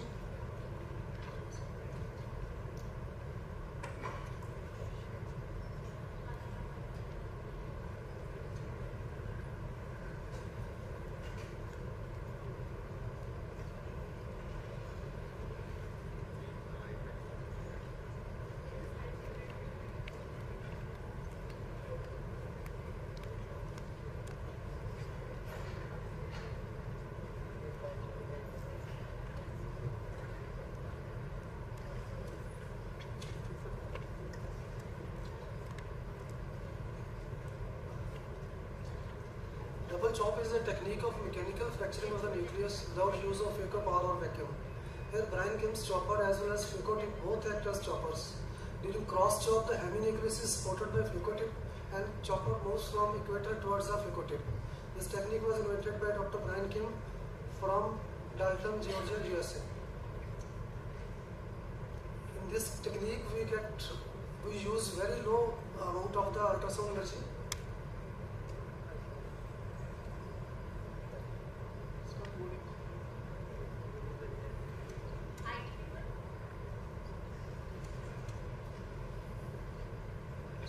Working.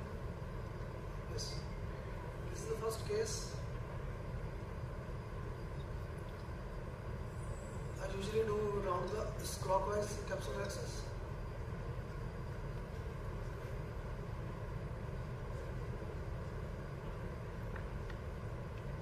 This chopper has 2 mm vertical. This is capsule fornix hydrodissection. Very little amount is used in this cannula, and almost in every case the rotation of the nucleus occurs.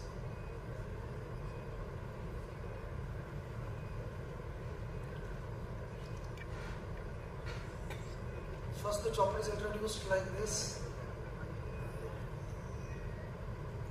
under the axis margin towards the equator, then placing of chopper is between the endonucleus and epinucleus. Then we pronate the hand, and here there is no vacuum or ultrasound energy. It breaks into two parts. Both move towards each other. Just by mechanical crushing forces, the nucleus breaks. That's why it's called double chop because both act as choppers. This is cross chop because only chopper moves and phaco tips give support to the heminucleus.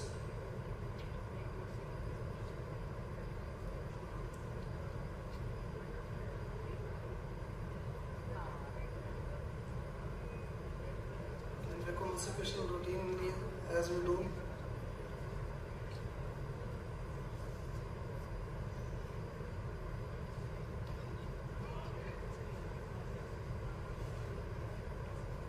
This is cross chop. No stress on the zonules.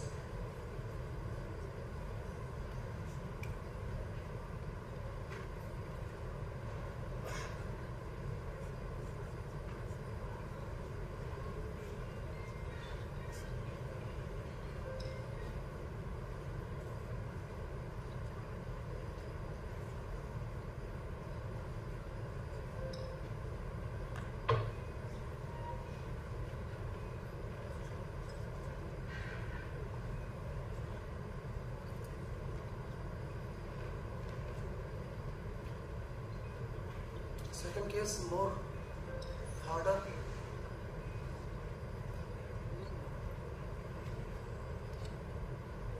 The learning part is only how to place the chopper and then change the direction of hand.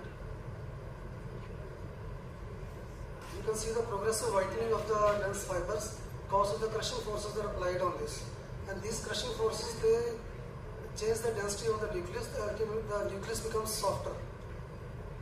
While in direct chop, even the strength of the pie of nucleus is same hard as the original nucleus. But here, the pieces are soft. So less energy is used because there is no energy wasted in sculpting, and secondly the pieces become little softer than the original nucleus. That is also one of the advantages compared with the direct chop. Is whitening the lens fibers.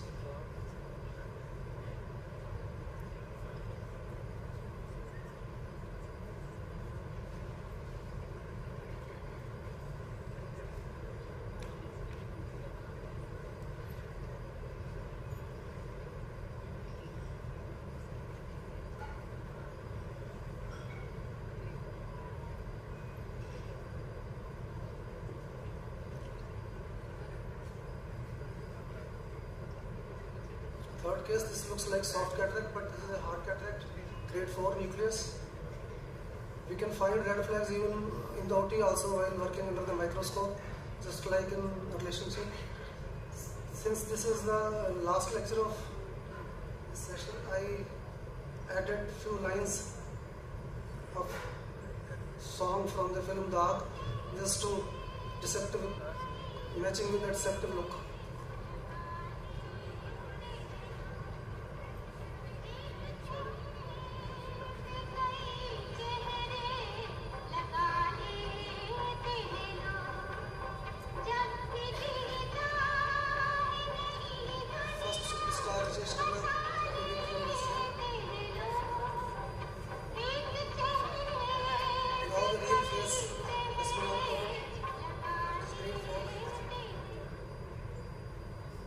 Progressive whitening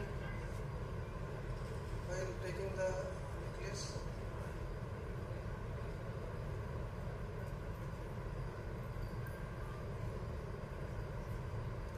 Same thing in this case.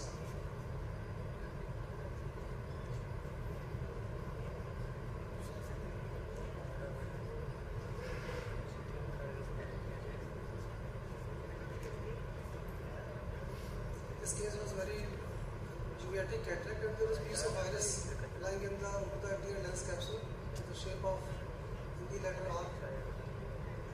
The first time this was observed, was very corneal opacity, very low endothelial cell count. This was a hypermetropic eye. AC depth was only 2.3 mm, 30 mm, and axial length was 19.80 mm. So I brought the nucleus. It was quite hard, periscent cataract.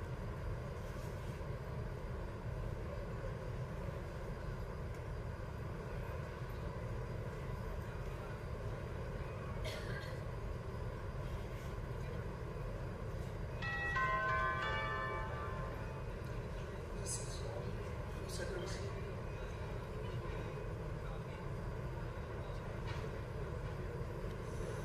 Since the cornea was compromised, I thought no ultrasound retro should be used in this case.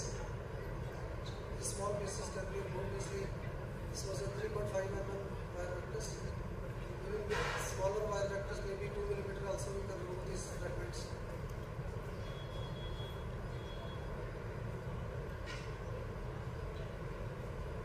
This looks like phaco has been done. You can say phaco because phaco powder we have used. Patient was happy after 2-3 days. This case. This is a good technique to save amount of ultrasound energy, especially for surgeons who do not have approach to higher end machines. This technique puts no pressure on surroundings as compared to the other techniques. There is no complication like dialysis or PC rent. If the only thing is that you have to place the chopper the proper position and this turning of the hand that towards it. Thank you.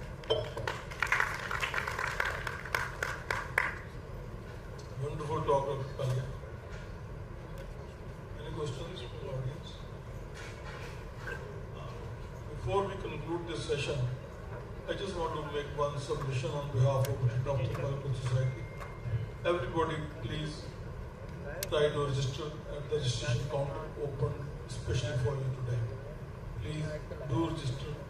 This is a humble request from all of us from boss. Thank you. So one question I had, do you do, Dr. Ashwini? Dr. Ashwini sir, I wanted to just ask you, do you do hydrodissection also before impaling the chopper in the routine cases? Yes, in these cases.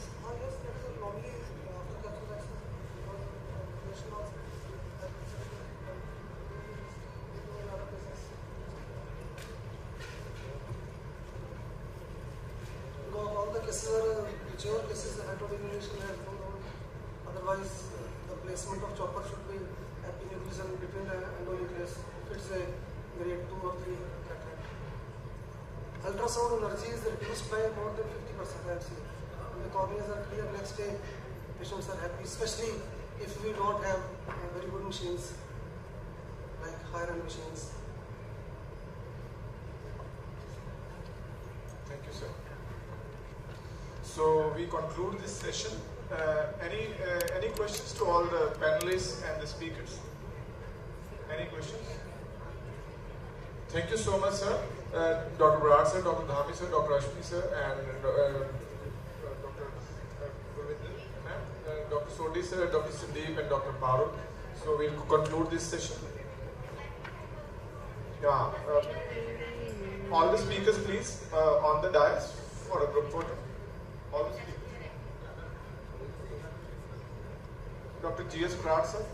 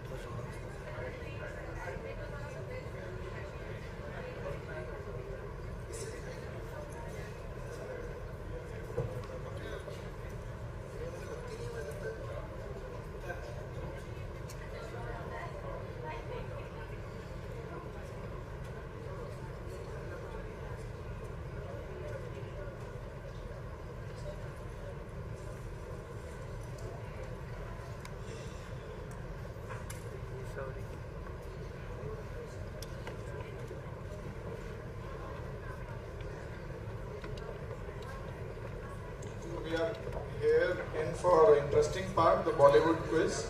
Dr. Ravi and Dr. Akash will be holding this quiz. Dr. Akash, hope it is quite interesting with lots of songs and lots of... Where are you, Dr. Ritesh? I am right on your left. Oh, okay. Yes, sir. Okay. Can I please request all the PGs to come forward? All the PGs to be forwards, all the delegates to be seated. It's prizes for every question, I guess. Dr. Akash, again, prizes for every question? Prizes for every question referred PGs, but it is open to all. Please join me on. Come forward, all the postgraduates. Any prize for me for calling you on the dais? Any prize? Sham.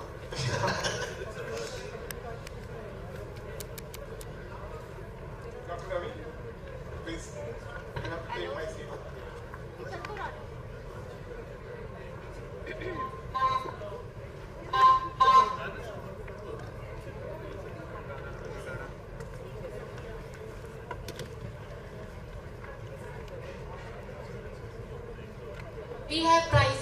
this session, the Bollywood quiz. Please, PGs and who want to won prize, come forward. एक PG मुझे पीछे दिखाई दे रहे हैं, आगे आओ.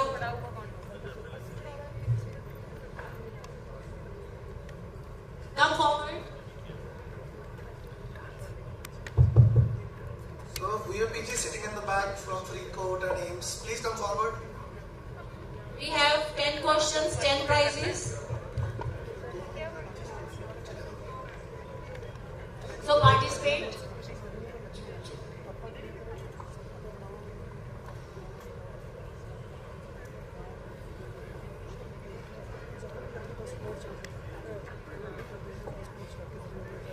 We can start the quiz. Okay.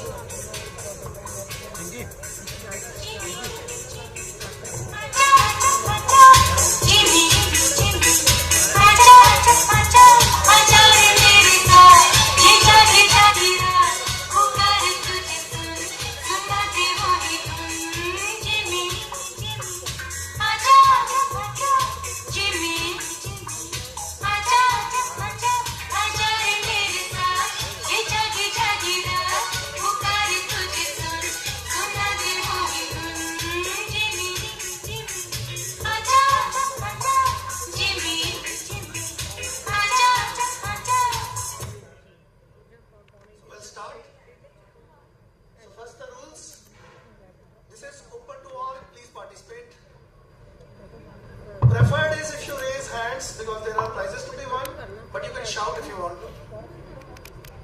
We have prizes, and please have fun.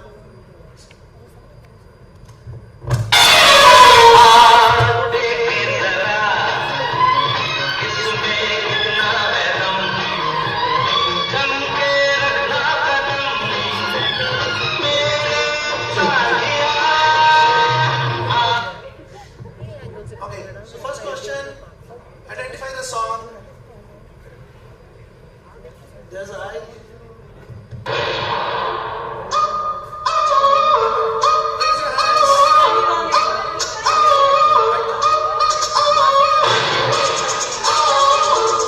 ये काली काली आंखें. Now you have to sing. You have to sing. ये काली काली आंखें. टुरुरु टुरुरु. ये गोरे गोरे गाल.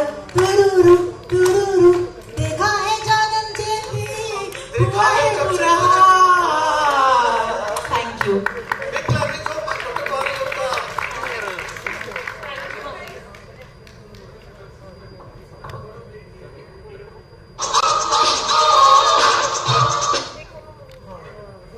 Now the ophthalmology part.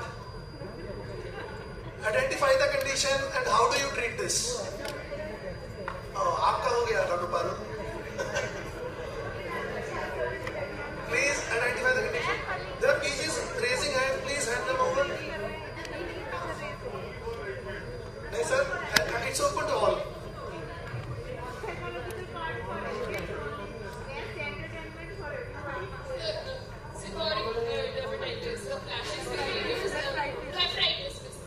Is it seborrheic? Okay. Can you see some X on the base of the lashes? Parasites. So what is seborrheic? It's not seborrheic. What is it? Dermatitis. Very good. Dermatitis. Follicular. It's a blepharitis. How do you treat this? Ivermectin. Preferred drug of choice. Anybody else? Preferred drug of choice for dermatitis. Okay, we use tea tree oil, 5 to 50% mixed with the coconut oil. Tell me price.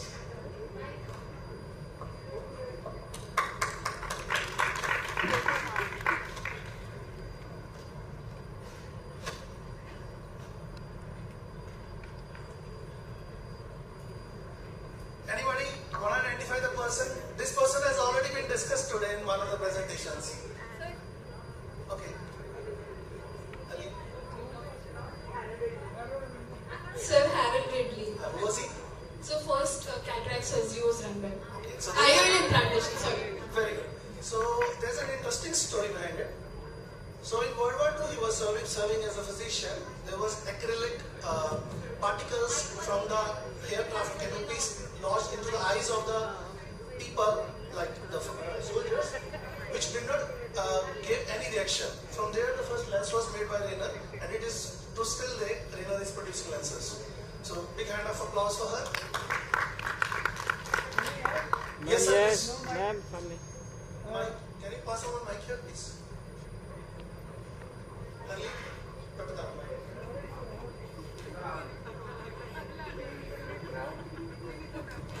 proud that Tavia got the medal this year at ESCS. All honors. He taught us, he taught the world, and is the only surgeon who can operate in US.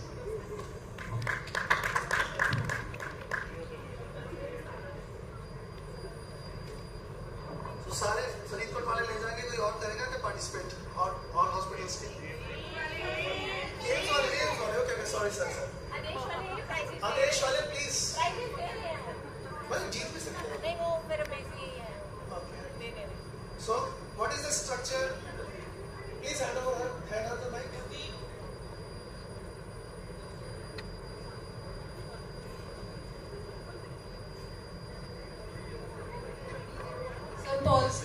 Very good. What is it?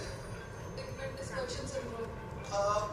What exactly is this? Is it pigmented Schauger's line? Seen in pigment dispersion syndrome. Also seen in solar exfoliation. Okay. Last time करेंगे. Okay. What is shown in this topography? I'll give you options.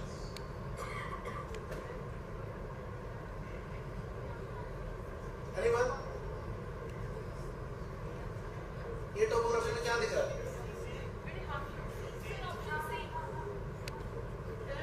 Okay, you have already done. Anybody else? Okay, Nandini, please. Oh, very good. So, screening of axis if seen on one topography, but it's a very symmetrical and seen in the other eye, the screen becomes less or insignificant. This is enantiomorphism. So, अगर आपके पास एक topography है, उसमें ऐसा एक eye में, do see the other eye. If the other eye also shows the similar findings, then the screen is not significant. A very important point. Again, who will identify the song?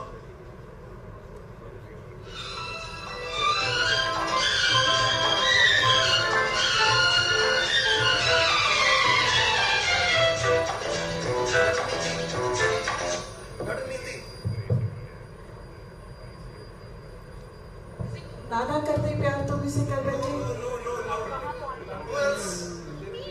Okay, Dr. Nada.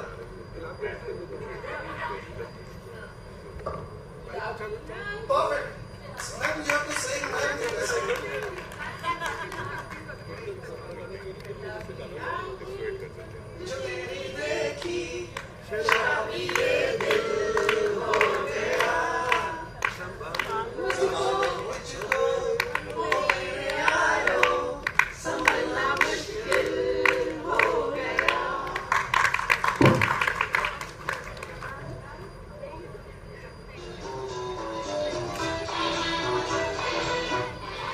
Okay, spot diagnosis. Who will give me the spot diagnosis? Okay. You have to give me differentials also. Sir, rock spots. Oh, brilliant. Very good. What? In which condition of the scene? Sir, leukemia, Yes. active endocarditis. Very good, very good. And anemia also. Very good.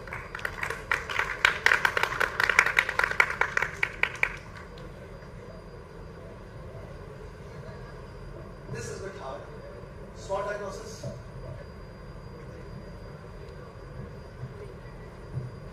This is a keratitis. Epithelium is intact. And puncture.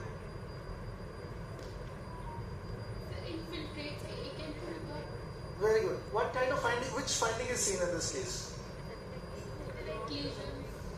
Okay, so you can see radial infiltrates. This is called radial keratoneuritis. This is pathognomonic sign of acanthamoeba. It's not seen in any other infection of cornea. If you have this presentation, This is a case of cantilever keratitis. A the only pathognomonic sign of cantilever keratitis. Very good.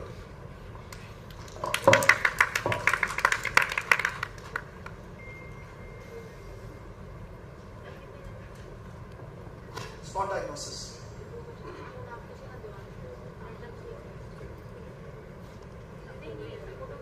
There are some whitish spots on the anterior capsule of the lens. You can see some iris changes at 12 o'clock, and there are white flecks on the anterior capsule. I'm giving the hint. You will answer? Here are the whites.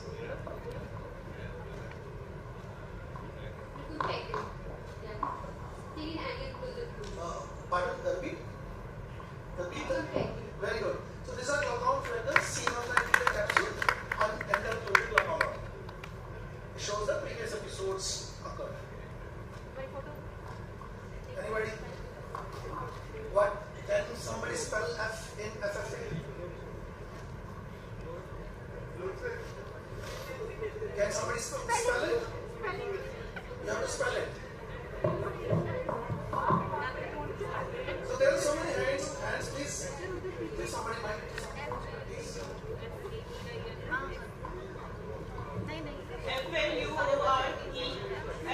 FLUORESEIN. Perfect. Close.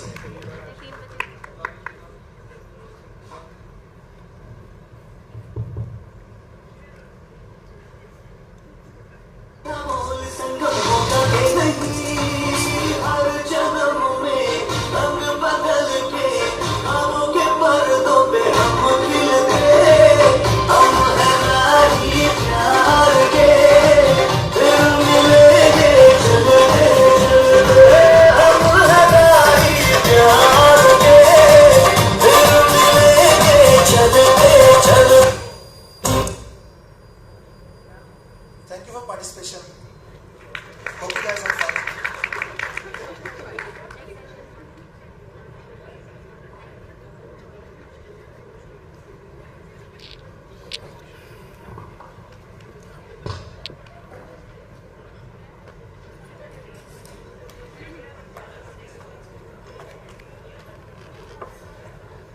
So I hope everybody enjoyed the Bollywood quiz and the ophthalmology quiz part.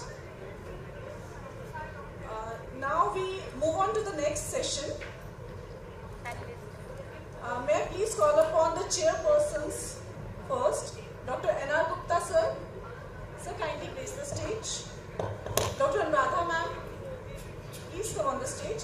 Also, I would request the panelists to join us. Dr. J.K. Gupta sir. Dr. M.S. Barar sir, Dr. Ghanshyam sir, Dr. Vartika Anand ma'am, and Dr. M.L. Bagla sir. Kindly come on the stage. Dr. Rajan. And Dr. Rajan Gupta sir.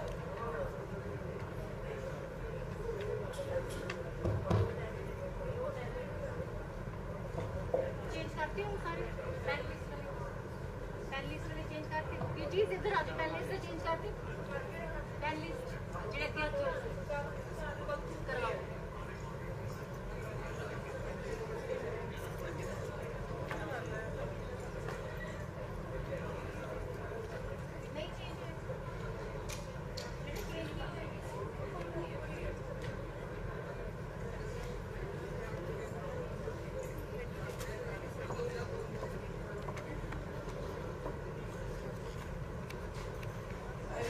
Chairperson Munish Dhawan sir also to kindly grace the stage.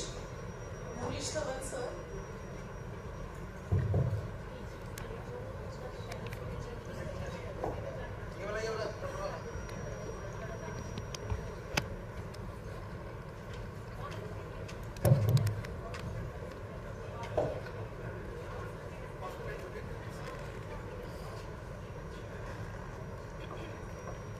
So as we begin with the session 3 of this wonderful conference, I invite the first speaker, Dr. Munish Dhawan sir, to be talking about phaco in Morganian cataract.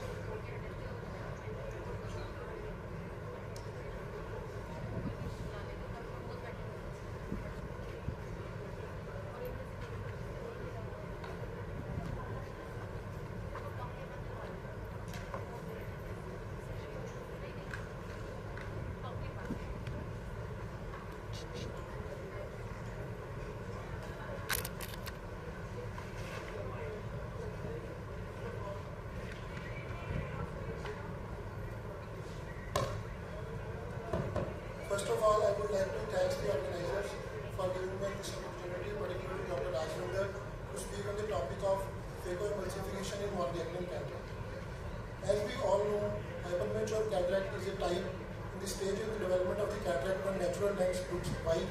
It differs from mature cataract because in hypermature cataract there is leakage of degenerated cortical material through the lens capsule leading to the wrinkled and shrunken anterior capsule. Morgellonian cataract is a type of hypermature cataract in which there is liquefaction of the cortex and sinking of the lens nucleus to the bottom of the capsular wall. So if we are planning to do phacoemulsification in Morgellonian cataract, we should be clear in our mind that how this procedure is different from doing phacoemulsification in immature cataract. As a lot of postgraduate students are sitting over here, so I have divided my presentation into 3 parts, that how this procedure is different preoperatively, intraoperatively and postoperatively from doing surgery in immature cataract. As we all know, in immature cataract, we can do very good preoperative assessment because we can see the morphology of the lens in a well-dilated pupil. We can look for the status of the posterior capsule, whether there is any defect or not, as it is there in the posterior polar cataracts or post-traumatic cataracts, and we can very well see the fundus, and we can explain the prognosis or post-operative outcome to the patient. But this is not the case in Morgellonian cataracts, because in Morgellonian cataracts, the endothelium is unhealthy, anterior chamber is shallow, there are flecks of calcium deposits on the anterior capsule, nucleus is dense, which is floating in the liquefied cortex. It is very difficult to assess the status of the posterior capsule as lens grows absent, posterior segment is not visible, so we cannot explain the post-operative outcome to the patient beforehand. So we have to be very cautious in these cases. Informed consent, which should be well written and explained to the patient, should be taken. Patient should be explained that there can be change in the surgical plan, as on the table sometimes conversion to the extracapsular cataract extraction or small incision surgery can be there. So additional devices should be kept ready in the form of pupil expansion devices, capsular stabilizing rings, appropriate OVDs should be kept ready. Different types of IOL should be there in the operation theatre. Sometimes 3-piece IOL or whenever IOL is required. Even anterior vitrectomy should be kept ready. That is, visual prognosis should be explained to the patient. Because if you do not update these types of cataracts, they can lead to phacoanaphylaxis uveitis, secondary glaucoma or phacolytic glaucoma. So coming to the intraoperative part. In intraoperative part, for initial beginners, as students are sitting over here, if they are planning to do surgery in a case of Morgellonian cataract, they can construct a partial thickness spiral tunnel before entering through a clear corneal incision. Because sometimes if need of conversion is required, it is difficult to construct tunnel in a hypotonous site. But in immature cataract, clear corneal incision of appropriate size is to be made, whether it can be triplanar, biplanar, superior temporal, depending upon the surgeon's preference. Now rhexis. This is an important part while doing phacoemulsification in the Morgellonian cataract, as the anterior chamber, as it is not simpler as it is case with immature cataract. Because in immature cataract, CCC is relatively simpler because of the adequate anterior chamber depth and right frontal flow is there. This is not the case in Morgellonian cataract because anterior chamber is shallow, there is fluid below the anterior capsule which tries to push the anterior capsule out, leading to the extension of the anterior capsule. Pupil is not fully dilated, there is poor frontal flow, poor visualization. So in this scenario, we have to stain the anterior capsule adequately. Most of the surgeons prefer to do small CCC. In one stage and second stage, the CCC is to be completed whether before doing phacoemulsification or after putting intraocular lens. So this is a very common finding. This is a small video that as soon as we have made a nick on the anterior capsule, you can see the extension of the anterior capsule. So there is a classical abductinal flag sign which is there. So whenever the situation is like this, no need to panic. Just aspirate the liquefied cortex, give a small nick on the both sides of the capsule which is left behind, and we can complete the rhexis which is on the 2 sides by giving nick on the either side.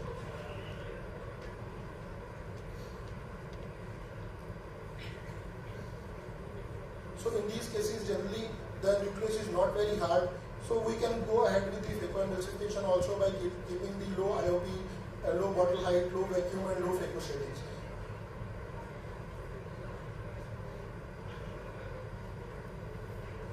So similarly on the other side also by giving a small nick, an axis is completed on the both sides and we can continue with our procedure. No need of conversion is there in these cases. So to avoid this Argentinian flag sign, we can do intralenticular aspiration by giving a small nick on the anterior capsule, with a 27 gauge cannula. Some people prefer the Simcoe cannula. Some even do with a 26 gauge needle before giving a nip to the anterior capsule. So we can do intralendicular aspiration, and after doing intralendicular aspiration, we can see on the table that AC becomes deep and the convexity of the anterior capsule has changed. It has become more of a concave configuration, and it is now an axis becomes very easy. So there is minimum risk of extension after doing intralendicular aspiration.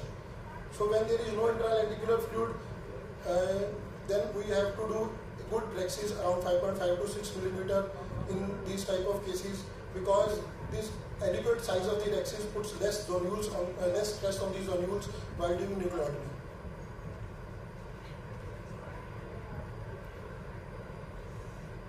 So when the rexis part is over, then comes the hydrodissection. Now what is the difference between doing hydro procedures in immature cataract and these Ganglion cataracts? In immature cataract, as we all know, capsule is intact. We are very confident while doing hydrodissection and hydrodelineation. We can see a fluid ring on the table. With compromised PC, we do only hydrodelineation, no hydrodissection, especially in posterior polar, post-traumatic or post-retractile eyes. But this is not the case in Ganglion cataract, because fluid wave is not visualized. So we have to look for other signs like lifting of the nucleus with shelling of the anterior chamber and slight dilatation of the pupil is there. The only thing is that we have to gently inject small aliquots of fluid in multiple quadrants, and we have to repeatedly decompress the bag by tapping on the nucleus. So this is a small video which shows how hydro procedure is being done, that we have to inject a small aliquots in multiple quadrants and multiple times decompression of the nucleus has to be done.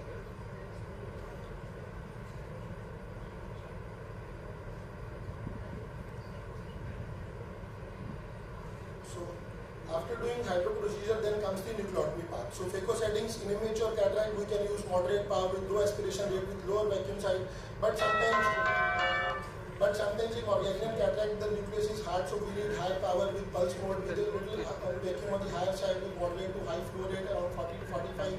Buttle height should be adequate to maintain the stable anterior chamber. While doing irrigation aspiration, the flow rate should be reduced because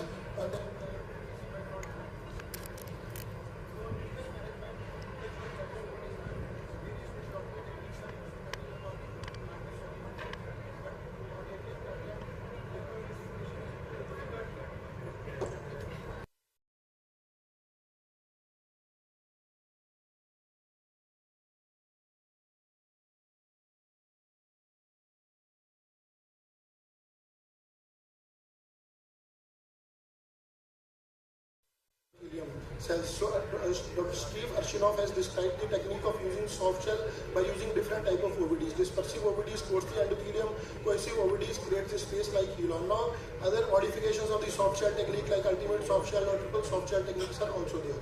So this is the nucleotomy to be done.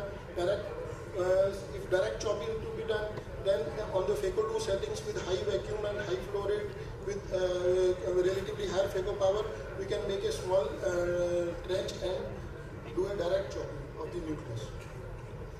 Once direct chopping of the nucleus has been done, then the life becomes easy. It is difficult to take out the rest of the nucleus.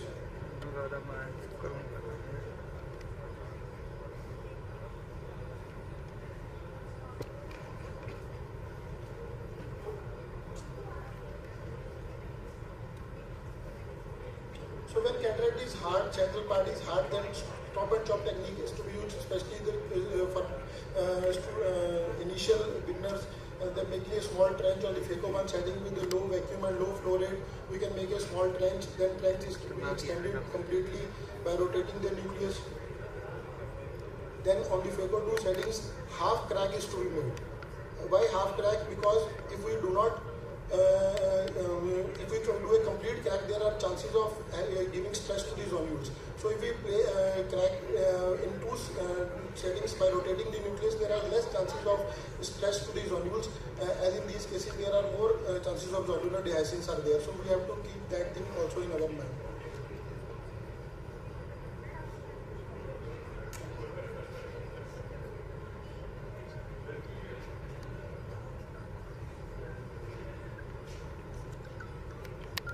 So once nucleus is over, then 90% of the procedure has been completed. Then if there is urgent renal flag sign also, then we should not press a panic button. We can avoid doing hydro and these nucleus are relatively softer ones. So on the low phaco settings with the low vacuum and low flow rate, we can complete the case. The only thing which should be kept in mind that we should avoid chopping in the area where there is extension of the rexis margin. So IOL implantation, then the last step in these type of cases, IOL implantation should be done in the capsular bag. Try to place the haptics where the extension is there. So this is the post-operative. Now in the post-operative period also, these type of cataracts are different from the immature cataracts, because in immature cataract there is faster visual recovery due to less trauma and shorter procedure time. Minimal inflammation is there, so we have to do a routine follow-up. But in the cases which we have done phacoemulsification in Morgellons cataract, sometimes we need a more post-operative attention to these patients, as the endothelium cell count was relatively on the lower side, so their chances of recovery are slow. Higher risk of post-operative inflammation is there. There can be corneal edema post-operatively. So after doing surgery also, we should not leave these patients. We should manage them properly. Intense follow-up is required and good outcome, but prolonged recovery time is there. Thank you. It's a wonderful talk. May I request the panelists if they want to add or...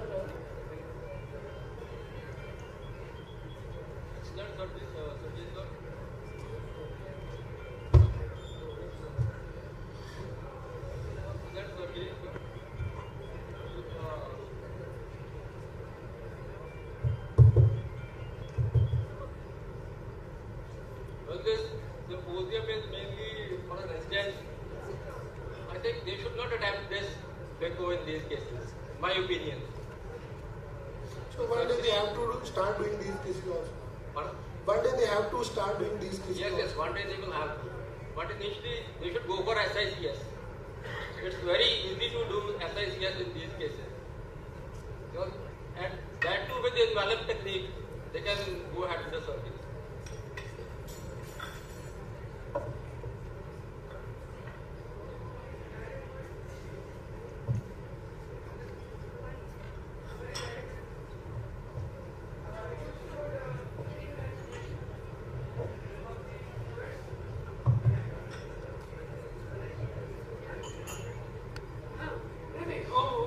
There's one addition. Once you puncture the bag, there's a flow difference between the bag and the vitreous. So there is chances of extension of whatever needle you're putting in. So ideal is, before you make any side board 1, 2 and the main tunnel, you directly go into the anterior chamber. You don't disturb the fluid balance between the anterior chamber, lenticular bag and the vitreous. You aspirate direct and it will be much. So that is also one technique described that I mentioned, that we can do that also. Whatever the patient surgeon feels comfortable, he can do that. Thank you. Sir, I have one query.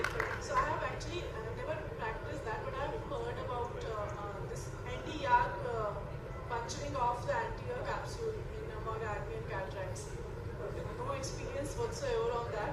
Please, if you have any experience. So that is the thing which we have to do pre-operatively in the OPD only. That we puncture with the small little power on the with anterior offset. We can puncture the anterior capsule of the lens. So by puncturing the anterior capsule of the lens, the fluid comes out through that openings into the anterior chamber. So there is inflammation in the anterior chamber also. So you cannot do surgery same day. So you have to control the inflammation that is created androgenically in the anterior chamber with the steroids. Then we can plan the surgery. Yes, this is a technique which is described in literature. They say that by doing NDI capsulotomy, there is deepening of the anterior chamber. But you have to plan surgery after, you can say, 5 or 7 days by controlling inflammation. Moreover, there are chances of IOP rise also while doing NDI procedure beforehand. So that becomes a 2-stage procedure. I have done few cases with doing the capsulotomy, that NDR capsulotomy with the anterior capsule. But before going to the OT, you can do this procedure like aspirating in a closed chamber, what the Dr. Dhabi was saying. You give punctures into the anterior capsule, the fluid gush comes out, and you can take the patient to the OT and stain the capsule to the rexis very easy. The urgent flag sign can be avoided by giving the pre-op NDR punctures in the anterior capsule. Thank you so much, sir. May I request for the felicitation of Munish Dhawan sir, Dr. Pramod sir, kindly come on the stage. I would also request Ghanshyam sir, MS Virar sir and JK Gupta sir to join Dr. Pramod sir for felicitating Dr. Munish Savan sir.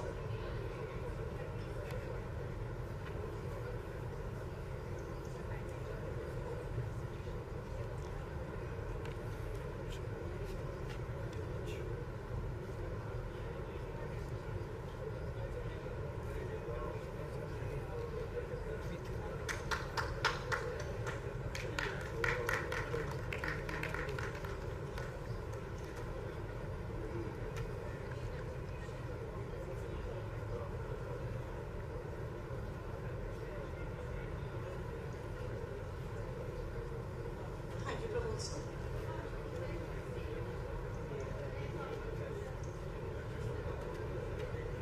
For the next talk, may I please invite Dr. Rajan Gupta sir to be discussing FACO in difficult situations. Good afternoon, ladies and gentlemen.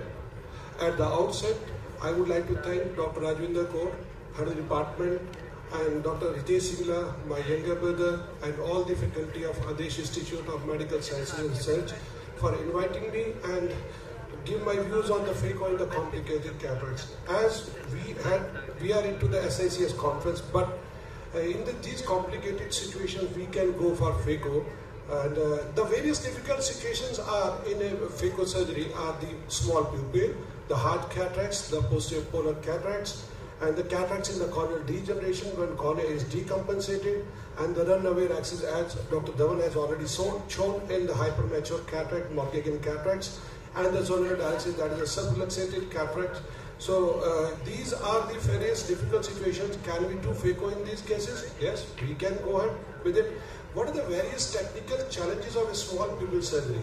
The reduced red reflex and the increased risk of iris damage while capturing the iris during the maneuver doing the FACO surgery, and the various iris prolapse in the surgery, its problems in ensuring in the bag implantation of the IOL and the iris bleeding. There can be hyphema and the incomplete removal of the cortex because we are not able to visualize the periphery of the lens and the smaller axis, which leads to so many problems during the FACO emulsification.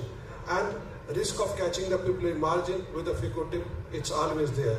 So what are the various methods to manage the small pupil during the FACO surgeries? It's a pharmacological, you can OVDs, and you can use the mechanical devices. And amongst the pharmacological devices, you can use preoperatively non-steroid anti-inflammatory drugs. You can use preservative-free intracameral epinephrine and intracameral, which is the latest one, the injection of tropicamide 0.02% with the phenylephrine 0.31% and xylocaine, that is 1%, which gives a good and effective mydriasis during the surgery. And the OVDs, you can use cohesive, dispersive, various OVDs, super cohesive, and it leads to the iris stretching and leads to the deepening of the anterior chamber, a little bit of dilatation of the pupil with its pressure effects. Various mechanical devices, what you can use, various rings, expanders, and the iris hooks. In the surgical maneuvers, you can do the synecholysis, and already Dr. Barad has shown the synecholysis and the pupillary stretch, the pupilloplasty, and you can cut the iris along with the varnish as well. So in the management of the hard cataracts, there are capsulozonular problems. The zonules are weak, like in the pseudo-exfoliations, the post-operative corneal edema will be there, and the wound burn because of the excessive use of the FACO energy, and the more of the post-operative inflammation because the more of the surgical types, more of the usage of OVDs, and more of your manipulations, and the chances of definitely PC rupture is very high. So what is the problem in the hard cataracts? Basically the lens fibers are very adherent, and which makes the chopping very difficult. Particularly it happens in the diabetic cataracts. They're totally leathery, and chopping is very difficult. But with the usage of choppers like Dr. Barad uses, and it's very easy to chop these cataracts. So there are very little cortical cushion in between these lens and the capsule. So what are the various pearls and strategies which can be followed about these cases? You can use a capsular dye, you can make a bigger axis, so the gentle hydrodissection, so you disturb the little anatomy and little pressure changes in the chamber, and you can use the high vacuum, the burst port, and a central pit, that is, you can use stop and chop technique. You can make a central hole. the central trench, and so that you can see till the 90% depth of the nucleus, and you can see against the red glow the posterior plate of the nucleus. So what your already President Dr. J.K. Basicha, Dr. Dhami Basbinoy used to say, crack backbone of the enemy. Dushman ki kamar tod do. So that was the thing initially they used to follow. So you can follow stop and chop. If you are not comfortable, you can use the divide and conquer technique as well. So and again, sub-chopping of the fragment. Make as many smaller fragments to chop, and you can and use more of the OVDs frequently so that you can protect your corneal endothelium from the damage of the excessive usage of the phaco energy. So in the posterior polar cataracts, that's a real challenge for the basically for the beginners. Because of strong adherence and opacity of the posterior capsule, there are 26% chance of the defective posterior capsule is there in posterior polar cataracts, and there are high rate of intraoperative PC red, maybe up to 36%, and that makes your epinuclear and cortex removal very difficult in such situations. So various surgical techniques earlier, I think Dr. Tushya had shown that you can make an oval capsuloraxis that is 5.5 millimeter, and the rotation of nucleus has to be widened, and the low aspiration flow rate and the low vacuum technique. He had shown the minimum intraocular pressure of 20 mercury. He was doing the phaco surgery in a posterior polar cataract, and the hydrodelineation is preferred, but do not attempt any hydrodissection, and inject visco before removing any instruments, which he had shown beautifully in his 3 surgical videos. The various few tips for the posterior polar cataracts: identify the PC defect. You can see a fishtail sign on the slit lamp. You can see focus your slit on the posterior capsule. You can see a fishtail moving like that in the posterior capsule defect. And good adequate raxes, preferably the oval shape raxes, no hydrodissection, no rotation of the nucleus, low parameter phaco you have to use. Avoid shadowing the chamber by repeatedly injecting the visco before withdrawal of your phaco probes, and the cortex and epinuclear plate removal. Preferably the bimanual technique has to be preferred. So in errant raxes, basically what are the various factors they predispose to the gone away raxes? That is the shallow anterior chamber, the convex anterior lens capsule with the poor visualization because of the corneal opacity and corneal degeneration in the small pupils, and the traumatic cataract and the white mature Morgagin cataract, which Dr. Manish Dhawan has beautifully shown how to manage the anterior capsule in such white Morgagin cataract. This is you can see the steps of the capsuloraxis in such white Morgagin cataracts. You see the repeatedly feeling of the viscoelastic and capsule grasping and regrasping the capsule. That leads to a good, beautiful capsuloraxis, the round circular raxis in such hypermature cataracts. This is a cataract of grade 4 cataract with a non-dilating pupil. You can see that my pupillary size is around 4 millimeter. It's a 360 degree posterior synechia. I have given a 2.8 mm incision. The side port has been made, and I have stained my capsule with a trypan blue.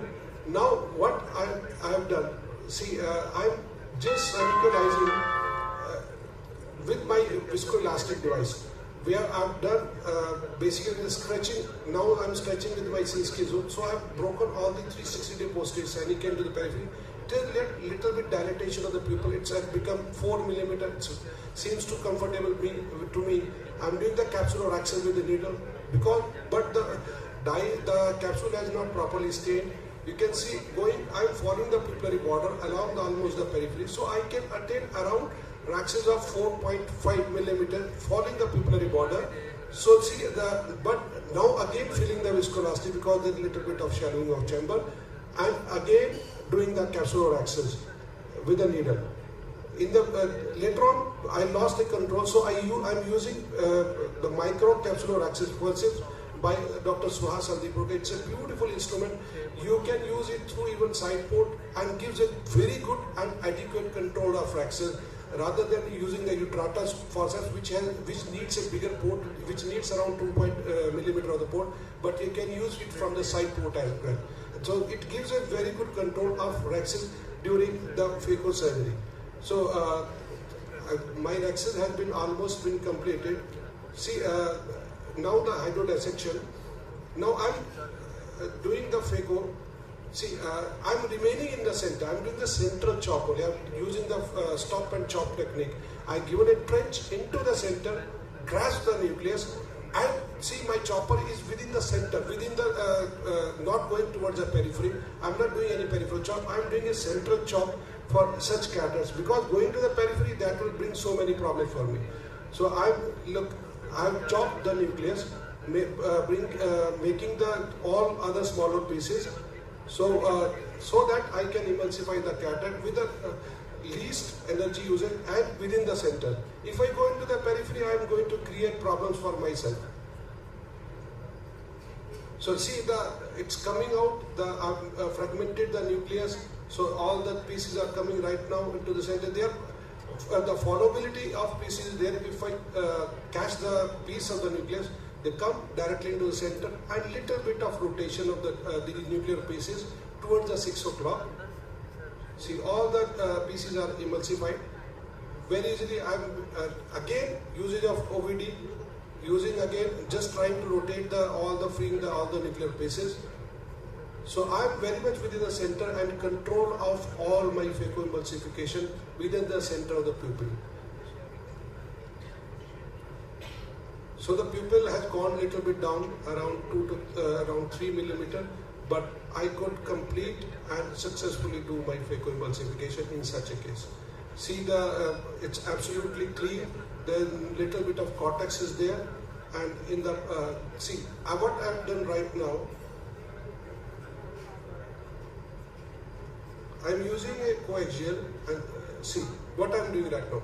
You can see I'm using Sinskey zoom just to lift the iris so that I can see behind if any cortical fibers are left.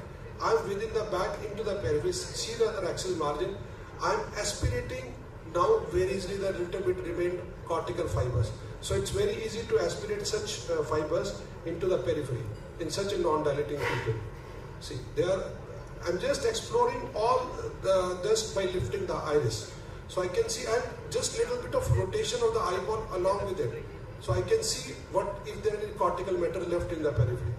See, the pupil is adequately dilated, and I'm going to place an hydrophobic lens that has gone inside the bag and rotated inside the bag. That's it, the surgery has been finished.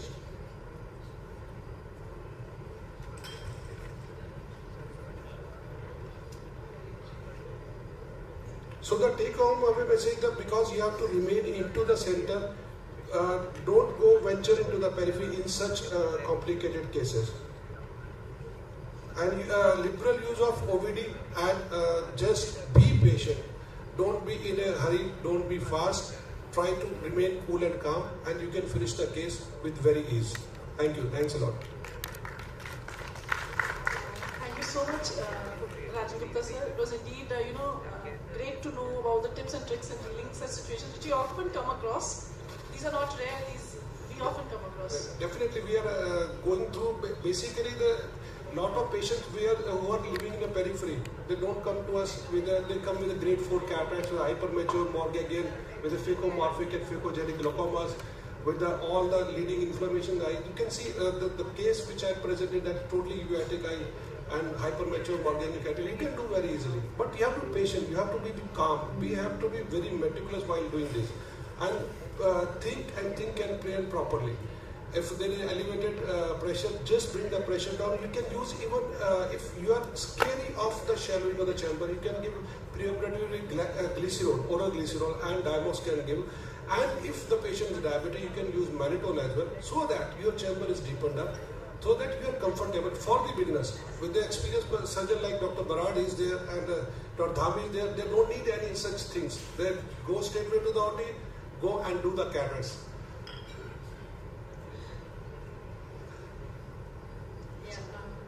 I just want to add, your presentation was very lucid and interesting.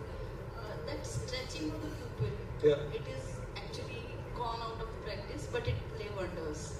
When you are left with no choice, you have nothing in your hand and it do wonders and you can get out of it.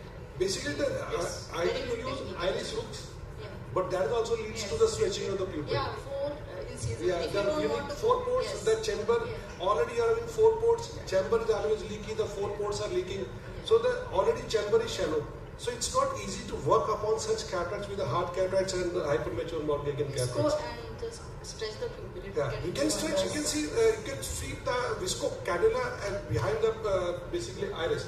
So it leads to the gentle dissection of the synechiae from the lens capsule. Thank you so much, sir. It's an enlightening talk. May I now request Dr. Amanjot Kaur ma'am? Ma'am would be talking about the management of Descemet's detachment.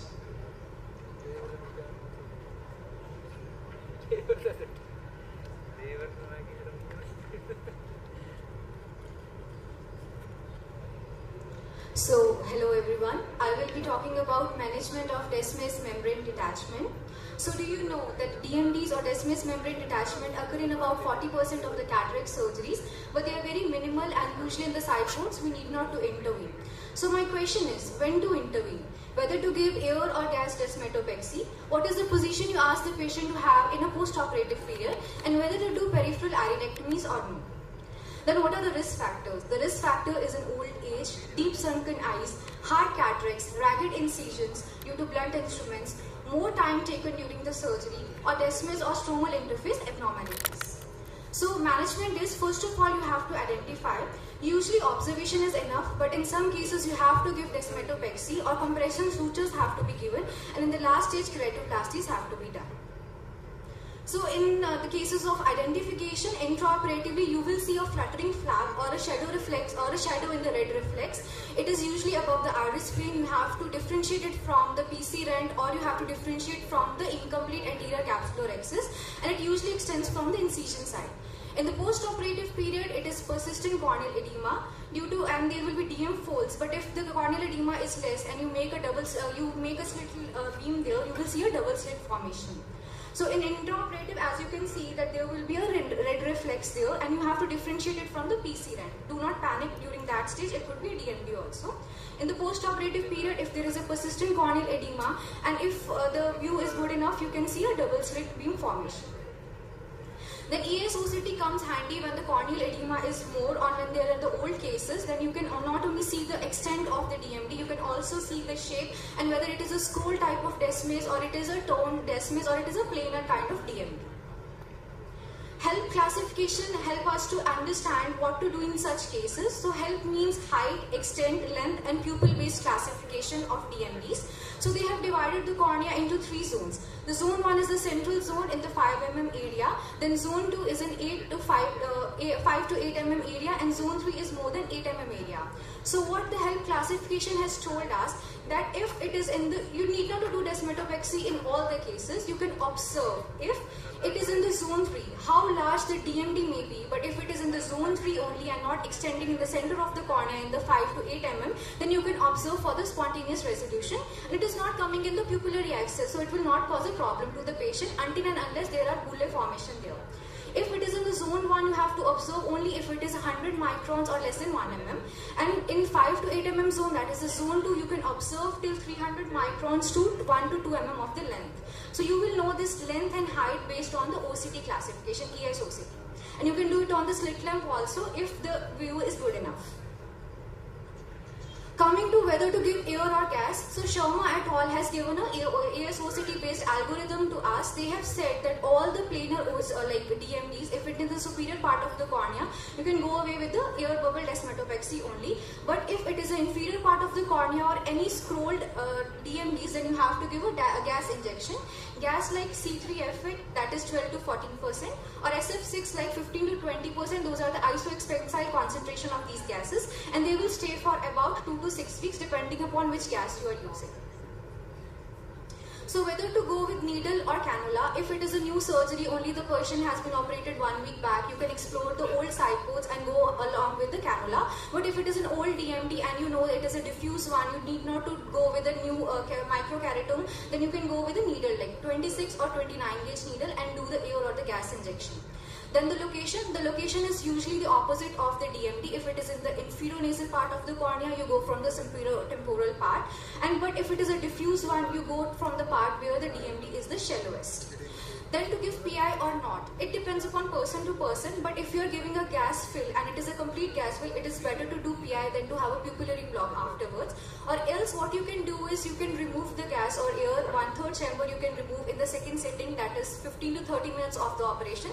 But then you have to take the patient for the third time. Like first time was the cataract surgery, second was desmetopexy, and then you have to do rebubbling. Or what you can do is you can do cycloplegics while closing the case. That will also help to prevent the pupillary block. And in the last, whether to use visco or not, see, visco will help in like flattening the scrolled edges. If it is a scrolled DMT, then visco will help you in flatten the edges, and you can do like aspiration and irrigation, and then you can put an air bubble or a gas injection. What is the posture of desmetopexy? Suppose this is the left eye of the patient and it is a superior desmeto, a DMD is there, then you will go from the inferior part of the cornea and you will ask the patient to sit supine, then the air bubble will go up and the DMD will attach. Now if the patient is having the left eye but the temporal DMD, then you will go from the nasal side and you want the temporal side to be up, that is the left temporal side to be up, then you will ask the patient to have a right decubitus. The patient will have the left temporal side up, but the problem occurs when the patient is having inferior DMD. In these cases, you will ask the patient, you will go from the superior part, that is okay, but what is the posture you will ask the patient? You will ask the patient to have a chin up posture. You will ask the patient to have 2 to 3 pillows below the neck so that the chin is more up than the forehead, and that way the air bubble will stay up. That is the inferior part of the cornea. In this way, if you do the meticulous Descemet's membrane reattachment and the adequate posture is maintained by the patient, then the reattachment rates are very good, like 90 to 100% are there, and only 4 to 7% of the cases will be needing resurgery. It is better to do rebubbling or re-injection than to go for keratoplasty straight away. What are the complications of desmetopexy? As we know, there can be persistent DMDs, they can have pupillary blocks, as I have told, to do PI or to give cycloplegic drops. Infections can be there and the patient might have Ehlers-Danlos syndrome, that is the sphincter atrophy due to post-operative spikes. What are the other techniques? If nothing is working, you can do the mechanical tamponade by the viscoelastics. You can do suture fixation like we do the compression sutures with the transcorneal 10-0 nylon sutures. And in the end, if nothing is working, you have to take the patient for keratoplasties. So my summary is prevention is better than cure. That is, you use good instruments while doing the cases where the patient is elderly or you perceive that the orbit is very deep or you feel that the cataract is very high or the endothelium is already compromised. Early detection for better results. If you detect the DMD early, like why the corneal edema is not subsiding, even the patient is taking compliant to the medication, then it's better to do an ASOCT and find whether any DMD is there or not. And then to decide between air and gas depending upon not only surgeon's preference but also on the extent, location and the type of scroll. Then explaining the proper posture to the patient, not only to the patient but also to their staff and your ward sisters to tell the patient how to sleep at night and to prevent the pupillary block by various mechanisms I have told. So I would like to thank you, my alma mater and Dr. Rajvinder and Adesh Institute for inviting me here and giving a talk on Descemet's membrane detachment. Thank you so much. Thank you so much, ma'am. Do you have any queries from the audience or from the panel? Okay, can we move on to the next talk? May I invite Dr. Rajvinder for presentation. One thing I just want to add that suturing also plays a very important role, and it is non-planar, means it is more than 3 mm or so and scrolled edges are there. Sometimes air doesn't work, then you have to give a partial thickness suturing just like compression suturing. Yes, and it works very well. Yeah. Thank you. So the next talk is by Dr. Rajvinder. Hello, just one more question. You're asking about that using the visco to scroll down that edges of the Descemet's membrane. Yes. Do they really scroll down? And when you visco is there, so it's not easy to attach that Descemet membrane to that stroma. So it definitely works, especially if intraoperatively you perceive that and the Descemet's membrane is coming in your phacoproba INA. It's better to give viscoelastic, like if it is in the superior part, it is extending to the center of the pupil. It's better to give viscoelastic so that it reattaches. Then you go with irrigation, INA, then you do ILX and plantation, and then you reattach. You take out the visco and you give an air bubble. So it will not come in your phacoprobe, especially the intraoperative procedure. Viscoelastic is a very good technique. You're talking about the intraoperative, but what happens basically, it's not easy to wash out all of the visco into in the anterior chamber. So whenever the visco is there, it's not difficult to attach. I have seen the next day the DMD is there. If I wait for 2-3 days, all the visco is flushed out. That has been absorbed from the eye. So it's better to do that the injection of the air after 2 to 3 days of the surgery. Same day, I think it doesn't help. What Dr. Dhami, you say, sir? I think we have to observe, do an ASOCT, note its limits, and then you can note even the fluid or the visco under the Descemet fold, so that when you inject the air, that is the part which might not be preventing, that must be the preventing, where it doesn't go to its position. You have to note any fluid between the stroma and the Descemet on ASOCT, then begin your air injection. Dr. Shakil is also here. Can you, sir, throw some lights around how to manage DMD, sir?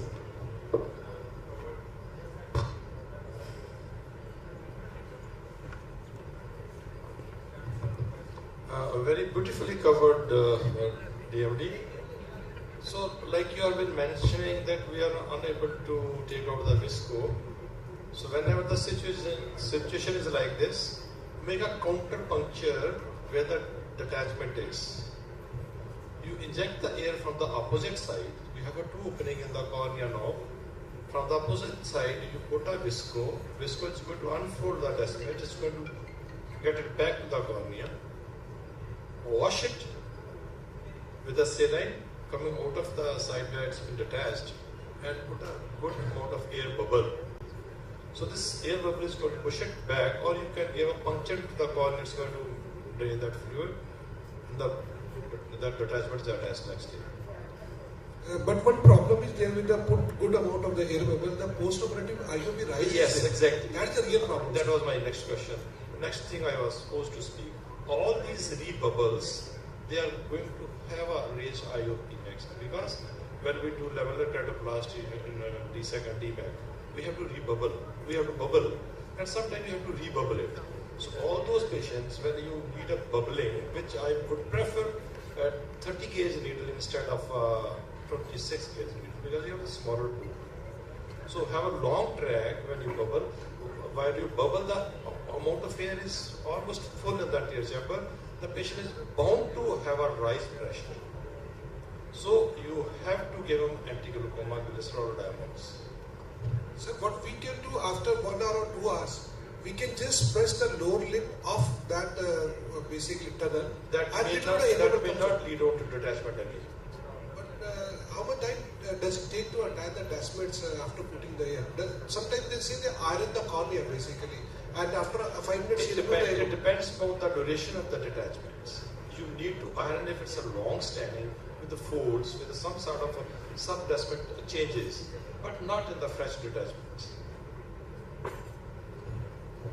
So you have to watch a day and next day, every day follow up. Sometimes you have to rebubble it after second or third day. I would like to add so another thing I would say, all cataract patients, we must watch whether there is edema or not. We must have a good slit of the slit lamp to go through all across the cornea to identify a minor detachment anywhere. I would also like to add 2 points. One thing is endothelium takes its nutrition for aqueous humor. So even if there is a detachment, the endothelium is still inside the aqueous humor. It will still stay alive. You don't need to hurry in fixing the DMD. If the eye has inflammation, because usually when there are DMDs, there are sometimes other complications also. You can first give steroids, let the eye settle down, and then try to fix the DMD. Don't try see day 1 पे DMD दिखा, you take the patient to OT and try to fix. कुछ नहीं होगा endothelium को in a week or 10 days, you can wait. Second thing, when you are taking up the patient for intervention, get an OCT cornea done in 360-degree limbus. Even if clinically you feel DM is attached, look for a point where DM is very well and firmly attached to make a new signboard. I would always prefer a newer signboard than going through the old signboards. Third, when you are putting the air, go to deeper plane. Go to the pupil. At the level of IOL, start injecting the air, and rather than giving a one single big air bubble, start injecting slowly to keep increasing the air bubble. so that it covers the whole limbus to limbus area, and remove the saline beforehand थोड़ा सा कि आपका ऐसा नहीं हो कि big air bubble and there is periphery में saline and the IOP is too high now. The DM does not attach only because of the air. There is surface tension also involved. There is endothelium function also involved. So you don't have to worry that air bubble full rakna hai for 2 days and the patient ends up with a urate zavalia and a large pupil and blames you for the rest of the life for photophobia. What you can do is put the air bubble, let the patient full IOP, raise it to 50-60 hard eye, full air bubble, saline remove kiya hai, then wait for 5 to 10 minutes on the table itself. Then remove the air bubble a little so that the IOP becomes still higher, but patient should not have vomiting and pain. Then after 1 or 2 hours, you can take the patient to slit lamp. And if you feel that abhi bhi pressure zyada hai, just go to the same sideboard, put a little bit of pressure to remove the air bubble a little bit. By that time, if you have done desperatopaxy nicely, the surface tension and endothelial function have already attached the DM well to the cornea. And you don't need high IOP now for DM to stay attached to the endothelium, or for the endothelium to stay attached to the rest of the stroma. Thank you. Thank you for the discussion, and the learning point for the PGs are like not all DMDs need reattachment. You can observe few of the cases, and the surrounding endothelium sometimes take up the area and the corneal edema will never be there. So you need not to hurry and rush in all the cases. Yeah, thank you so much. Thank you. So it was an enlightening discussion. Dr. Rajendra ma'am will continue the next talk, preventing endophthalmitis. Thank you so much. So this is the last talk of the day, and I don't want you to wait for the lunch, so I will skip my slides. Okay. So what we want to prevent, that is the TAS and the endophthalmitis. So preventing, we usually do these things normally, but I just want to repeat the things. So the post-cataract surgery, the endophthalmitis rate in the 19th century, it was 10%. Before 1950s, it was 1%. And now it is 0.01%. So we are decreasing day by day. So the post-operative endophthalmitis, the common causes, it is the ocular tear film, the lids and the adnexa of the patient. So it is the flora of the patient. So the organism primarily derived from the external ocular flora is the most common cause for the endophthalmitis. So the second is the failure of sterilization, surgical instruments including the intraocular lenses. Then the respiratory skin flora of the staff, irrigating solutions, medications, and then the OR environment. So the origin of the infecting organisms, the most common sources is the tear film and the adnexa. So the normal commensals of the external, that is ocular surface, gain access entry into the interior chamber during the surgery. You once puncture the interior chamber, they gain access into the interior chamber. And they are usually eliminated efficiently by the host immunity. So every patient does not develop the endophthalmitis or the TAS reaction because of the immunity. Posterior capsule prevents the bacterial entry. So the PCR, when there is a PCR, there is high risk of post-operative endophthalmitis. So the certain condition increases the load of conjunctival microbeta. So diabetes mellitus, when we are operating on a diabetic patient, we have to be more vigilant with the blepharoconjunctivitis, dry eyes, blepharitis, dacrocystitis, upper respiratory tract infections, dental abscess, unexplained fever. So immunosuppression and the UTI. So mostly UTI in the unidentified cases when we are not able to see any cause, operative cause or something else. So I have found that most of the patients, they have the UTI. So the reduction of the normal commensals of the eye is a transient event. Good bath, head wash, you can counsel your patient to have a good bath, head wash, face wash, clipping of the eyelashes. This is not done these days. So use of 5% povidone iodine can do wonders. So the use of antibiotic, topical and subconjunctival and the oral. So the topical use before the surgery, it's usually recommended that you can start 3 days before. The area we are here, that is in the rural area, you can always prescribe your patients the antibiotic eye drops pre-operatively to prevent the disaster infection after that. And then is the intracameral antibiotics. Most of the surgeons in the high volume surgery, they usually giving the moxifloxacin. So it should be the injection of the moxifloxacin should be towards the capsular bag. It should not be, the injection should not be towards the endothelium of the cornea. And that is the result which are shown, that is the intracameral. After the use of intracameral antibiotic, the incidence of infection has decreased from 0.051 to 0.017. And after that, the moxifloxacin from the 0.194% to 0.0549%. So the incidence decreased with the use of intracameral antibiotics. So the povidone iodine, this does the wonders. So the landmark publication prospectively assesses the 5% povidone iodine. So reduced incidence of endophthalmitis by threefold, from 0.24 to 0.06%. So it is bactericidal, fungicidal and viricidal, and it is safe to ocular use. And it destroys E. coli in 20 seconds and in kills even before drying. So normally when we don't use the urine culture or the urine examinations, routine urine, we don't do and the E. coli are maximum in that, the urine culture or when we see. So we can, it usually works on that. So the current low post-cataract surgery endophthalmitis states aseptic, it is because of owing to the following conditions: aseptic surgical protocols, perioperative povidone iodine usage, isolation of the eyelids and eyelashes. So this is the most important set. During the draping is very important. So whenever my postgraduates tells that the cilia are coming, I usually redrape my patients. So it is very important, the common flora for the organism to grow. So the proper draping is of utmost importance. So the topical perioperative antibiotics can be given. So the preoperative prophylaxis are of no value unless other factors in the operating room are under control. So what are these factors? I will rush through only these slides. Housekeeping staff, OR technicians, nurses, doctors. So a combined, consistent, persistent effort of the operating room team at all levels complies to well laid down OR protocols by all. So the incidence of surgical infection depends upon design, efficiency, methods, equipment and human element. Layout is important. The OR are usually avoided at the ground floor and the top floor. So the floors should be the non-porous hard and the minimal joint should be there. And the temperature should be between 18 to 25 degrees centigrade and humidity around the 50 to 55%. So the HEPA filter should be there.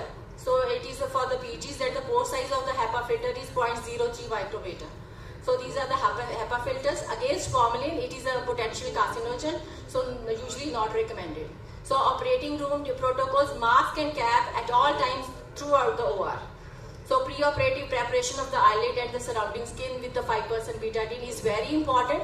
You can do it twice or thrice. If the patient is in the ward, you can do once. And after putting the, that is parakenitox, that is very important. So after the scrubbing, you can use the sterlium and check gloving of the doctors and the nurses while you are washing yourself. And then environmental decontamination, that how frequent should be the washing should be done. The floor, that is before the patient and after each patient can be done. And trash, that is after each patient. And the closed cabinet, that is once a week and once a month. And it depends upon, that is practice, OR practice, the hospitals and the private practice. So these are the various disinfectants which should be used. Bacilloid was used, but these days G125 is used. OR environment, that is scrub area, sinks, water supply should be used. Cleaning the instrument is very important. The sterilization is very important. The big bins should not be recommended in the OR. So that is sterilization for 15 minutes at the low speed, that is 121 degrees centigrade, and for the 3 minutes in the high speed.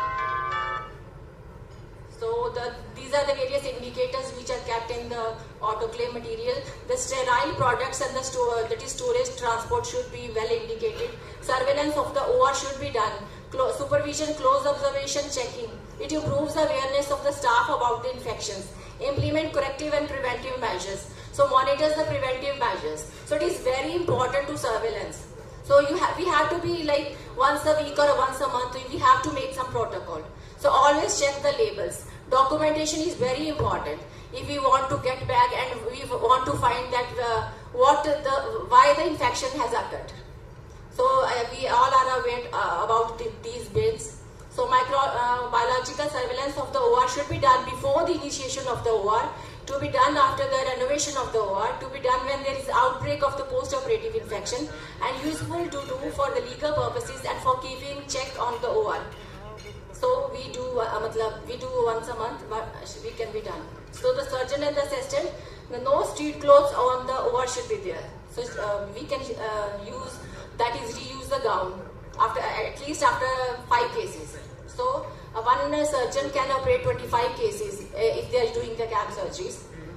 And post-operative, the patching, each patient should be followed on the days 1, 2nd day, not on the torch examination. So the conclusion, you can see the other guidelines from this AOS guidelines soft copy. Thank you so much. A very beautiful presentation, Dr. Rajinder. Definitely an endophthalmitis case is a nightmare for any ophthalmologist. The uneventful surgery, the next day the patient comes and the patient is having hypopyon, decreased visual acuity and fibrinous reaction. How to differentiate between TAS and endophthalmitis? That's the real question, comes up after 24 hours. How to differentiate them? So first of all, we have to see all the other patients which are operated on that day. So if it has occurred in other patients also, and there is limbus to limbus corneal edema, then it usually indicates, and there is more rise in IOP, and it usually indicates about the TAS. And the other patients, when patient is showing you the signs of infection, you have to call each and every patient, and you have to see all the other patients operated on that day. The TAS usually occurs within 24 hours. The endop generally present after the 48 hours of the surgery. So that is one of the differentiating points between TAS and endophthalmitis. And one thing is there, we invest upon the phaco machines, very high-end machines we do purchase, but we don't invest upon the good quality of an autoclave. What do we need to have? We need to have a B-class autoclave, which, because in our, but we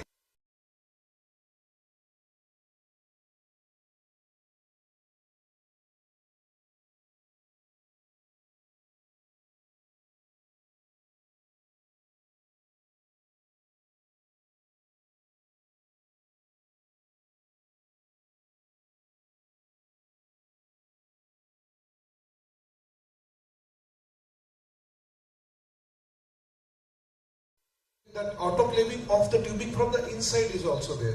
So just invest in good quality autoclave before investing upon a good quality phaco machine. That will bring you so many, you will have very less induced post-op inflammation next day. I have seen in my case as well, I was earlier using all these local autoclaves, but when I bought a B-class autoclave, my definitely surgical results have improved. The infection rate has gone down, that even the TAS has gone down. So just invest in a good quality autoclave.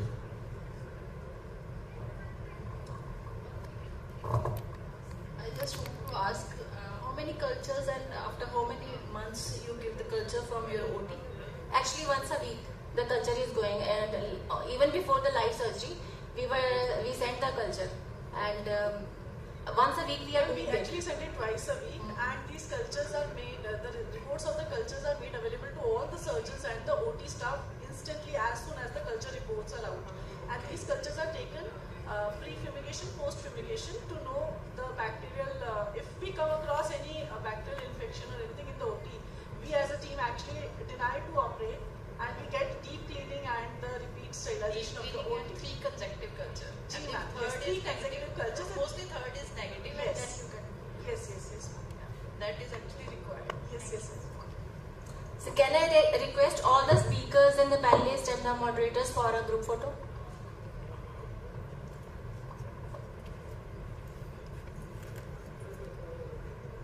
Sir, requesting the speakers, the panelists, the chairpersons.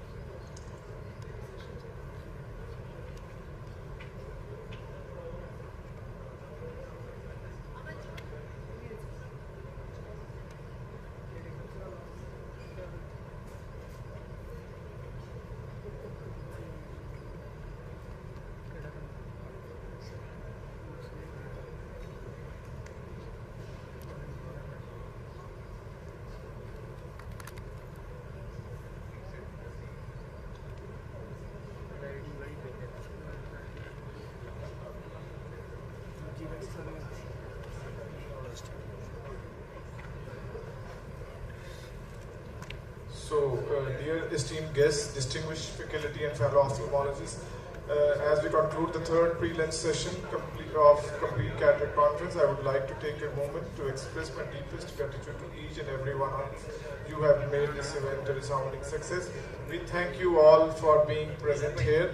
So we are left with 3 paper presentation, cataract photography competition after the lunch. Please be here for that.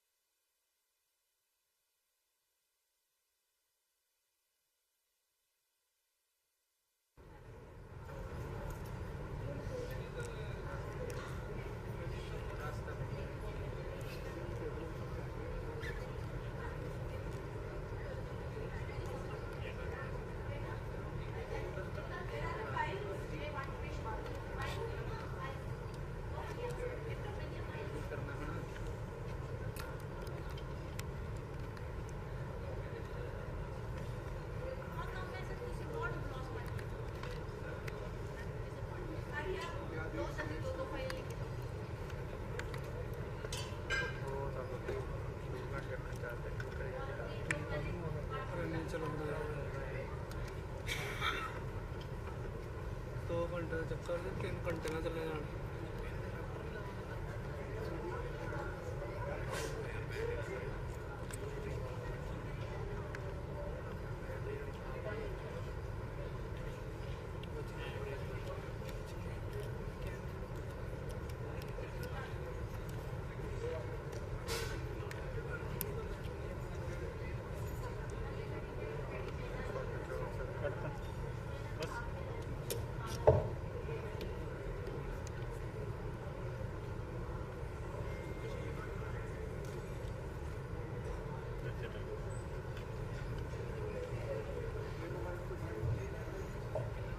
Any other panelists coming to the dais? Who's any other panelists coming? Can you announce once again about the panelists for the free people? I think Dr. Dharmjit is there. Nobody? Right. So Dr. Anshu, you can start your presentation right now. Good afternoon, everyone. I will be presenting my paper on the topic Study of Prevalence of Cataract and its Risk Factor in Patient Presented to Tertiary Healthcare Center of Haryana. Cataract is one of the leading causes of visual impairment and blindness worldwide, particularly in developing countries like India. It is characterized by opacification of lens and eye. Cataract impairs vision and significantly reduces the quality of life. According to World Health Organization, cataract accounts for nearly 51% of the global blindness. Haryana, a state where exposure to risk factors such as prolonged ultraviolet radiations from sunlight, poor access to healthcare, and burden of chronic conditions like diabetes and hypertension are prevalent, the risk of cataract is high. Socioeconomic disparities further complicate timely treatment, with many individuals in the rural area often unable to seek early intervention. So, understanding the prevalence and associated risk factor is crucial for development of targeted public health strategies aimed at early diagnosis and treatment. So, the aim of these studies are to assess the prevalence of cataract in adult population aged 40 years and above, to evaluate the socio-economic and demographic factors influencing cataract prevalence, to investigate the environmental contributors and with development of cataract, and to explore the relationship between chronic conditions like diabetes and hypertension with that of the incidence of cataract. It is a cross-sectional observational study which was conducted at Ophthalmology Department of Adesh Medical College in Haryana. A total of 180 patients aged 40 years and above presenting with visual complaints are included in the study. A pre-tested semi-structured questionnaire was used. All the participants underwent a detailed ophthalmic examination and the participants were informed about the purpose of study and their informed consent was taken. In the study, the inclusion criteria are age more than equal to 40 years and patient with a confirmed diagnosis of cataract and patients with ocular trauma, congenital cataract and other non-cataract causes of visual impairment were excluded from the study. In our study, there were 45% of females and 54% of males. Table 1 here shows the distribution of study participants according to their age and presence of cataract, which shows that participants in the group of 80 years and above has the highest prevalence of cataract, that is 66.7%, followed by 70 to 79 year age group, which has a prevalence of 56.7%. Table 2 shows the distribution of cataract cases according to sex and presence of cataract, according to which male has a prevalence of 28.6% and female has a prevalence of 39.1%. Table 3 shows the distribution of cataract cases according to exposure to the sun, according to which the participants which have more than 1200 hours of work in sun per year has the highest prevalence of 46.7%. Table 4 shows the distribution of cataract cases according to history of diabetes mellitus, according to which the participants having diabetes mellitus has the highest prevalence of 48.4%. Similarly, Table 5 shows the distribution of cataract cases according to the history of hypertension. So in this table, it shows that patients with hypertension has a prevalence of cataract of 51.4%. Table 6 here shows the distribution of cataract cases according to the history of smoking, in which smokers were found to have a prevalence of cataract of 22.2%. And Table 7 shows the prevalence of distribution of cataract cases according to socio-economic status, which was in accordance with modified Swami scale, according to which class 5 socio-economic status patient had the highest prevalence of cataract, that is 45.4%, followed by class 4, that is 40.9%. So the prevalence of the cataract in our study is about 33.3%. Age has demonstrated a strong correlation with the cataract population, showing a prevalence of cataract which increased significantly from 14.5% in age group of 40 to 49 years to 66.7% in age group of 80 years and above. A total of 28 males and 32 females have cataract, which shows a prevalence of 28.6% in males and 39.1% in females. The number of cataract cases increases with a longer exposure to sunlight, measured in terms of hours of work in sun per year, which shows the prevalence goes from 10.7% in individuals with 0 to 300 hours of sun exposure per year to 46.7% in those with more than 1200 hours of per year. Also in this study, the prevalence of cataract was notably higher among participants with a history of diabetes mellitus and hypertension. Cataract presents in 48.4% of individuals with diabetes compared to 25% without diabetes. Similarly, the cataract prevalence was significantly elevated in patients with hypertension, that is 51.4%. Among the study population, the prevalence of cataract was 22.2% in individuals who smoke. So to conclude, the study highlights the significance of prevalence of cataract among the patients that presented to tertiary care sector of Haryana, emphasizing its widespread impact on the aging population. The finding also demonstrates a clear association between cataract and several other risk factors. Additionally, prevalence was notably higher among individuals from lower socioeconomic background, that is potentially due to delayed healthcare access and poor nutrition among them. There is a critical need for targeted public health intervention to address the modifiable risk factors, promote early diagnosis and ensure timely treatment. Strengthening awareness campaign, improving access to affordable eye care services, and addressing the broader social determinants to health can contribute reducing the cataract burden in Haryana and improving the overall eye health service. Thank you.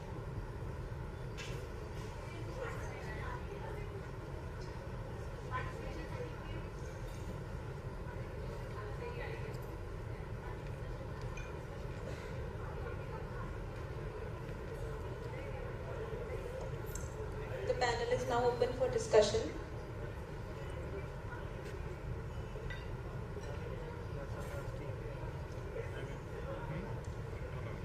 Dr. Anshu, one question. What type of cataract do you find in, what are the type of cataracts?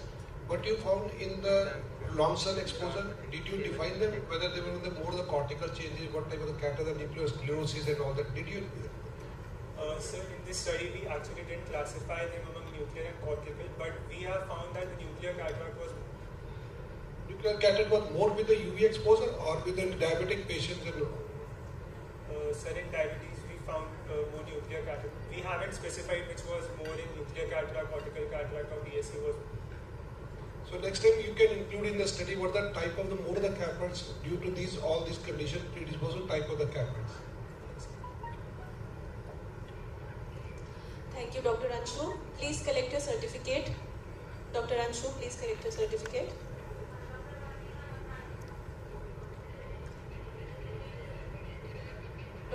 Dr. Vartika ma'am and Dr. Rajan sir to kindly hand over the certificate.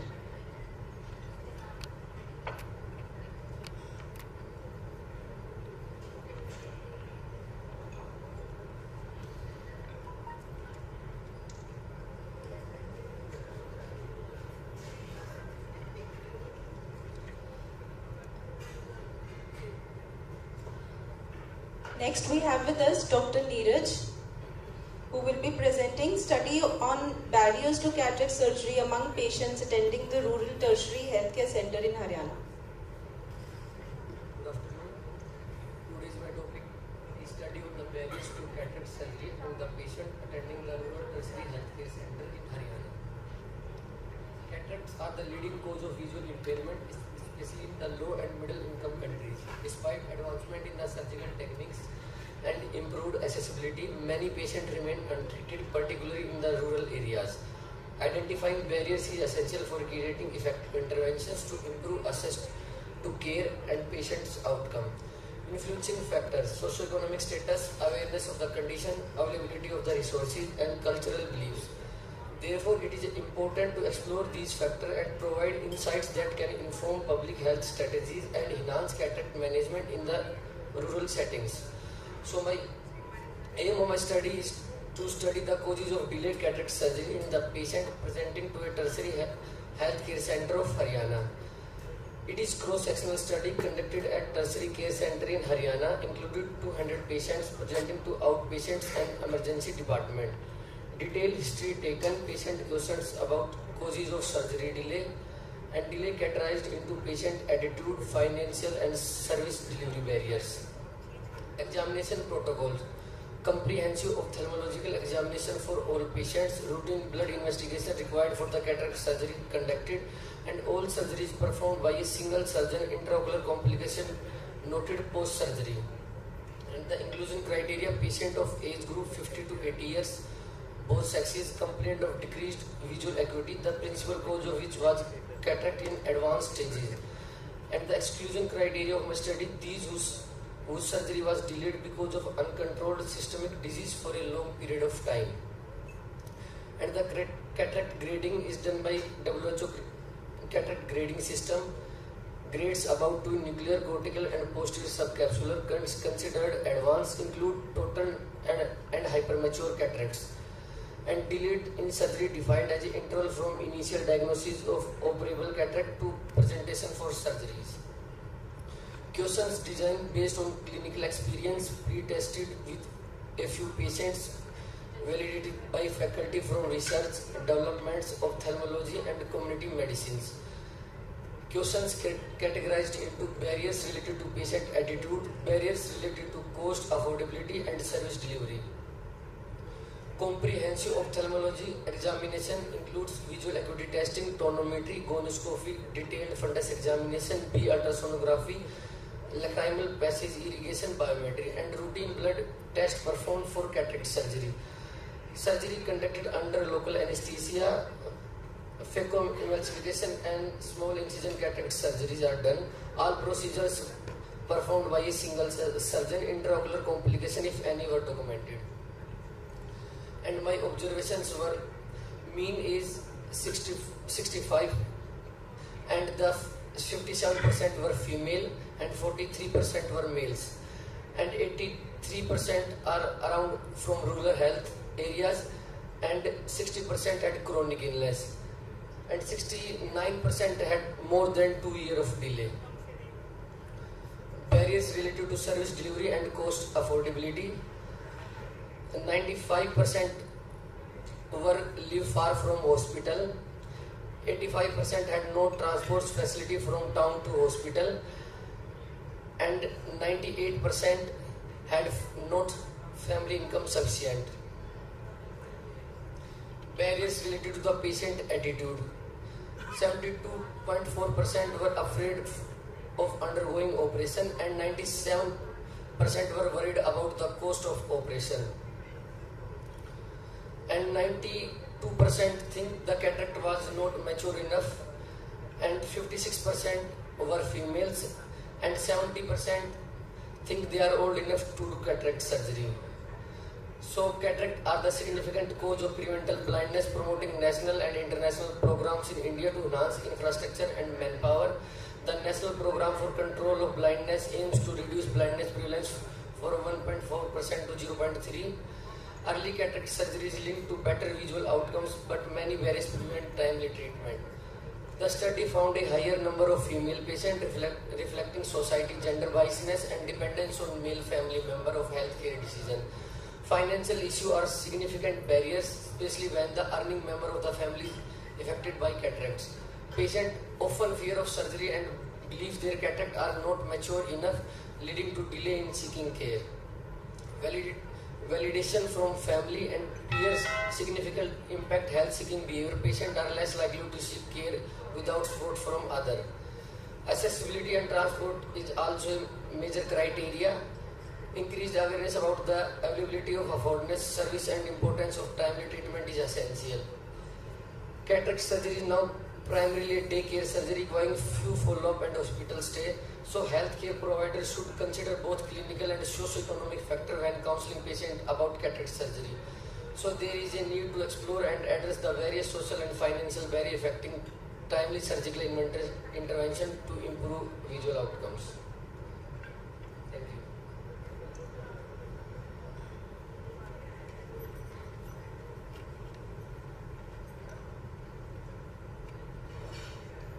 Dr. Neeraj, it's a good presentation, and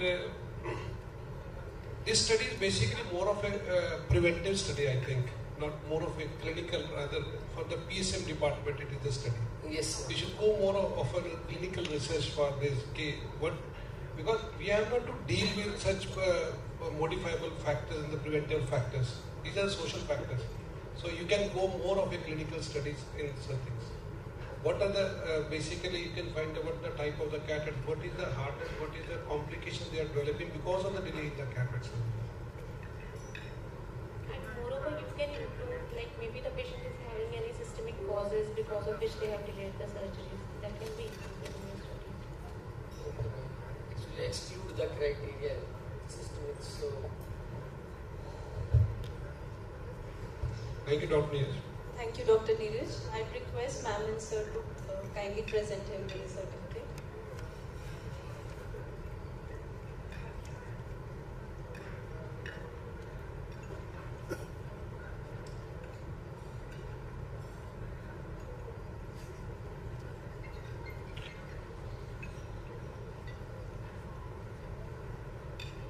Thank you. Next we have with us Dr. Dipali Mittal. Dr. Dipali Mittal.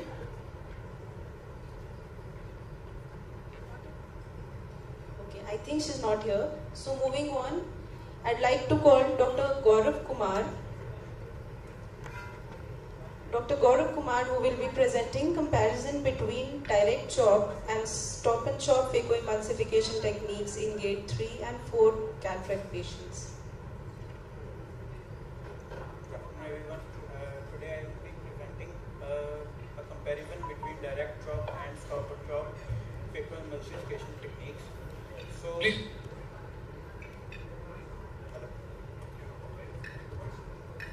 Hello.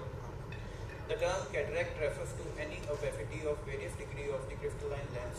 With normal aging, the lens increases in overall size and loses its ability to accommodate.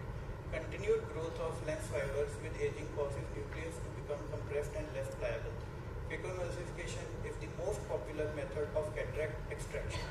It involves creating a valvular incision followed by capsulorhexis, hydro procedures, and nucleus management followed by PCIOL implantation.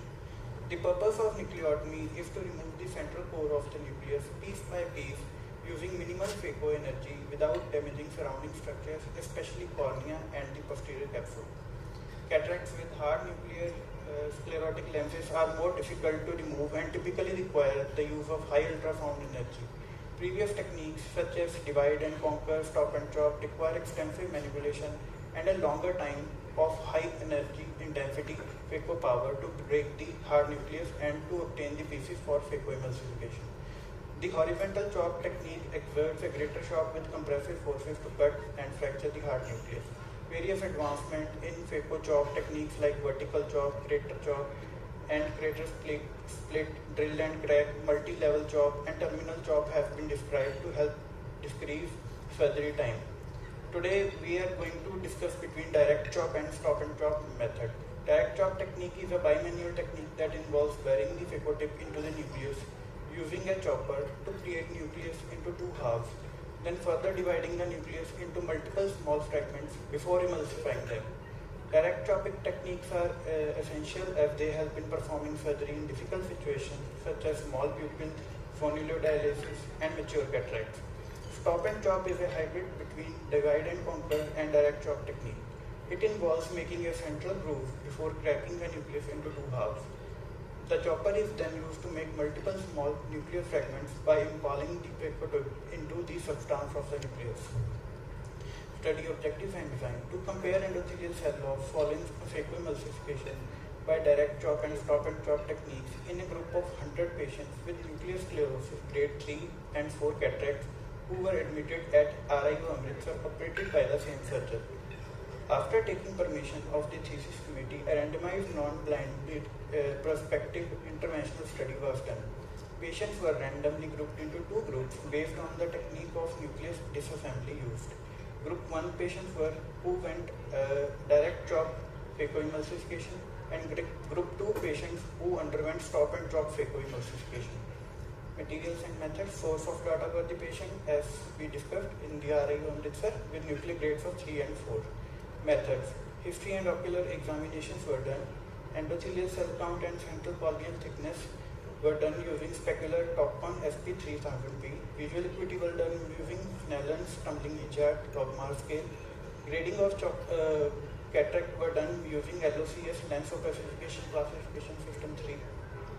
Inclusion criteria include grade 3 senile cataract, grade 4 senile cataract, patient who gave informed consent for the surgery.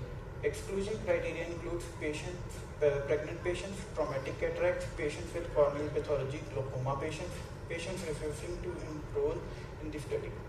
Results. The endothelial cell loss average at the end of 4 weeks post-operatively was higher in group 2, that is stop and chop technique, as compared to direct chop technique, and this was statistically significant. The average central corneal thickness did not change between the two groups. The best corrected visual acuity between two groups was same. No hypothesis testing was conducted for visual acuity as all patients at the end of 4 weeks post-surgery had been best corrected visual acuity of 6/6 in both groups. So conclusion of the study is we conclude that with reasonable confidence that the cell loss over a 4-week period is statistically different in both approaches as a closer analysis of the data indicates endothelial cell loss average is higher, almost 20% in stop and chop technique as compared to direct chop. Thank you. Dr. Gaurav, it's a very nice presentation. 2-3 questions I just want to ask. Yes, sir. You have not ruled out about the diabetic part. Were all patients were diabetic or non-diabetic? Sir, I forgot to mention all those patients were non-diabetic patients. They were excluded from this group. Okay. All the patients were operated by the same surgeon, yes, or the different surgeons? Same surgeon, sir. And the phaco machine which were used were the same? Same phaco machine, same surgeon. What about the phaco settings were the same? And was the cortical irrigation aspiration, and what type of IOL was used in such patients? And what was the surgical time taken by the surgeon in the same grade of nucleus? And were the patients under a topical anesthesia? Sir, no, sir, local. That was under the block? Yes, sir. And the age groups which you have chosen? From 40 to 70, sir. And maximum patients from between 50 to 60 range. And were there any hypermature cataracts or just grade 3 to 4? Grade 3 and 4. There was no hypermature cataract? No hypermature cataract. And were all patients had good central capsular axis or not? Sir, all of the patients have good central capsular axis, and most of these surgeries, the time taken for the phaco was same, in both techniques, sir. And was the surgeon was a senior surgeon or just a beginner or a SR? Sir, senior surgeons are had. Must have been a proficient surgeon to compare this endothelial cell between two techniques. And what I think, in a just stop and chop technique, just you make it crater and again chop, I don't think there should be so much of endothelial cell loss, but I have to see it because I have not seen these studies. I am seeing for the first time. I will try to compare all these results with other studies. I'll provide you. And it's very nicely presented. Thank you. Thank you, sir. Thank you, Dr. Gaurav Kumar. Judges, kindly present him with his certificate.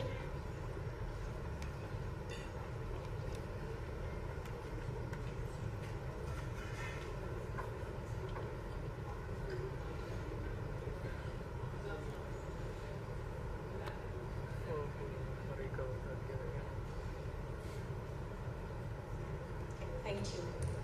Now we have Dr. Supreet Rai, who will be presenting cataract surgery and opportunity for VEGF profiling in aqueous humor and diabetic patients. Yeah, so good afternoon everyone. Today we will be discussing that how cataract surgery can be an opportunity to do the VEGF profiling in aqueous humor of diabetic subjects. As we know that India is becoming the diabetic capital of the world, according to International Diabetes Federation, the figure is going to be 700 million by 2045. Diabetes has various complications in our body, and the main ocular complication being diabetic retinopathy. It is classified into mild, moderate and severe non-proliferative diabetic retinopathy and proliferative diabetic retinopathy. So VEGF, it has a very important role in diabetic retinopathy pathology. It leads to neovascularization, which leads to abnormal and leaky vessel formation, which finally contributes to vision loss. So the purpose of study is to measure the VEGF level in diabetic patients in both the groups, with the ones which have diabetic retinopathy and the ones which do not have diabetic retinopathy. So it was a hospital-based observational prospective cross-sectional study. The diabetic subjects, they were divided into two groups, ones with no diabetic retinopathy and the ones who had diabetic retinopathy. So, as we can see in this video, the aqueous samples were taken pre-operatively in under sterile conditions in the operation theatre. 0.01 ml of sample was taken, and then the sample was stored at -40° temperature. After that, the VEGF concentration was measured with in vitrogen USA Bioforce human VEGF immunoassay kit. So the patients who were willing, cooperative, more than 18 years of age and were diabetic and needed any intraocular intervention were included in the studies. And then the patients who had any anterior segment pathology, had surgery or photocoagulation in past 6 months, or had vitrectomy in the past, or were and had a contraindication for FFA, were excluded from the study. A total of 111 patients were included in the study. In both the groups, the non-diabetic retinopathy one and the diabetic retinopathy one, both the groups had age-matched subjects. The VEGF levels in both the groups, the ones who did not have any diabetic retinopathy, the mean VEGF level was 22.17 with the standard deviation of ±2.8, and the patients who had diabetic retinopathy, the mean VEGF level was 104.7 picogram per milliliter with a standard deviation of ±8.3. So association with HbA1c level was also seen. The patients who did not have diabetic retinopathy had lower levels of HbA1c. According to the severity of diabetic retinopathy, the VEGF levels were seen higher in the patients who had diabetic retinopathy, grade higher. Diabetes mellitus duration was also seen according to the VEGF levels. The patients who had, the results were statistically significant, means the patients who had diabetes for a longer time had higher VEGF levels. Cholesterol was less in the patients who did not have diabetic retinopathy. Axial length was more in the patients who did not have diabetic retinopathy. And hypertensive status was also more in the patients who did not have diabetic retinopathy. So we know that our results are in agreement with the results of the previous studies and the major role of VEGF in the neovascular process in diabetic retinopathy.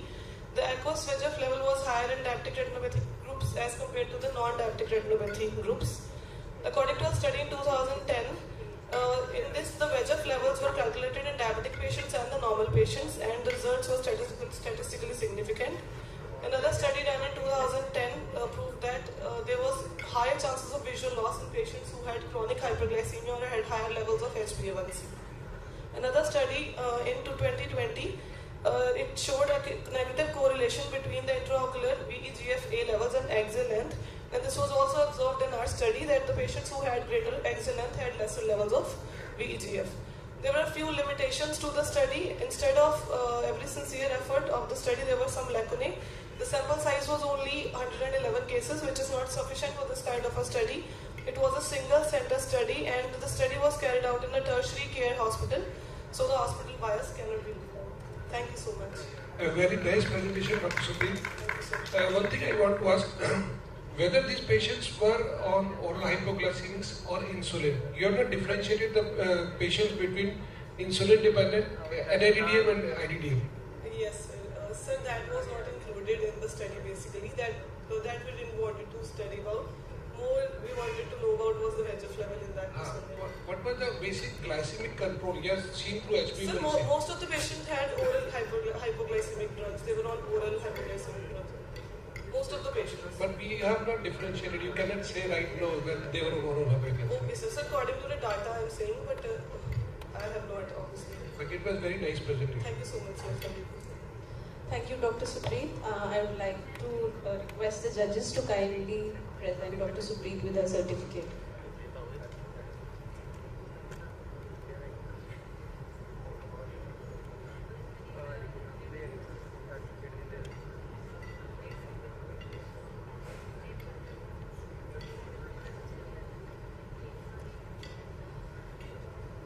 Next we have with us Dr. Navdeep Kaur, who will present to study risk factors and effects of early lens extraction on IOP, ACD and lens positioning in eyes with occludable angles. Good afternoon everyone. My study is to study the risk factors and effect of early lens extraction on IOP, ACD and lens positioning in eyes with occludable angles. It is estimated that the prevalence of angle closure glaucoma is 0.6% globally with 0.7% in Asia alone. Proportion of those who became blind with angle closure glaucoma is double that of open angle glaucoma at around 25%. So coexisting angle crowding and pupillary block are the most important mechanisms responsible for angle closure, and lens plays a pivotal role in this. So clinical hallmark is smaller or hypermetropic eyes, shallow AC, typically less than 2.5, increased lens thickness and anterior lens position. So increased lens thickness pushes the iris forward, hence blocking the angle of the eye. The landmark Eagle study has proved beyond any doubt that IOP control post-phacoemulsification is superior to laser iridotomy. It not only deepens the AC but also opens the angle, improving the diagonal IOP variation. So LAF is the lens axial length factor. It is a ratio of lens thickness to axial length, and it is a measure of relative lens thickness. This ratio is more relevant than lens thickness alone because it explains why age-related increase in lens thickness leads to angle closure in small and hyperopic eyes. So formula is lens thickness divided by axial length into 10. So increased LAF is a risk factor for angle closure glaucoma. Then RLPF is a relative lens position factor. It is an indicative of position of lens in eye. It explains that myopic can also have an angle closure glaucoma. So the formula is ACD plus half of the LT into 10 divided by axial length. Normal is more than 0.23. If decreased, it indicates anterior lens positioning. So aim of our study was to study the risk factors and effect of cataract surgery on IOP, ACD and lens position. Objectives were to study various risk factors like ACD, LT, axial length, LAF and RLPF. Then second was to correlate the changes in ACD and IOP after lens cataract extraction, and to correlate delta gap with LAF after the cataract extraction. It was a cross-sectional analytical study. 50 eyes of 25 patients with occludable angles were taken. The patients were having one Harry grade 2 or less than 2 and uncorrected visual acuity of 6/9 or less. And the patient having glaucoma were excluded from this study. It was a hospital-based cross-sectional study. 50 eyes of 25 patients with occludable angle underwent detailed examination. Corrected GAD was done, GONIO was done, and they were screened for glaucoma and excluded accordingly. LT, ACD and axial length were calculated using AIMSR. 30 eyes with occludable angle underwent phacoemulsification. So 80% of our patients were females, 90% of them belonged to cataractous age group, 26% of our study population had axial hypermetropia, lens thickness more than 4.5 was a risk factor. In this study, 52% of the patient had more lens thickness. As per literature, ACD less than 2.5 is a risk factor. In this study, 34% patient had ACD less than 2.5. So, in this study, 62% of our population had LAF more than 1.91. That is a quite significant figure. And RLPF in this study, 94% of our patient had RLPF less than 0.23, which is a hallmark for anteriorly placed lens. So this was a master chart. All the detailed information was detailed in this master chart. Then a positive correlation was found between change in post-op IOP and depth of anterior chamber after cataract surgery. A positive correlation was found between change in IOP and lens axial length factor. So for conclusion, a hypermetropic eye with increasing lens thickness is an angle closure glaucoma in the making. Apart from lens thickness, ACD and axial length, LAF and RLPF has proved to be a significant diagnostic tool for angle closure glaucoma. Increased lens thickness accounts for 0.35 mm of AC shallowing, and forward lens positioning accounts for 0.6 mm of the shallowing. Together they cause 1 mm decrease in ACD. Now in our study, 62% of eyes have LAF beyond this threshold, and 94% had anteriorly placed lens. So this was easy to calculate specific and sensitive biometric measurement. So take home message is that our study suggested that phacoemulsification resolves the root cause of crowding and raised IOP by opening the angle and deepening the anterior chamber. So we suggest phacoemulsification for the patients with occludable angle and early cataractus changes, as it permanently resolves the anatomical predisposition to angle closure in these eyes. Thank you. Very nice presentation, Dr. Nadeep. And definitely it's very much indicated in occludable angles. You can go directly with the phacoemulsification so that you can avoid these intermittent angle closures in between. Patient doesn't know, patient have little bit of incidence, high IOP at times, and patient doesn't know. So you can prevent a glaucoma by developing just by doing the phacoemulsification. Very nice presentation. Thank you. Thank you, Dr. Nadeep. The certificates will be handed over at the last of the session. Next we have Dr. Jasneet Kaur, who will be presenting cataract surgery when lens matter lies in anterior chamber post-trauma.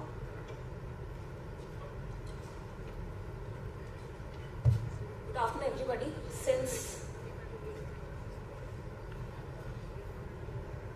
the conference is all about cataract surgery and SICS in particular, so this is a very important skill, and to highlight that, we have this presentation. The patient came to us with trauma with vegetative matter, which happened 15 days back, and the visual acuity on presentation was hand movements and PR was accurate. However, the IOP was very high, it was 40, and the B scan revealed anechoic vitreous cavity with the retina was on and the retinal choroidal thickness was within normal limits. So, immediate management, patient was given IV mannitol and was taken up for primary repair and AC wash. This was the anterior segment picture where you can see white fluffy cortical matter which was in the anterior chamber. So, since it was an old case, a thorough betadine wash was done. AC was very shallow in spite of giving IV mannitol, and side port was made with difficulty. Air was injected to form the AC a bit, and here we could identify the site of entry because this was a self-sealed corneal laceration. On table it was revealed as there was some peaking of the tissue from this, so debridement and freshening of the margins was done, and partial thickness corneal suture using 10-0 nylon and a spatulated needle was done. This was done under so after formation of the AC, it was confirmed by putting an air bubble that the wound was sealed now, so we proceeded ahead with the surgery. So the anterior chamber, in order to outline the capsule, we had used trypan blue dye. The video is not playing.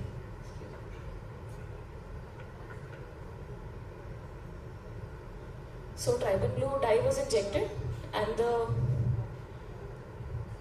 capsule was stained with the help of it and it was washed. As you can see, the pupil was also not fully dilated. So while we were removing, you can see in the end, again there was a leak and another suture was applied. So again a partial thickness suture using 10 on oil on spatulated needle.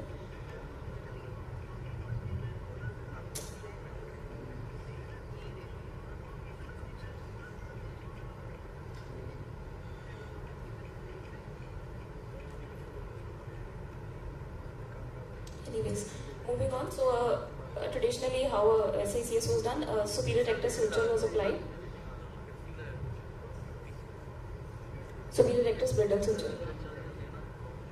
Then 4 mm tunnel was made. Since this was a young patient, it was a 34-year-old, and we did not expect a very hard nucleus.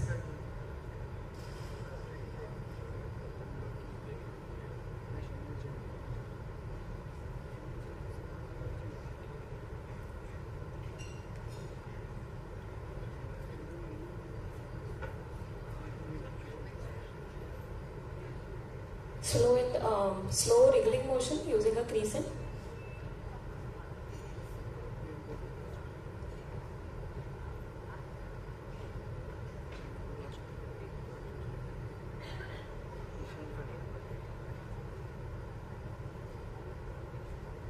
This is a sped up version you are seeing, but since it was a resident case, so I'm sorry for the delay.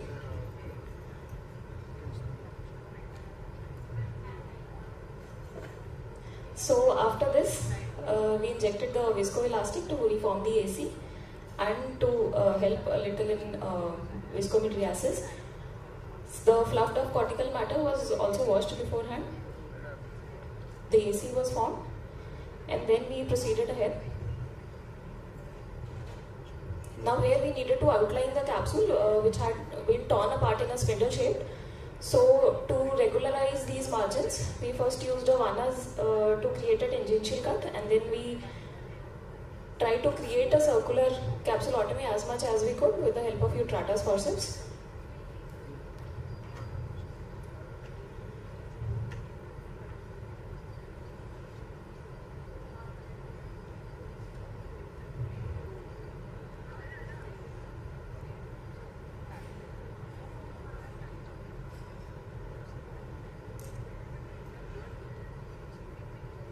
So the video is not playing.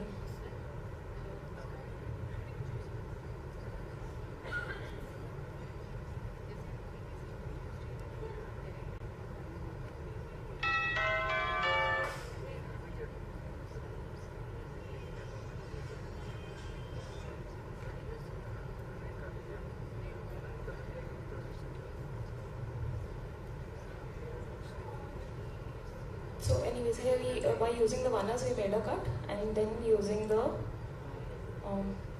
Utratas.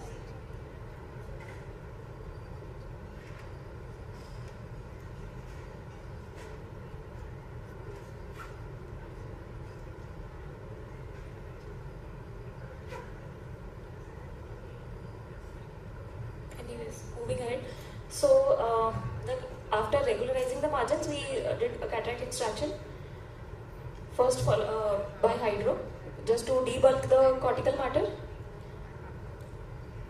and it was then followed by a thorough AC wash as well as a removal of the peripheral cortical matter with the use of Simcoes.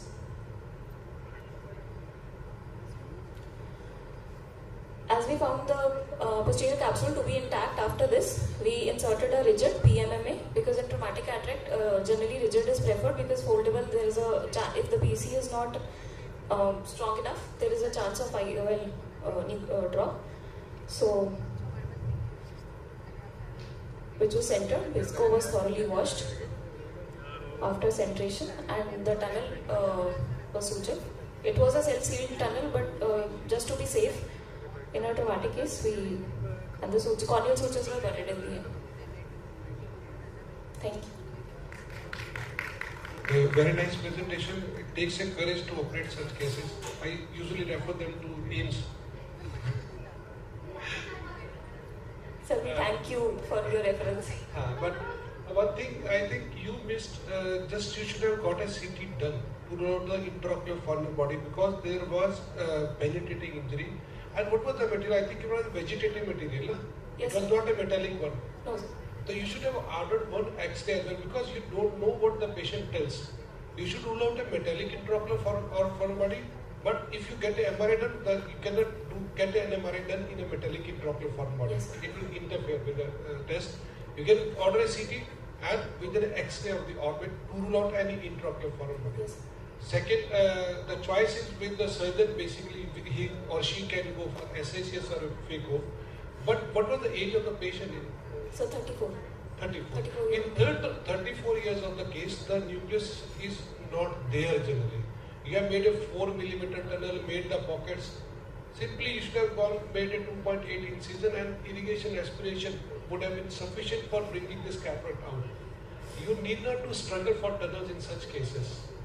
Just simple irrigation. Even if you put a Simcoe in, you can bring out that cortical matter. The nucleus will be very soft. You won't need any manipulation to remove all the nucleus. So you can, whatever is my experience that I can share with you. It was a nice presentation. Thank you. Thank you, Dr. Jasmeet.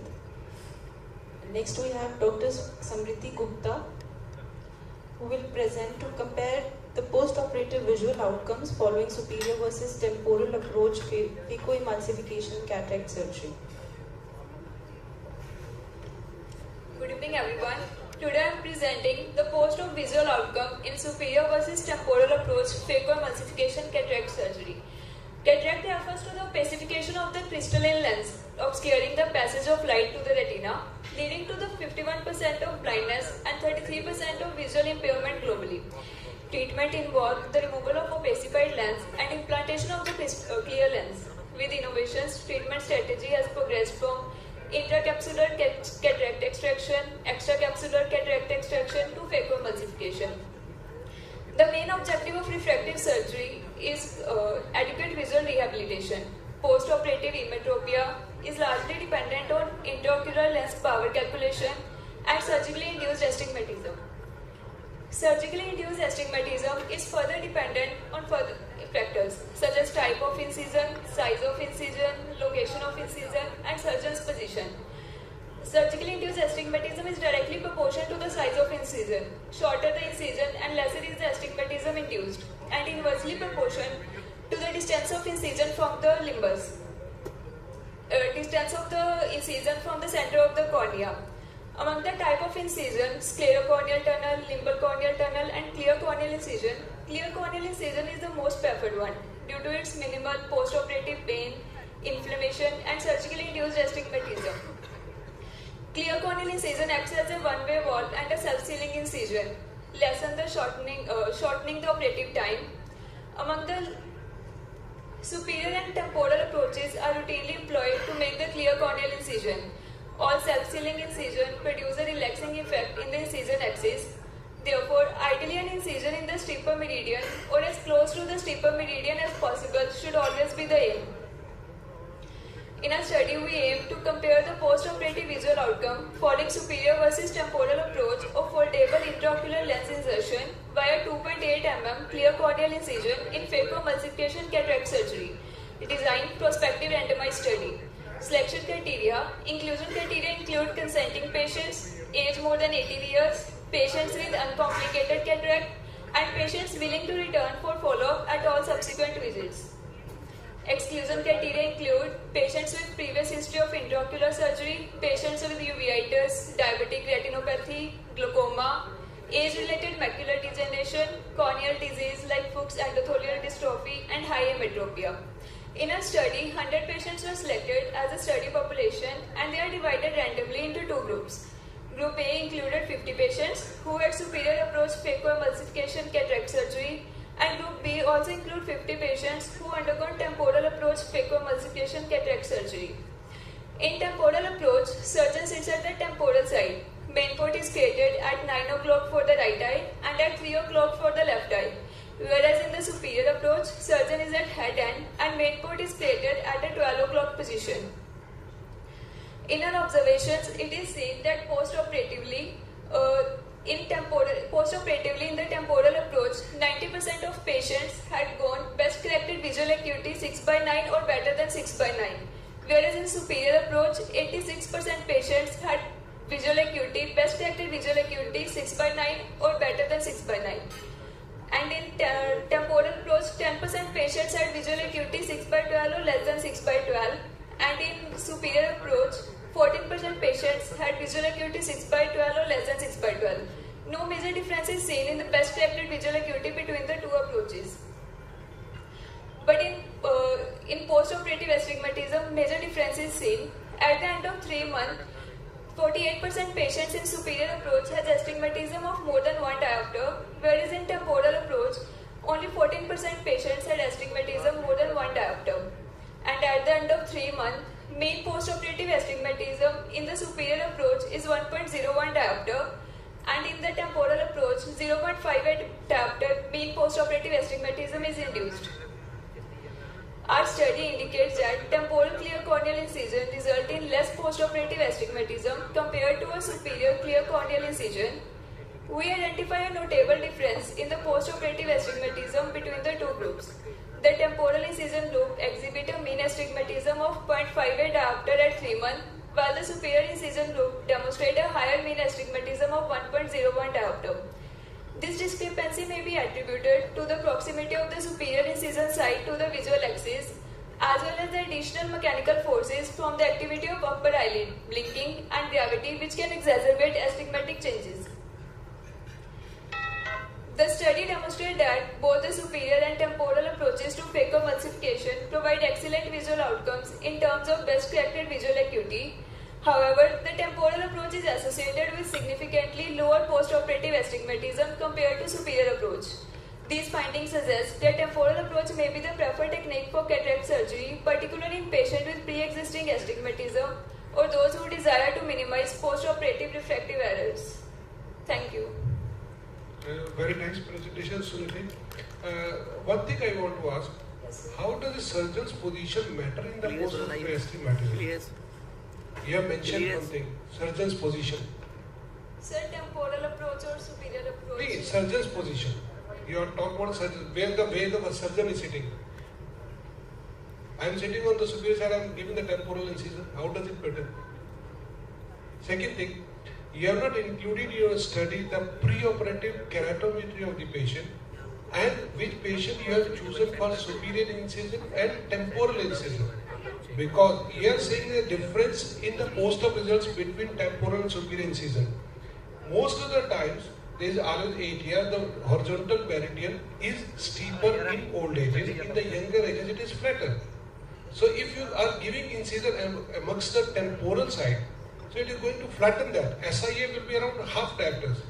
But if you are choosing temporal incision when the superior incision, the vertical meridian is steeper, so you are going to induce more astigmatism. That was lacking in your study. So you should have compared the mean pre-operative keratometry and post-operative keratometry. Second thing, you have must decided the incision site according to the steeper meridian. So the results might have been comparable at that time. Third thing, were the same keratome used? Were the same surgeon were there in the study? No, sir, they are different surgeons. Right now. And second thing, the age group. See, you had taken the age group from 18 years to 70 years. So the corneal dynamics change with the age. In the younger age, vertical meridian is steeper, and in older age, the horizontal meridian is steeper. So your study is not comparable. So you should include these criteria as well. And one more thing, you said that exclusion criteria for diabetic uveitis. Why you don't prefer to use like surgical, temporal or superior approach in those patients? Ma'am, they can be affected on the retina, so the vision cannot be comparable. But still, you have to undergo for surgery, no?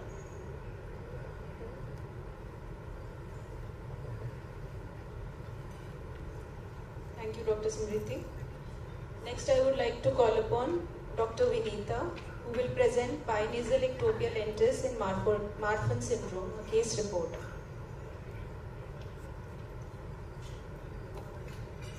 Good evening everyone. I am going to present a case of binasal ectopia lentis in Marfan syndrome. A 48-year-old male presented with the chief complaint of diminution of vision in both eyes since childhood for both distance and near, which was insidious in onset and gradually progressive and not associated with the pain, redness, watering, photophobia, and associated systemic complaint of breathlessness on exertion. Past history, medical history, surgical and personal history not significant.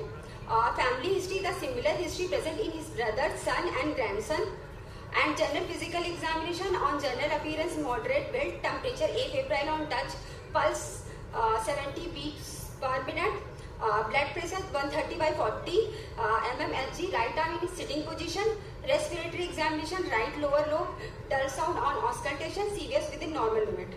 On ocular examination, unaided visual acuity on right eye 6 by 60 and left eye finger count 2 meter, which best corrected 6 by 12 by the -8 diopter dioptric sphere and 6 by 80 by -12 dioptric sphere respectively, and axial length is 25.8 mm in right eye and 26.6 mm on left eye, suggestive of the increased axial length of the patient, and keratometry is within normal limit. Diffuse light examination, lid and adrexia within normal limit. On slit lamp examination, cornea and pupil is within normal limit. Anterior segment is irregular in depth, shallow is inferiorly and deep temporally with clear aqueous. Iris shows iridogenesis, lens shows phacogenesis with nasal subluxation of the crystalline lens, which shows in this picture. And the fundus is within normal limit except the tessellations, temporal crescent and apharder. So on the basis of my ocular examinations, we further proceed for the systemic examination.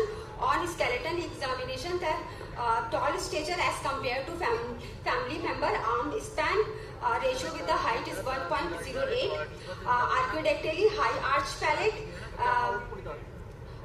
palate, joint flexicity. So on the basis of my slit lamp examination, the diagnosis favored to us is homocystinuria, but on the systemic examination, the diagnosis goes toward the Marfan syndrome. So we further investigate the patient for the blood test of homocysteine level, which was normal, and sodium nitroprusside, which was negative. And since the patient is complaining of breathlessness on exertion, we advise the patient to chest X-ray PA view and cardiology consultation. On chest X-ray PA view, patient shows the right side pleural effusion, which shows in this figure. So the conclusion is a bilateral nasal ectopia lentis is a common finding of the homocysteine level. But in this, in my cases, the patient with the normal homocysteine level and bilateral ectopia lentis is a rare presentation in the Marfan syndrome. So collaborative revised again nosology criteria shows that if the family history is present of any of the following: aortic root dilatation, ectopia lentis, and systemic score more than 7. If no family history, the aortic dilatation or dissection with one of the following: ectopia lentis, FBN1 pathogenic variant, and systemic score more than 7. Thank you. Very nice presentation. What will the management for such cases? Sir, since the patient, sir, I will have dislocation more than 7 clock hours. So we suggest the patient for the pars plana lensectomy with the sclerofiction IOL implant. Why won't you order for the posterior iris claw fixation? SFIL is not, everybody is not conversant with it, and it's more time taking. Why don't you advise posterior iris claw? Because it's genuine or weaker more than. You need only iris support. You can go for iris claw as well. Yes. In such cases, you can do even intracapsular with the iris claw.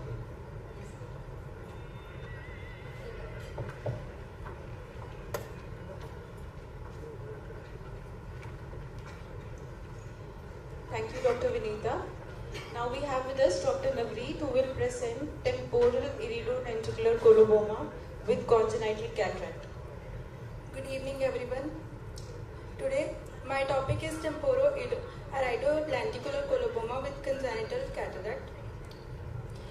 43-year-old male patient of nearby village, laborer by occupation, presented to our OPD with diminution of vision in both eyes, which was painless and progressive in nature. Progressive gradual diminution of vision, which was impairing his daily activities, and there was no significant past history, but only the diminution of vision was since childhood. No personal significant history and family significant history. In ocular examination, best corrected vision in right eye and left eye was hand movements positive. Extraocular movements were full, free and painless in all gazes, and no nystagmus was seen. Lids and conjunctiva was normal, and corneas were clear. Anterior chamber were quiet and well formed. In iris, temporal iris coloboma was seen in right and the left eyes, and pupil was comma shaped and absent iris tissue in temporal areas, and brisk reaction to the light in both the eyes. And in lens dense cataract with temporal lens coloboma was seen in right as well as the left eye. In fundus examination, which was 0.2 cup disc ratio, healthy neuroretinal rim with foveal reflex present and sharp, and no choroidal coloboma was seen in both the eyes. And this is the picture of right and left temporal iridolenticular coloboma, likely amblyopia in view of visually significant congenital lamellar cataract present in both the eyes. In management, surgical intervention was considered. Cataractus lens was replaced with a hydrophobic intraocular lens after both phacoemulsification under guided visual prognosis under monitored anesthetic care was done. On recent routine examination, breast corrected vision in right eye was pinhole improving to 6.9 and in left eye was 6.12. In discussion, coloboma often occur in the inferonasal quadrant of the eye. This location corresponds to the area where the optic fissure fails to close completely during the embryonic development. Coloboma occurring in temporal quadrant of the eye are less common compared to those in the inferonasal quadrant, but still can occur, as in our case. There are two types of syndromes that are associated with the coloboma, that is Starch and Coats syndrome. Surgical challenges: higher rate of surgical complications such as poor pupil dilatation, phacodynesis and zonular deficiency, and commencing capsulorhexis is difficult because of the capsular instability. So it's better to begin the capsulorhexis in the area where the zonules are whole and capsule offers sufficient resistance. On performing automated aspiration, the tip of movement should be such that to avoid the risk of traction on the ring and the capsular bag, high molecular weight dispersive viscoelastic substance should be used over the colpomatous area to stabilize the chamber during emulsification. Thank you. What type of ideal did you put in such patient? Hydrophobic, three piece, hydrophobic, single piece. Right. What was the post-operative glare to the patient, because the iris is absent in the temporal area? So it most was similar as earlier. Thank you. Thank you, Dr. Navreet. Now we'll move on to our next competition, that is the cataract photography competition. Now we will display the photographs which were submitted for the cataract photography competition for final evaluation by our judges.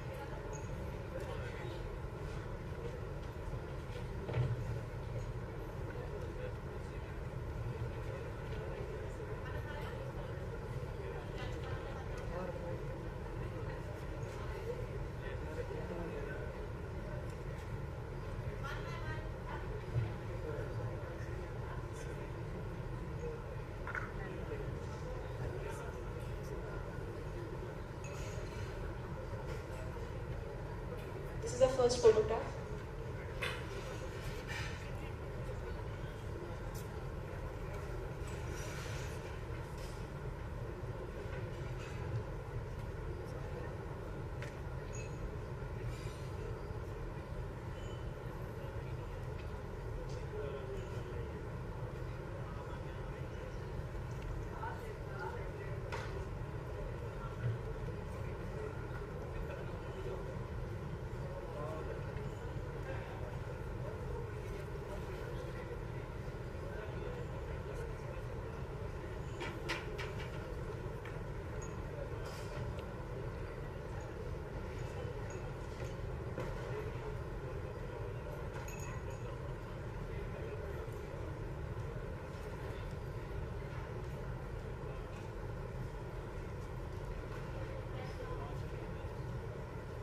The second photograph.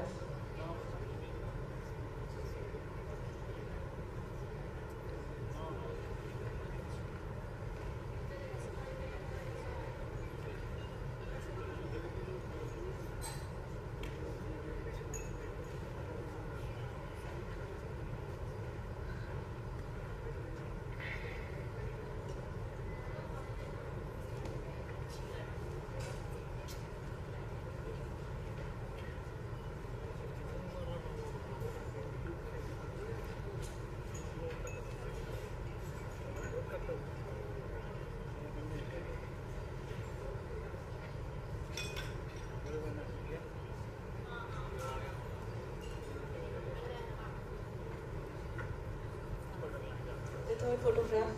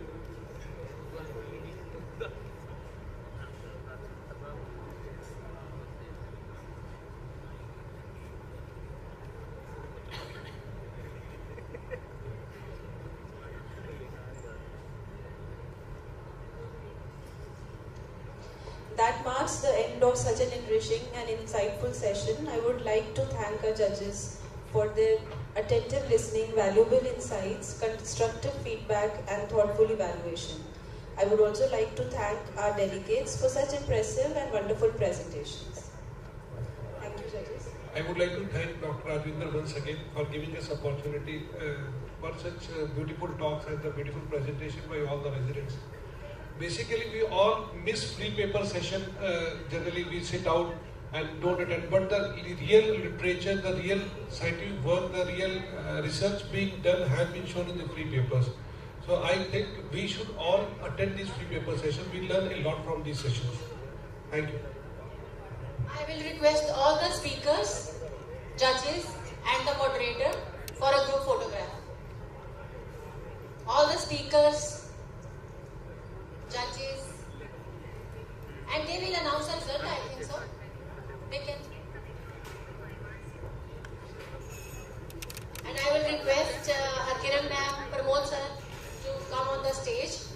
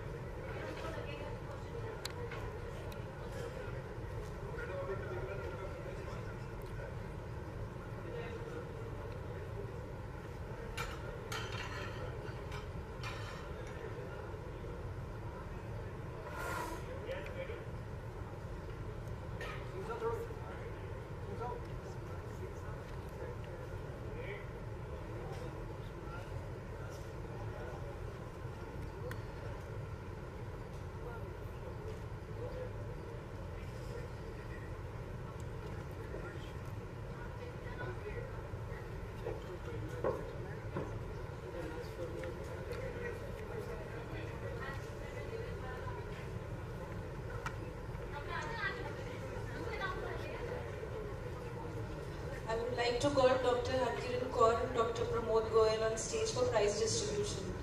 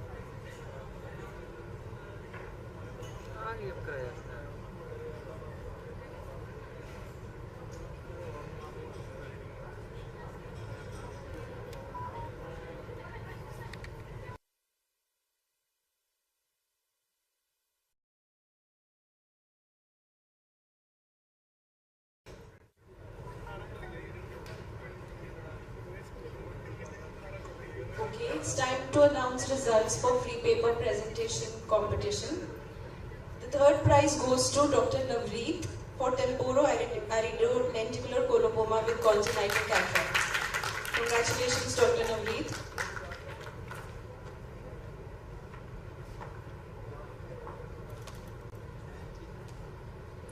The second prize goes to Dr. Supreet, who presented cataract surgery and opportunity for VEGF profiling in aqueous humor in diabetic patients. Congratulations, Dr. Supreet.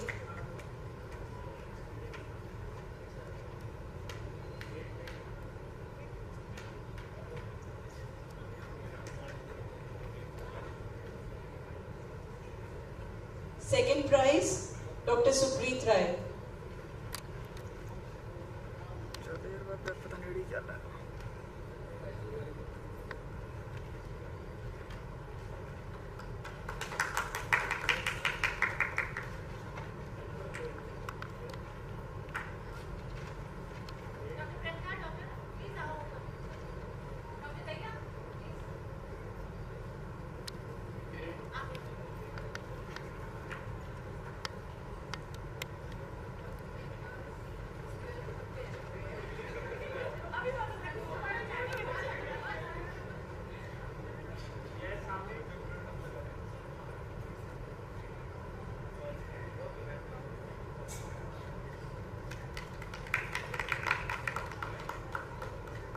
And the first prize goes to Dr. Navdeep Kaur, who presented risk factors and effects of early lens extraction in IOP, ACT and lens positioning in eyes with occludable angles. Congratulations, Dr. Navdeep.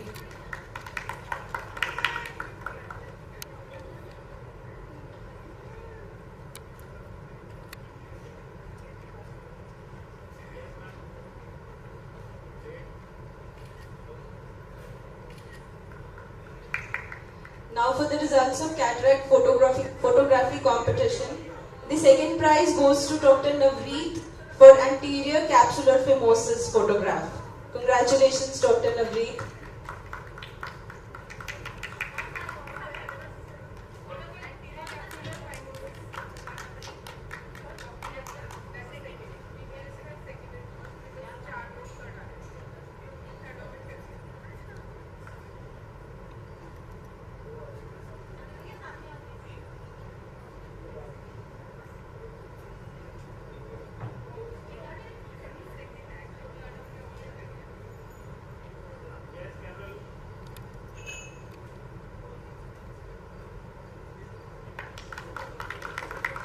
And the first prize goes to Dr. Mehak Mangla for the photograph What the Eye Sees, the Heart Preserves.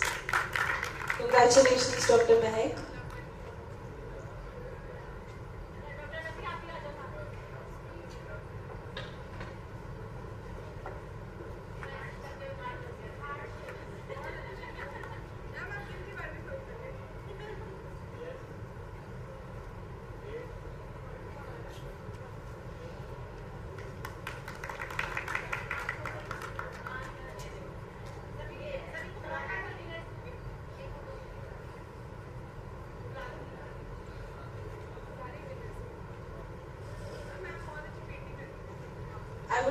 I would like to request all the winners to kindly come on stage for a group photograph.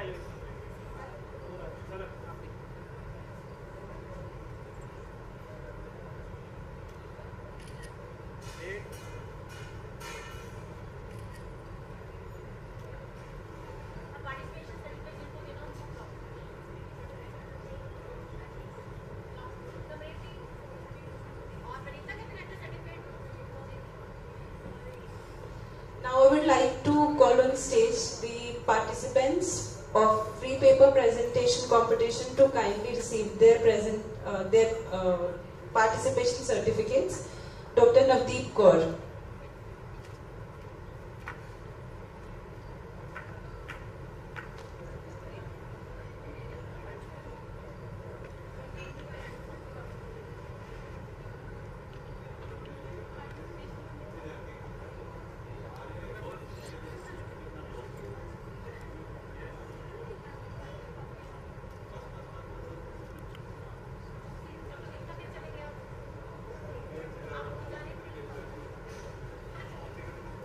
Dr. Jasneet Kaur.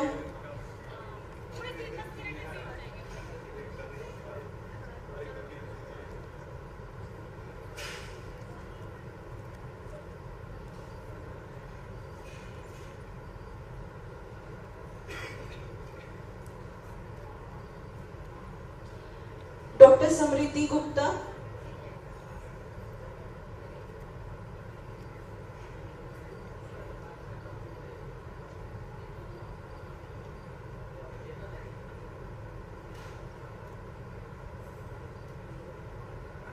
Dr. Vinita.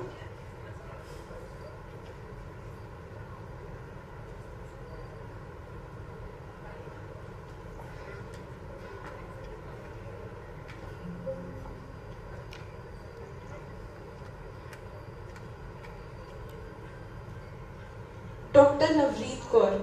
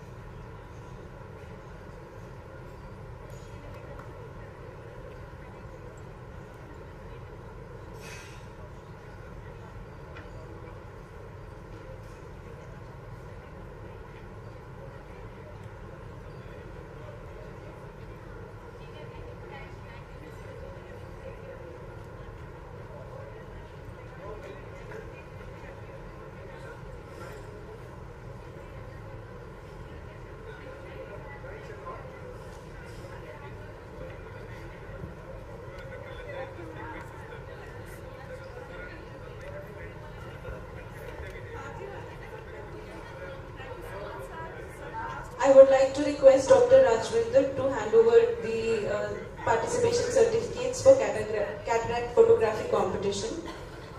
Dr. Navreet.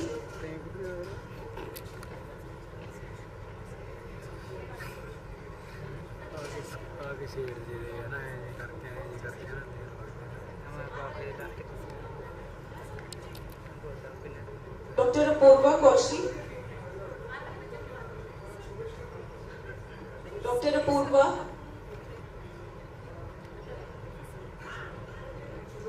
Dr. Aman Kalia.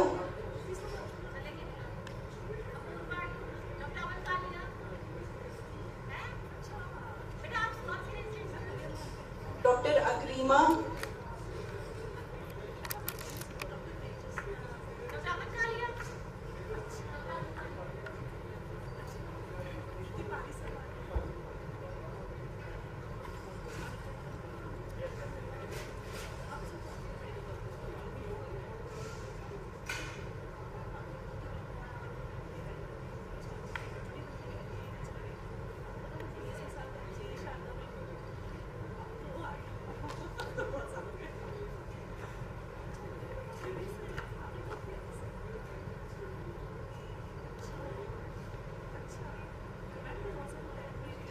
Dr. Agrima.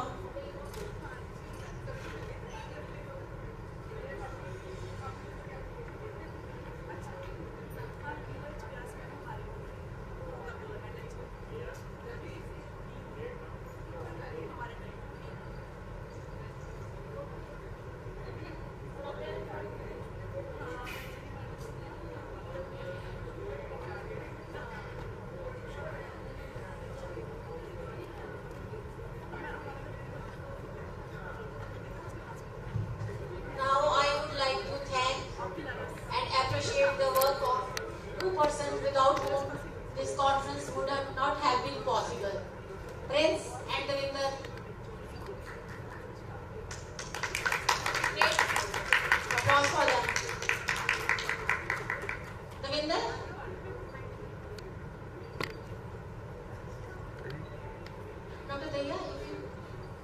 Sorry, please come on stage.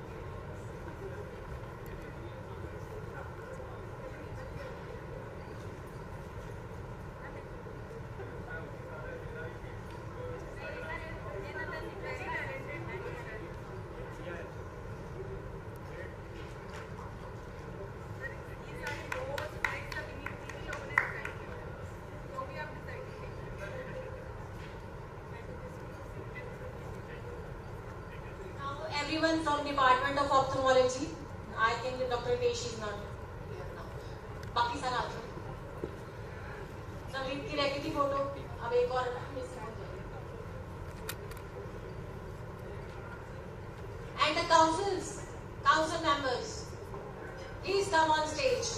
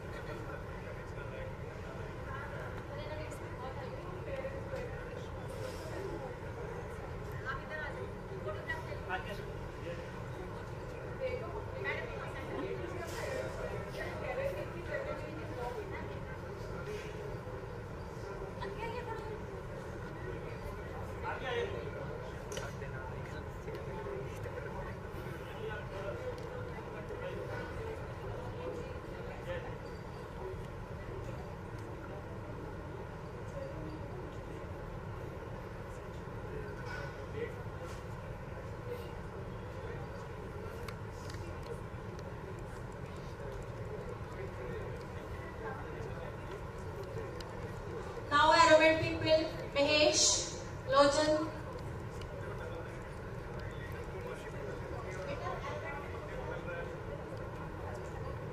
Mahesh, Lochan.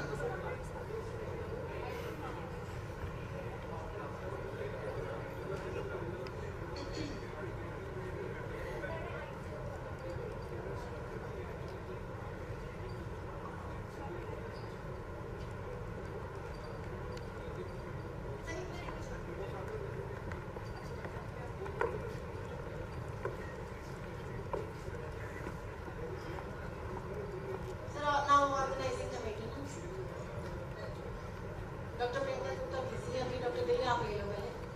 Dr. Daya. Dr. Priyanka Gupta, organizing secretary.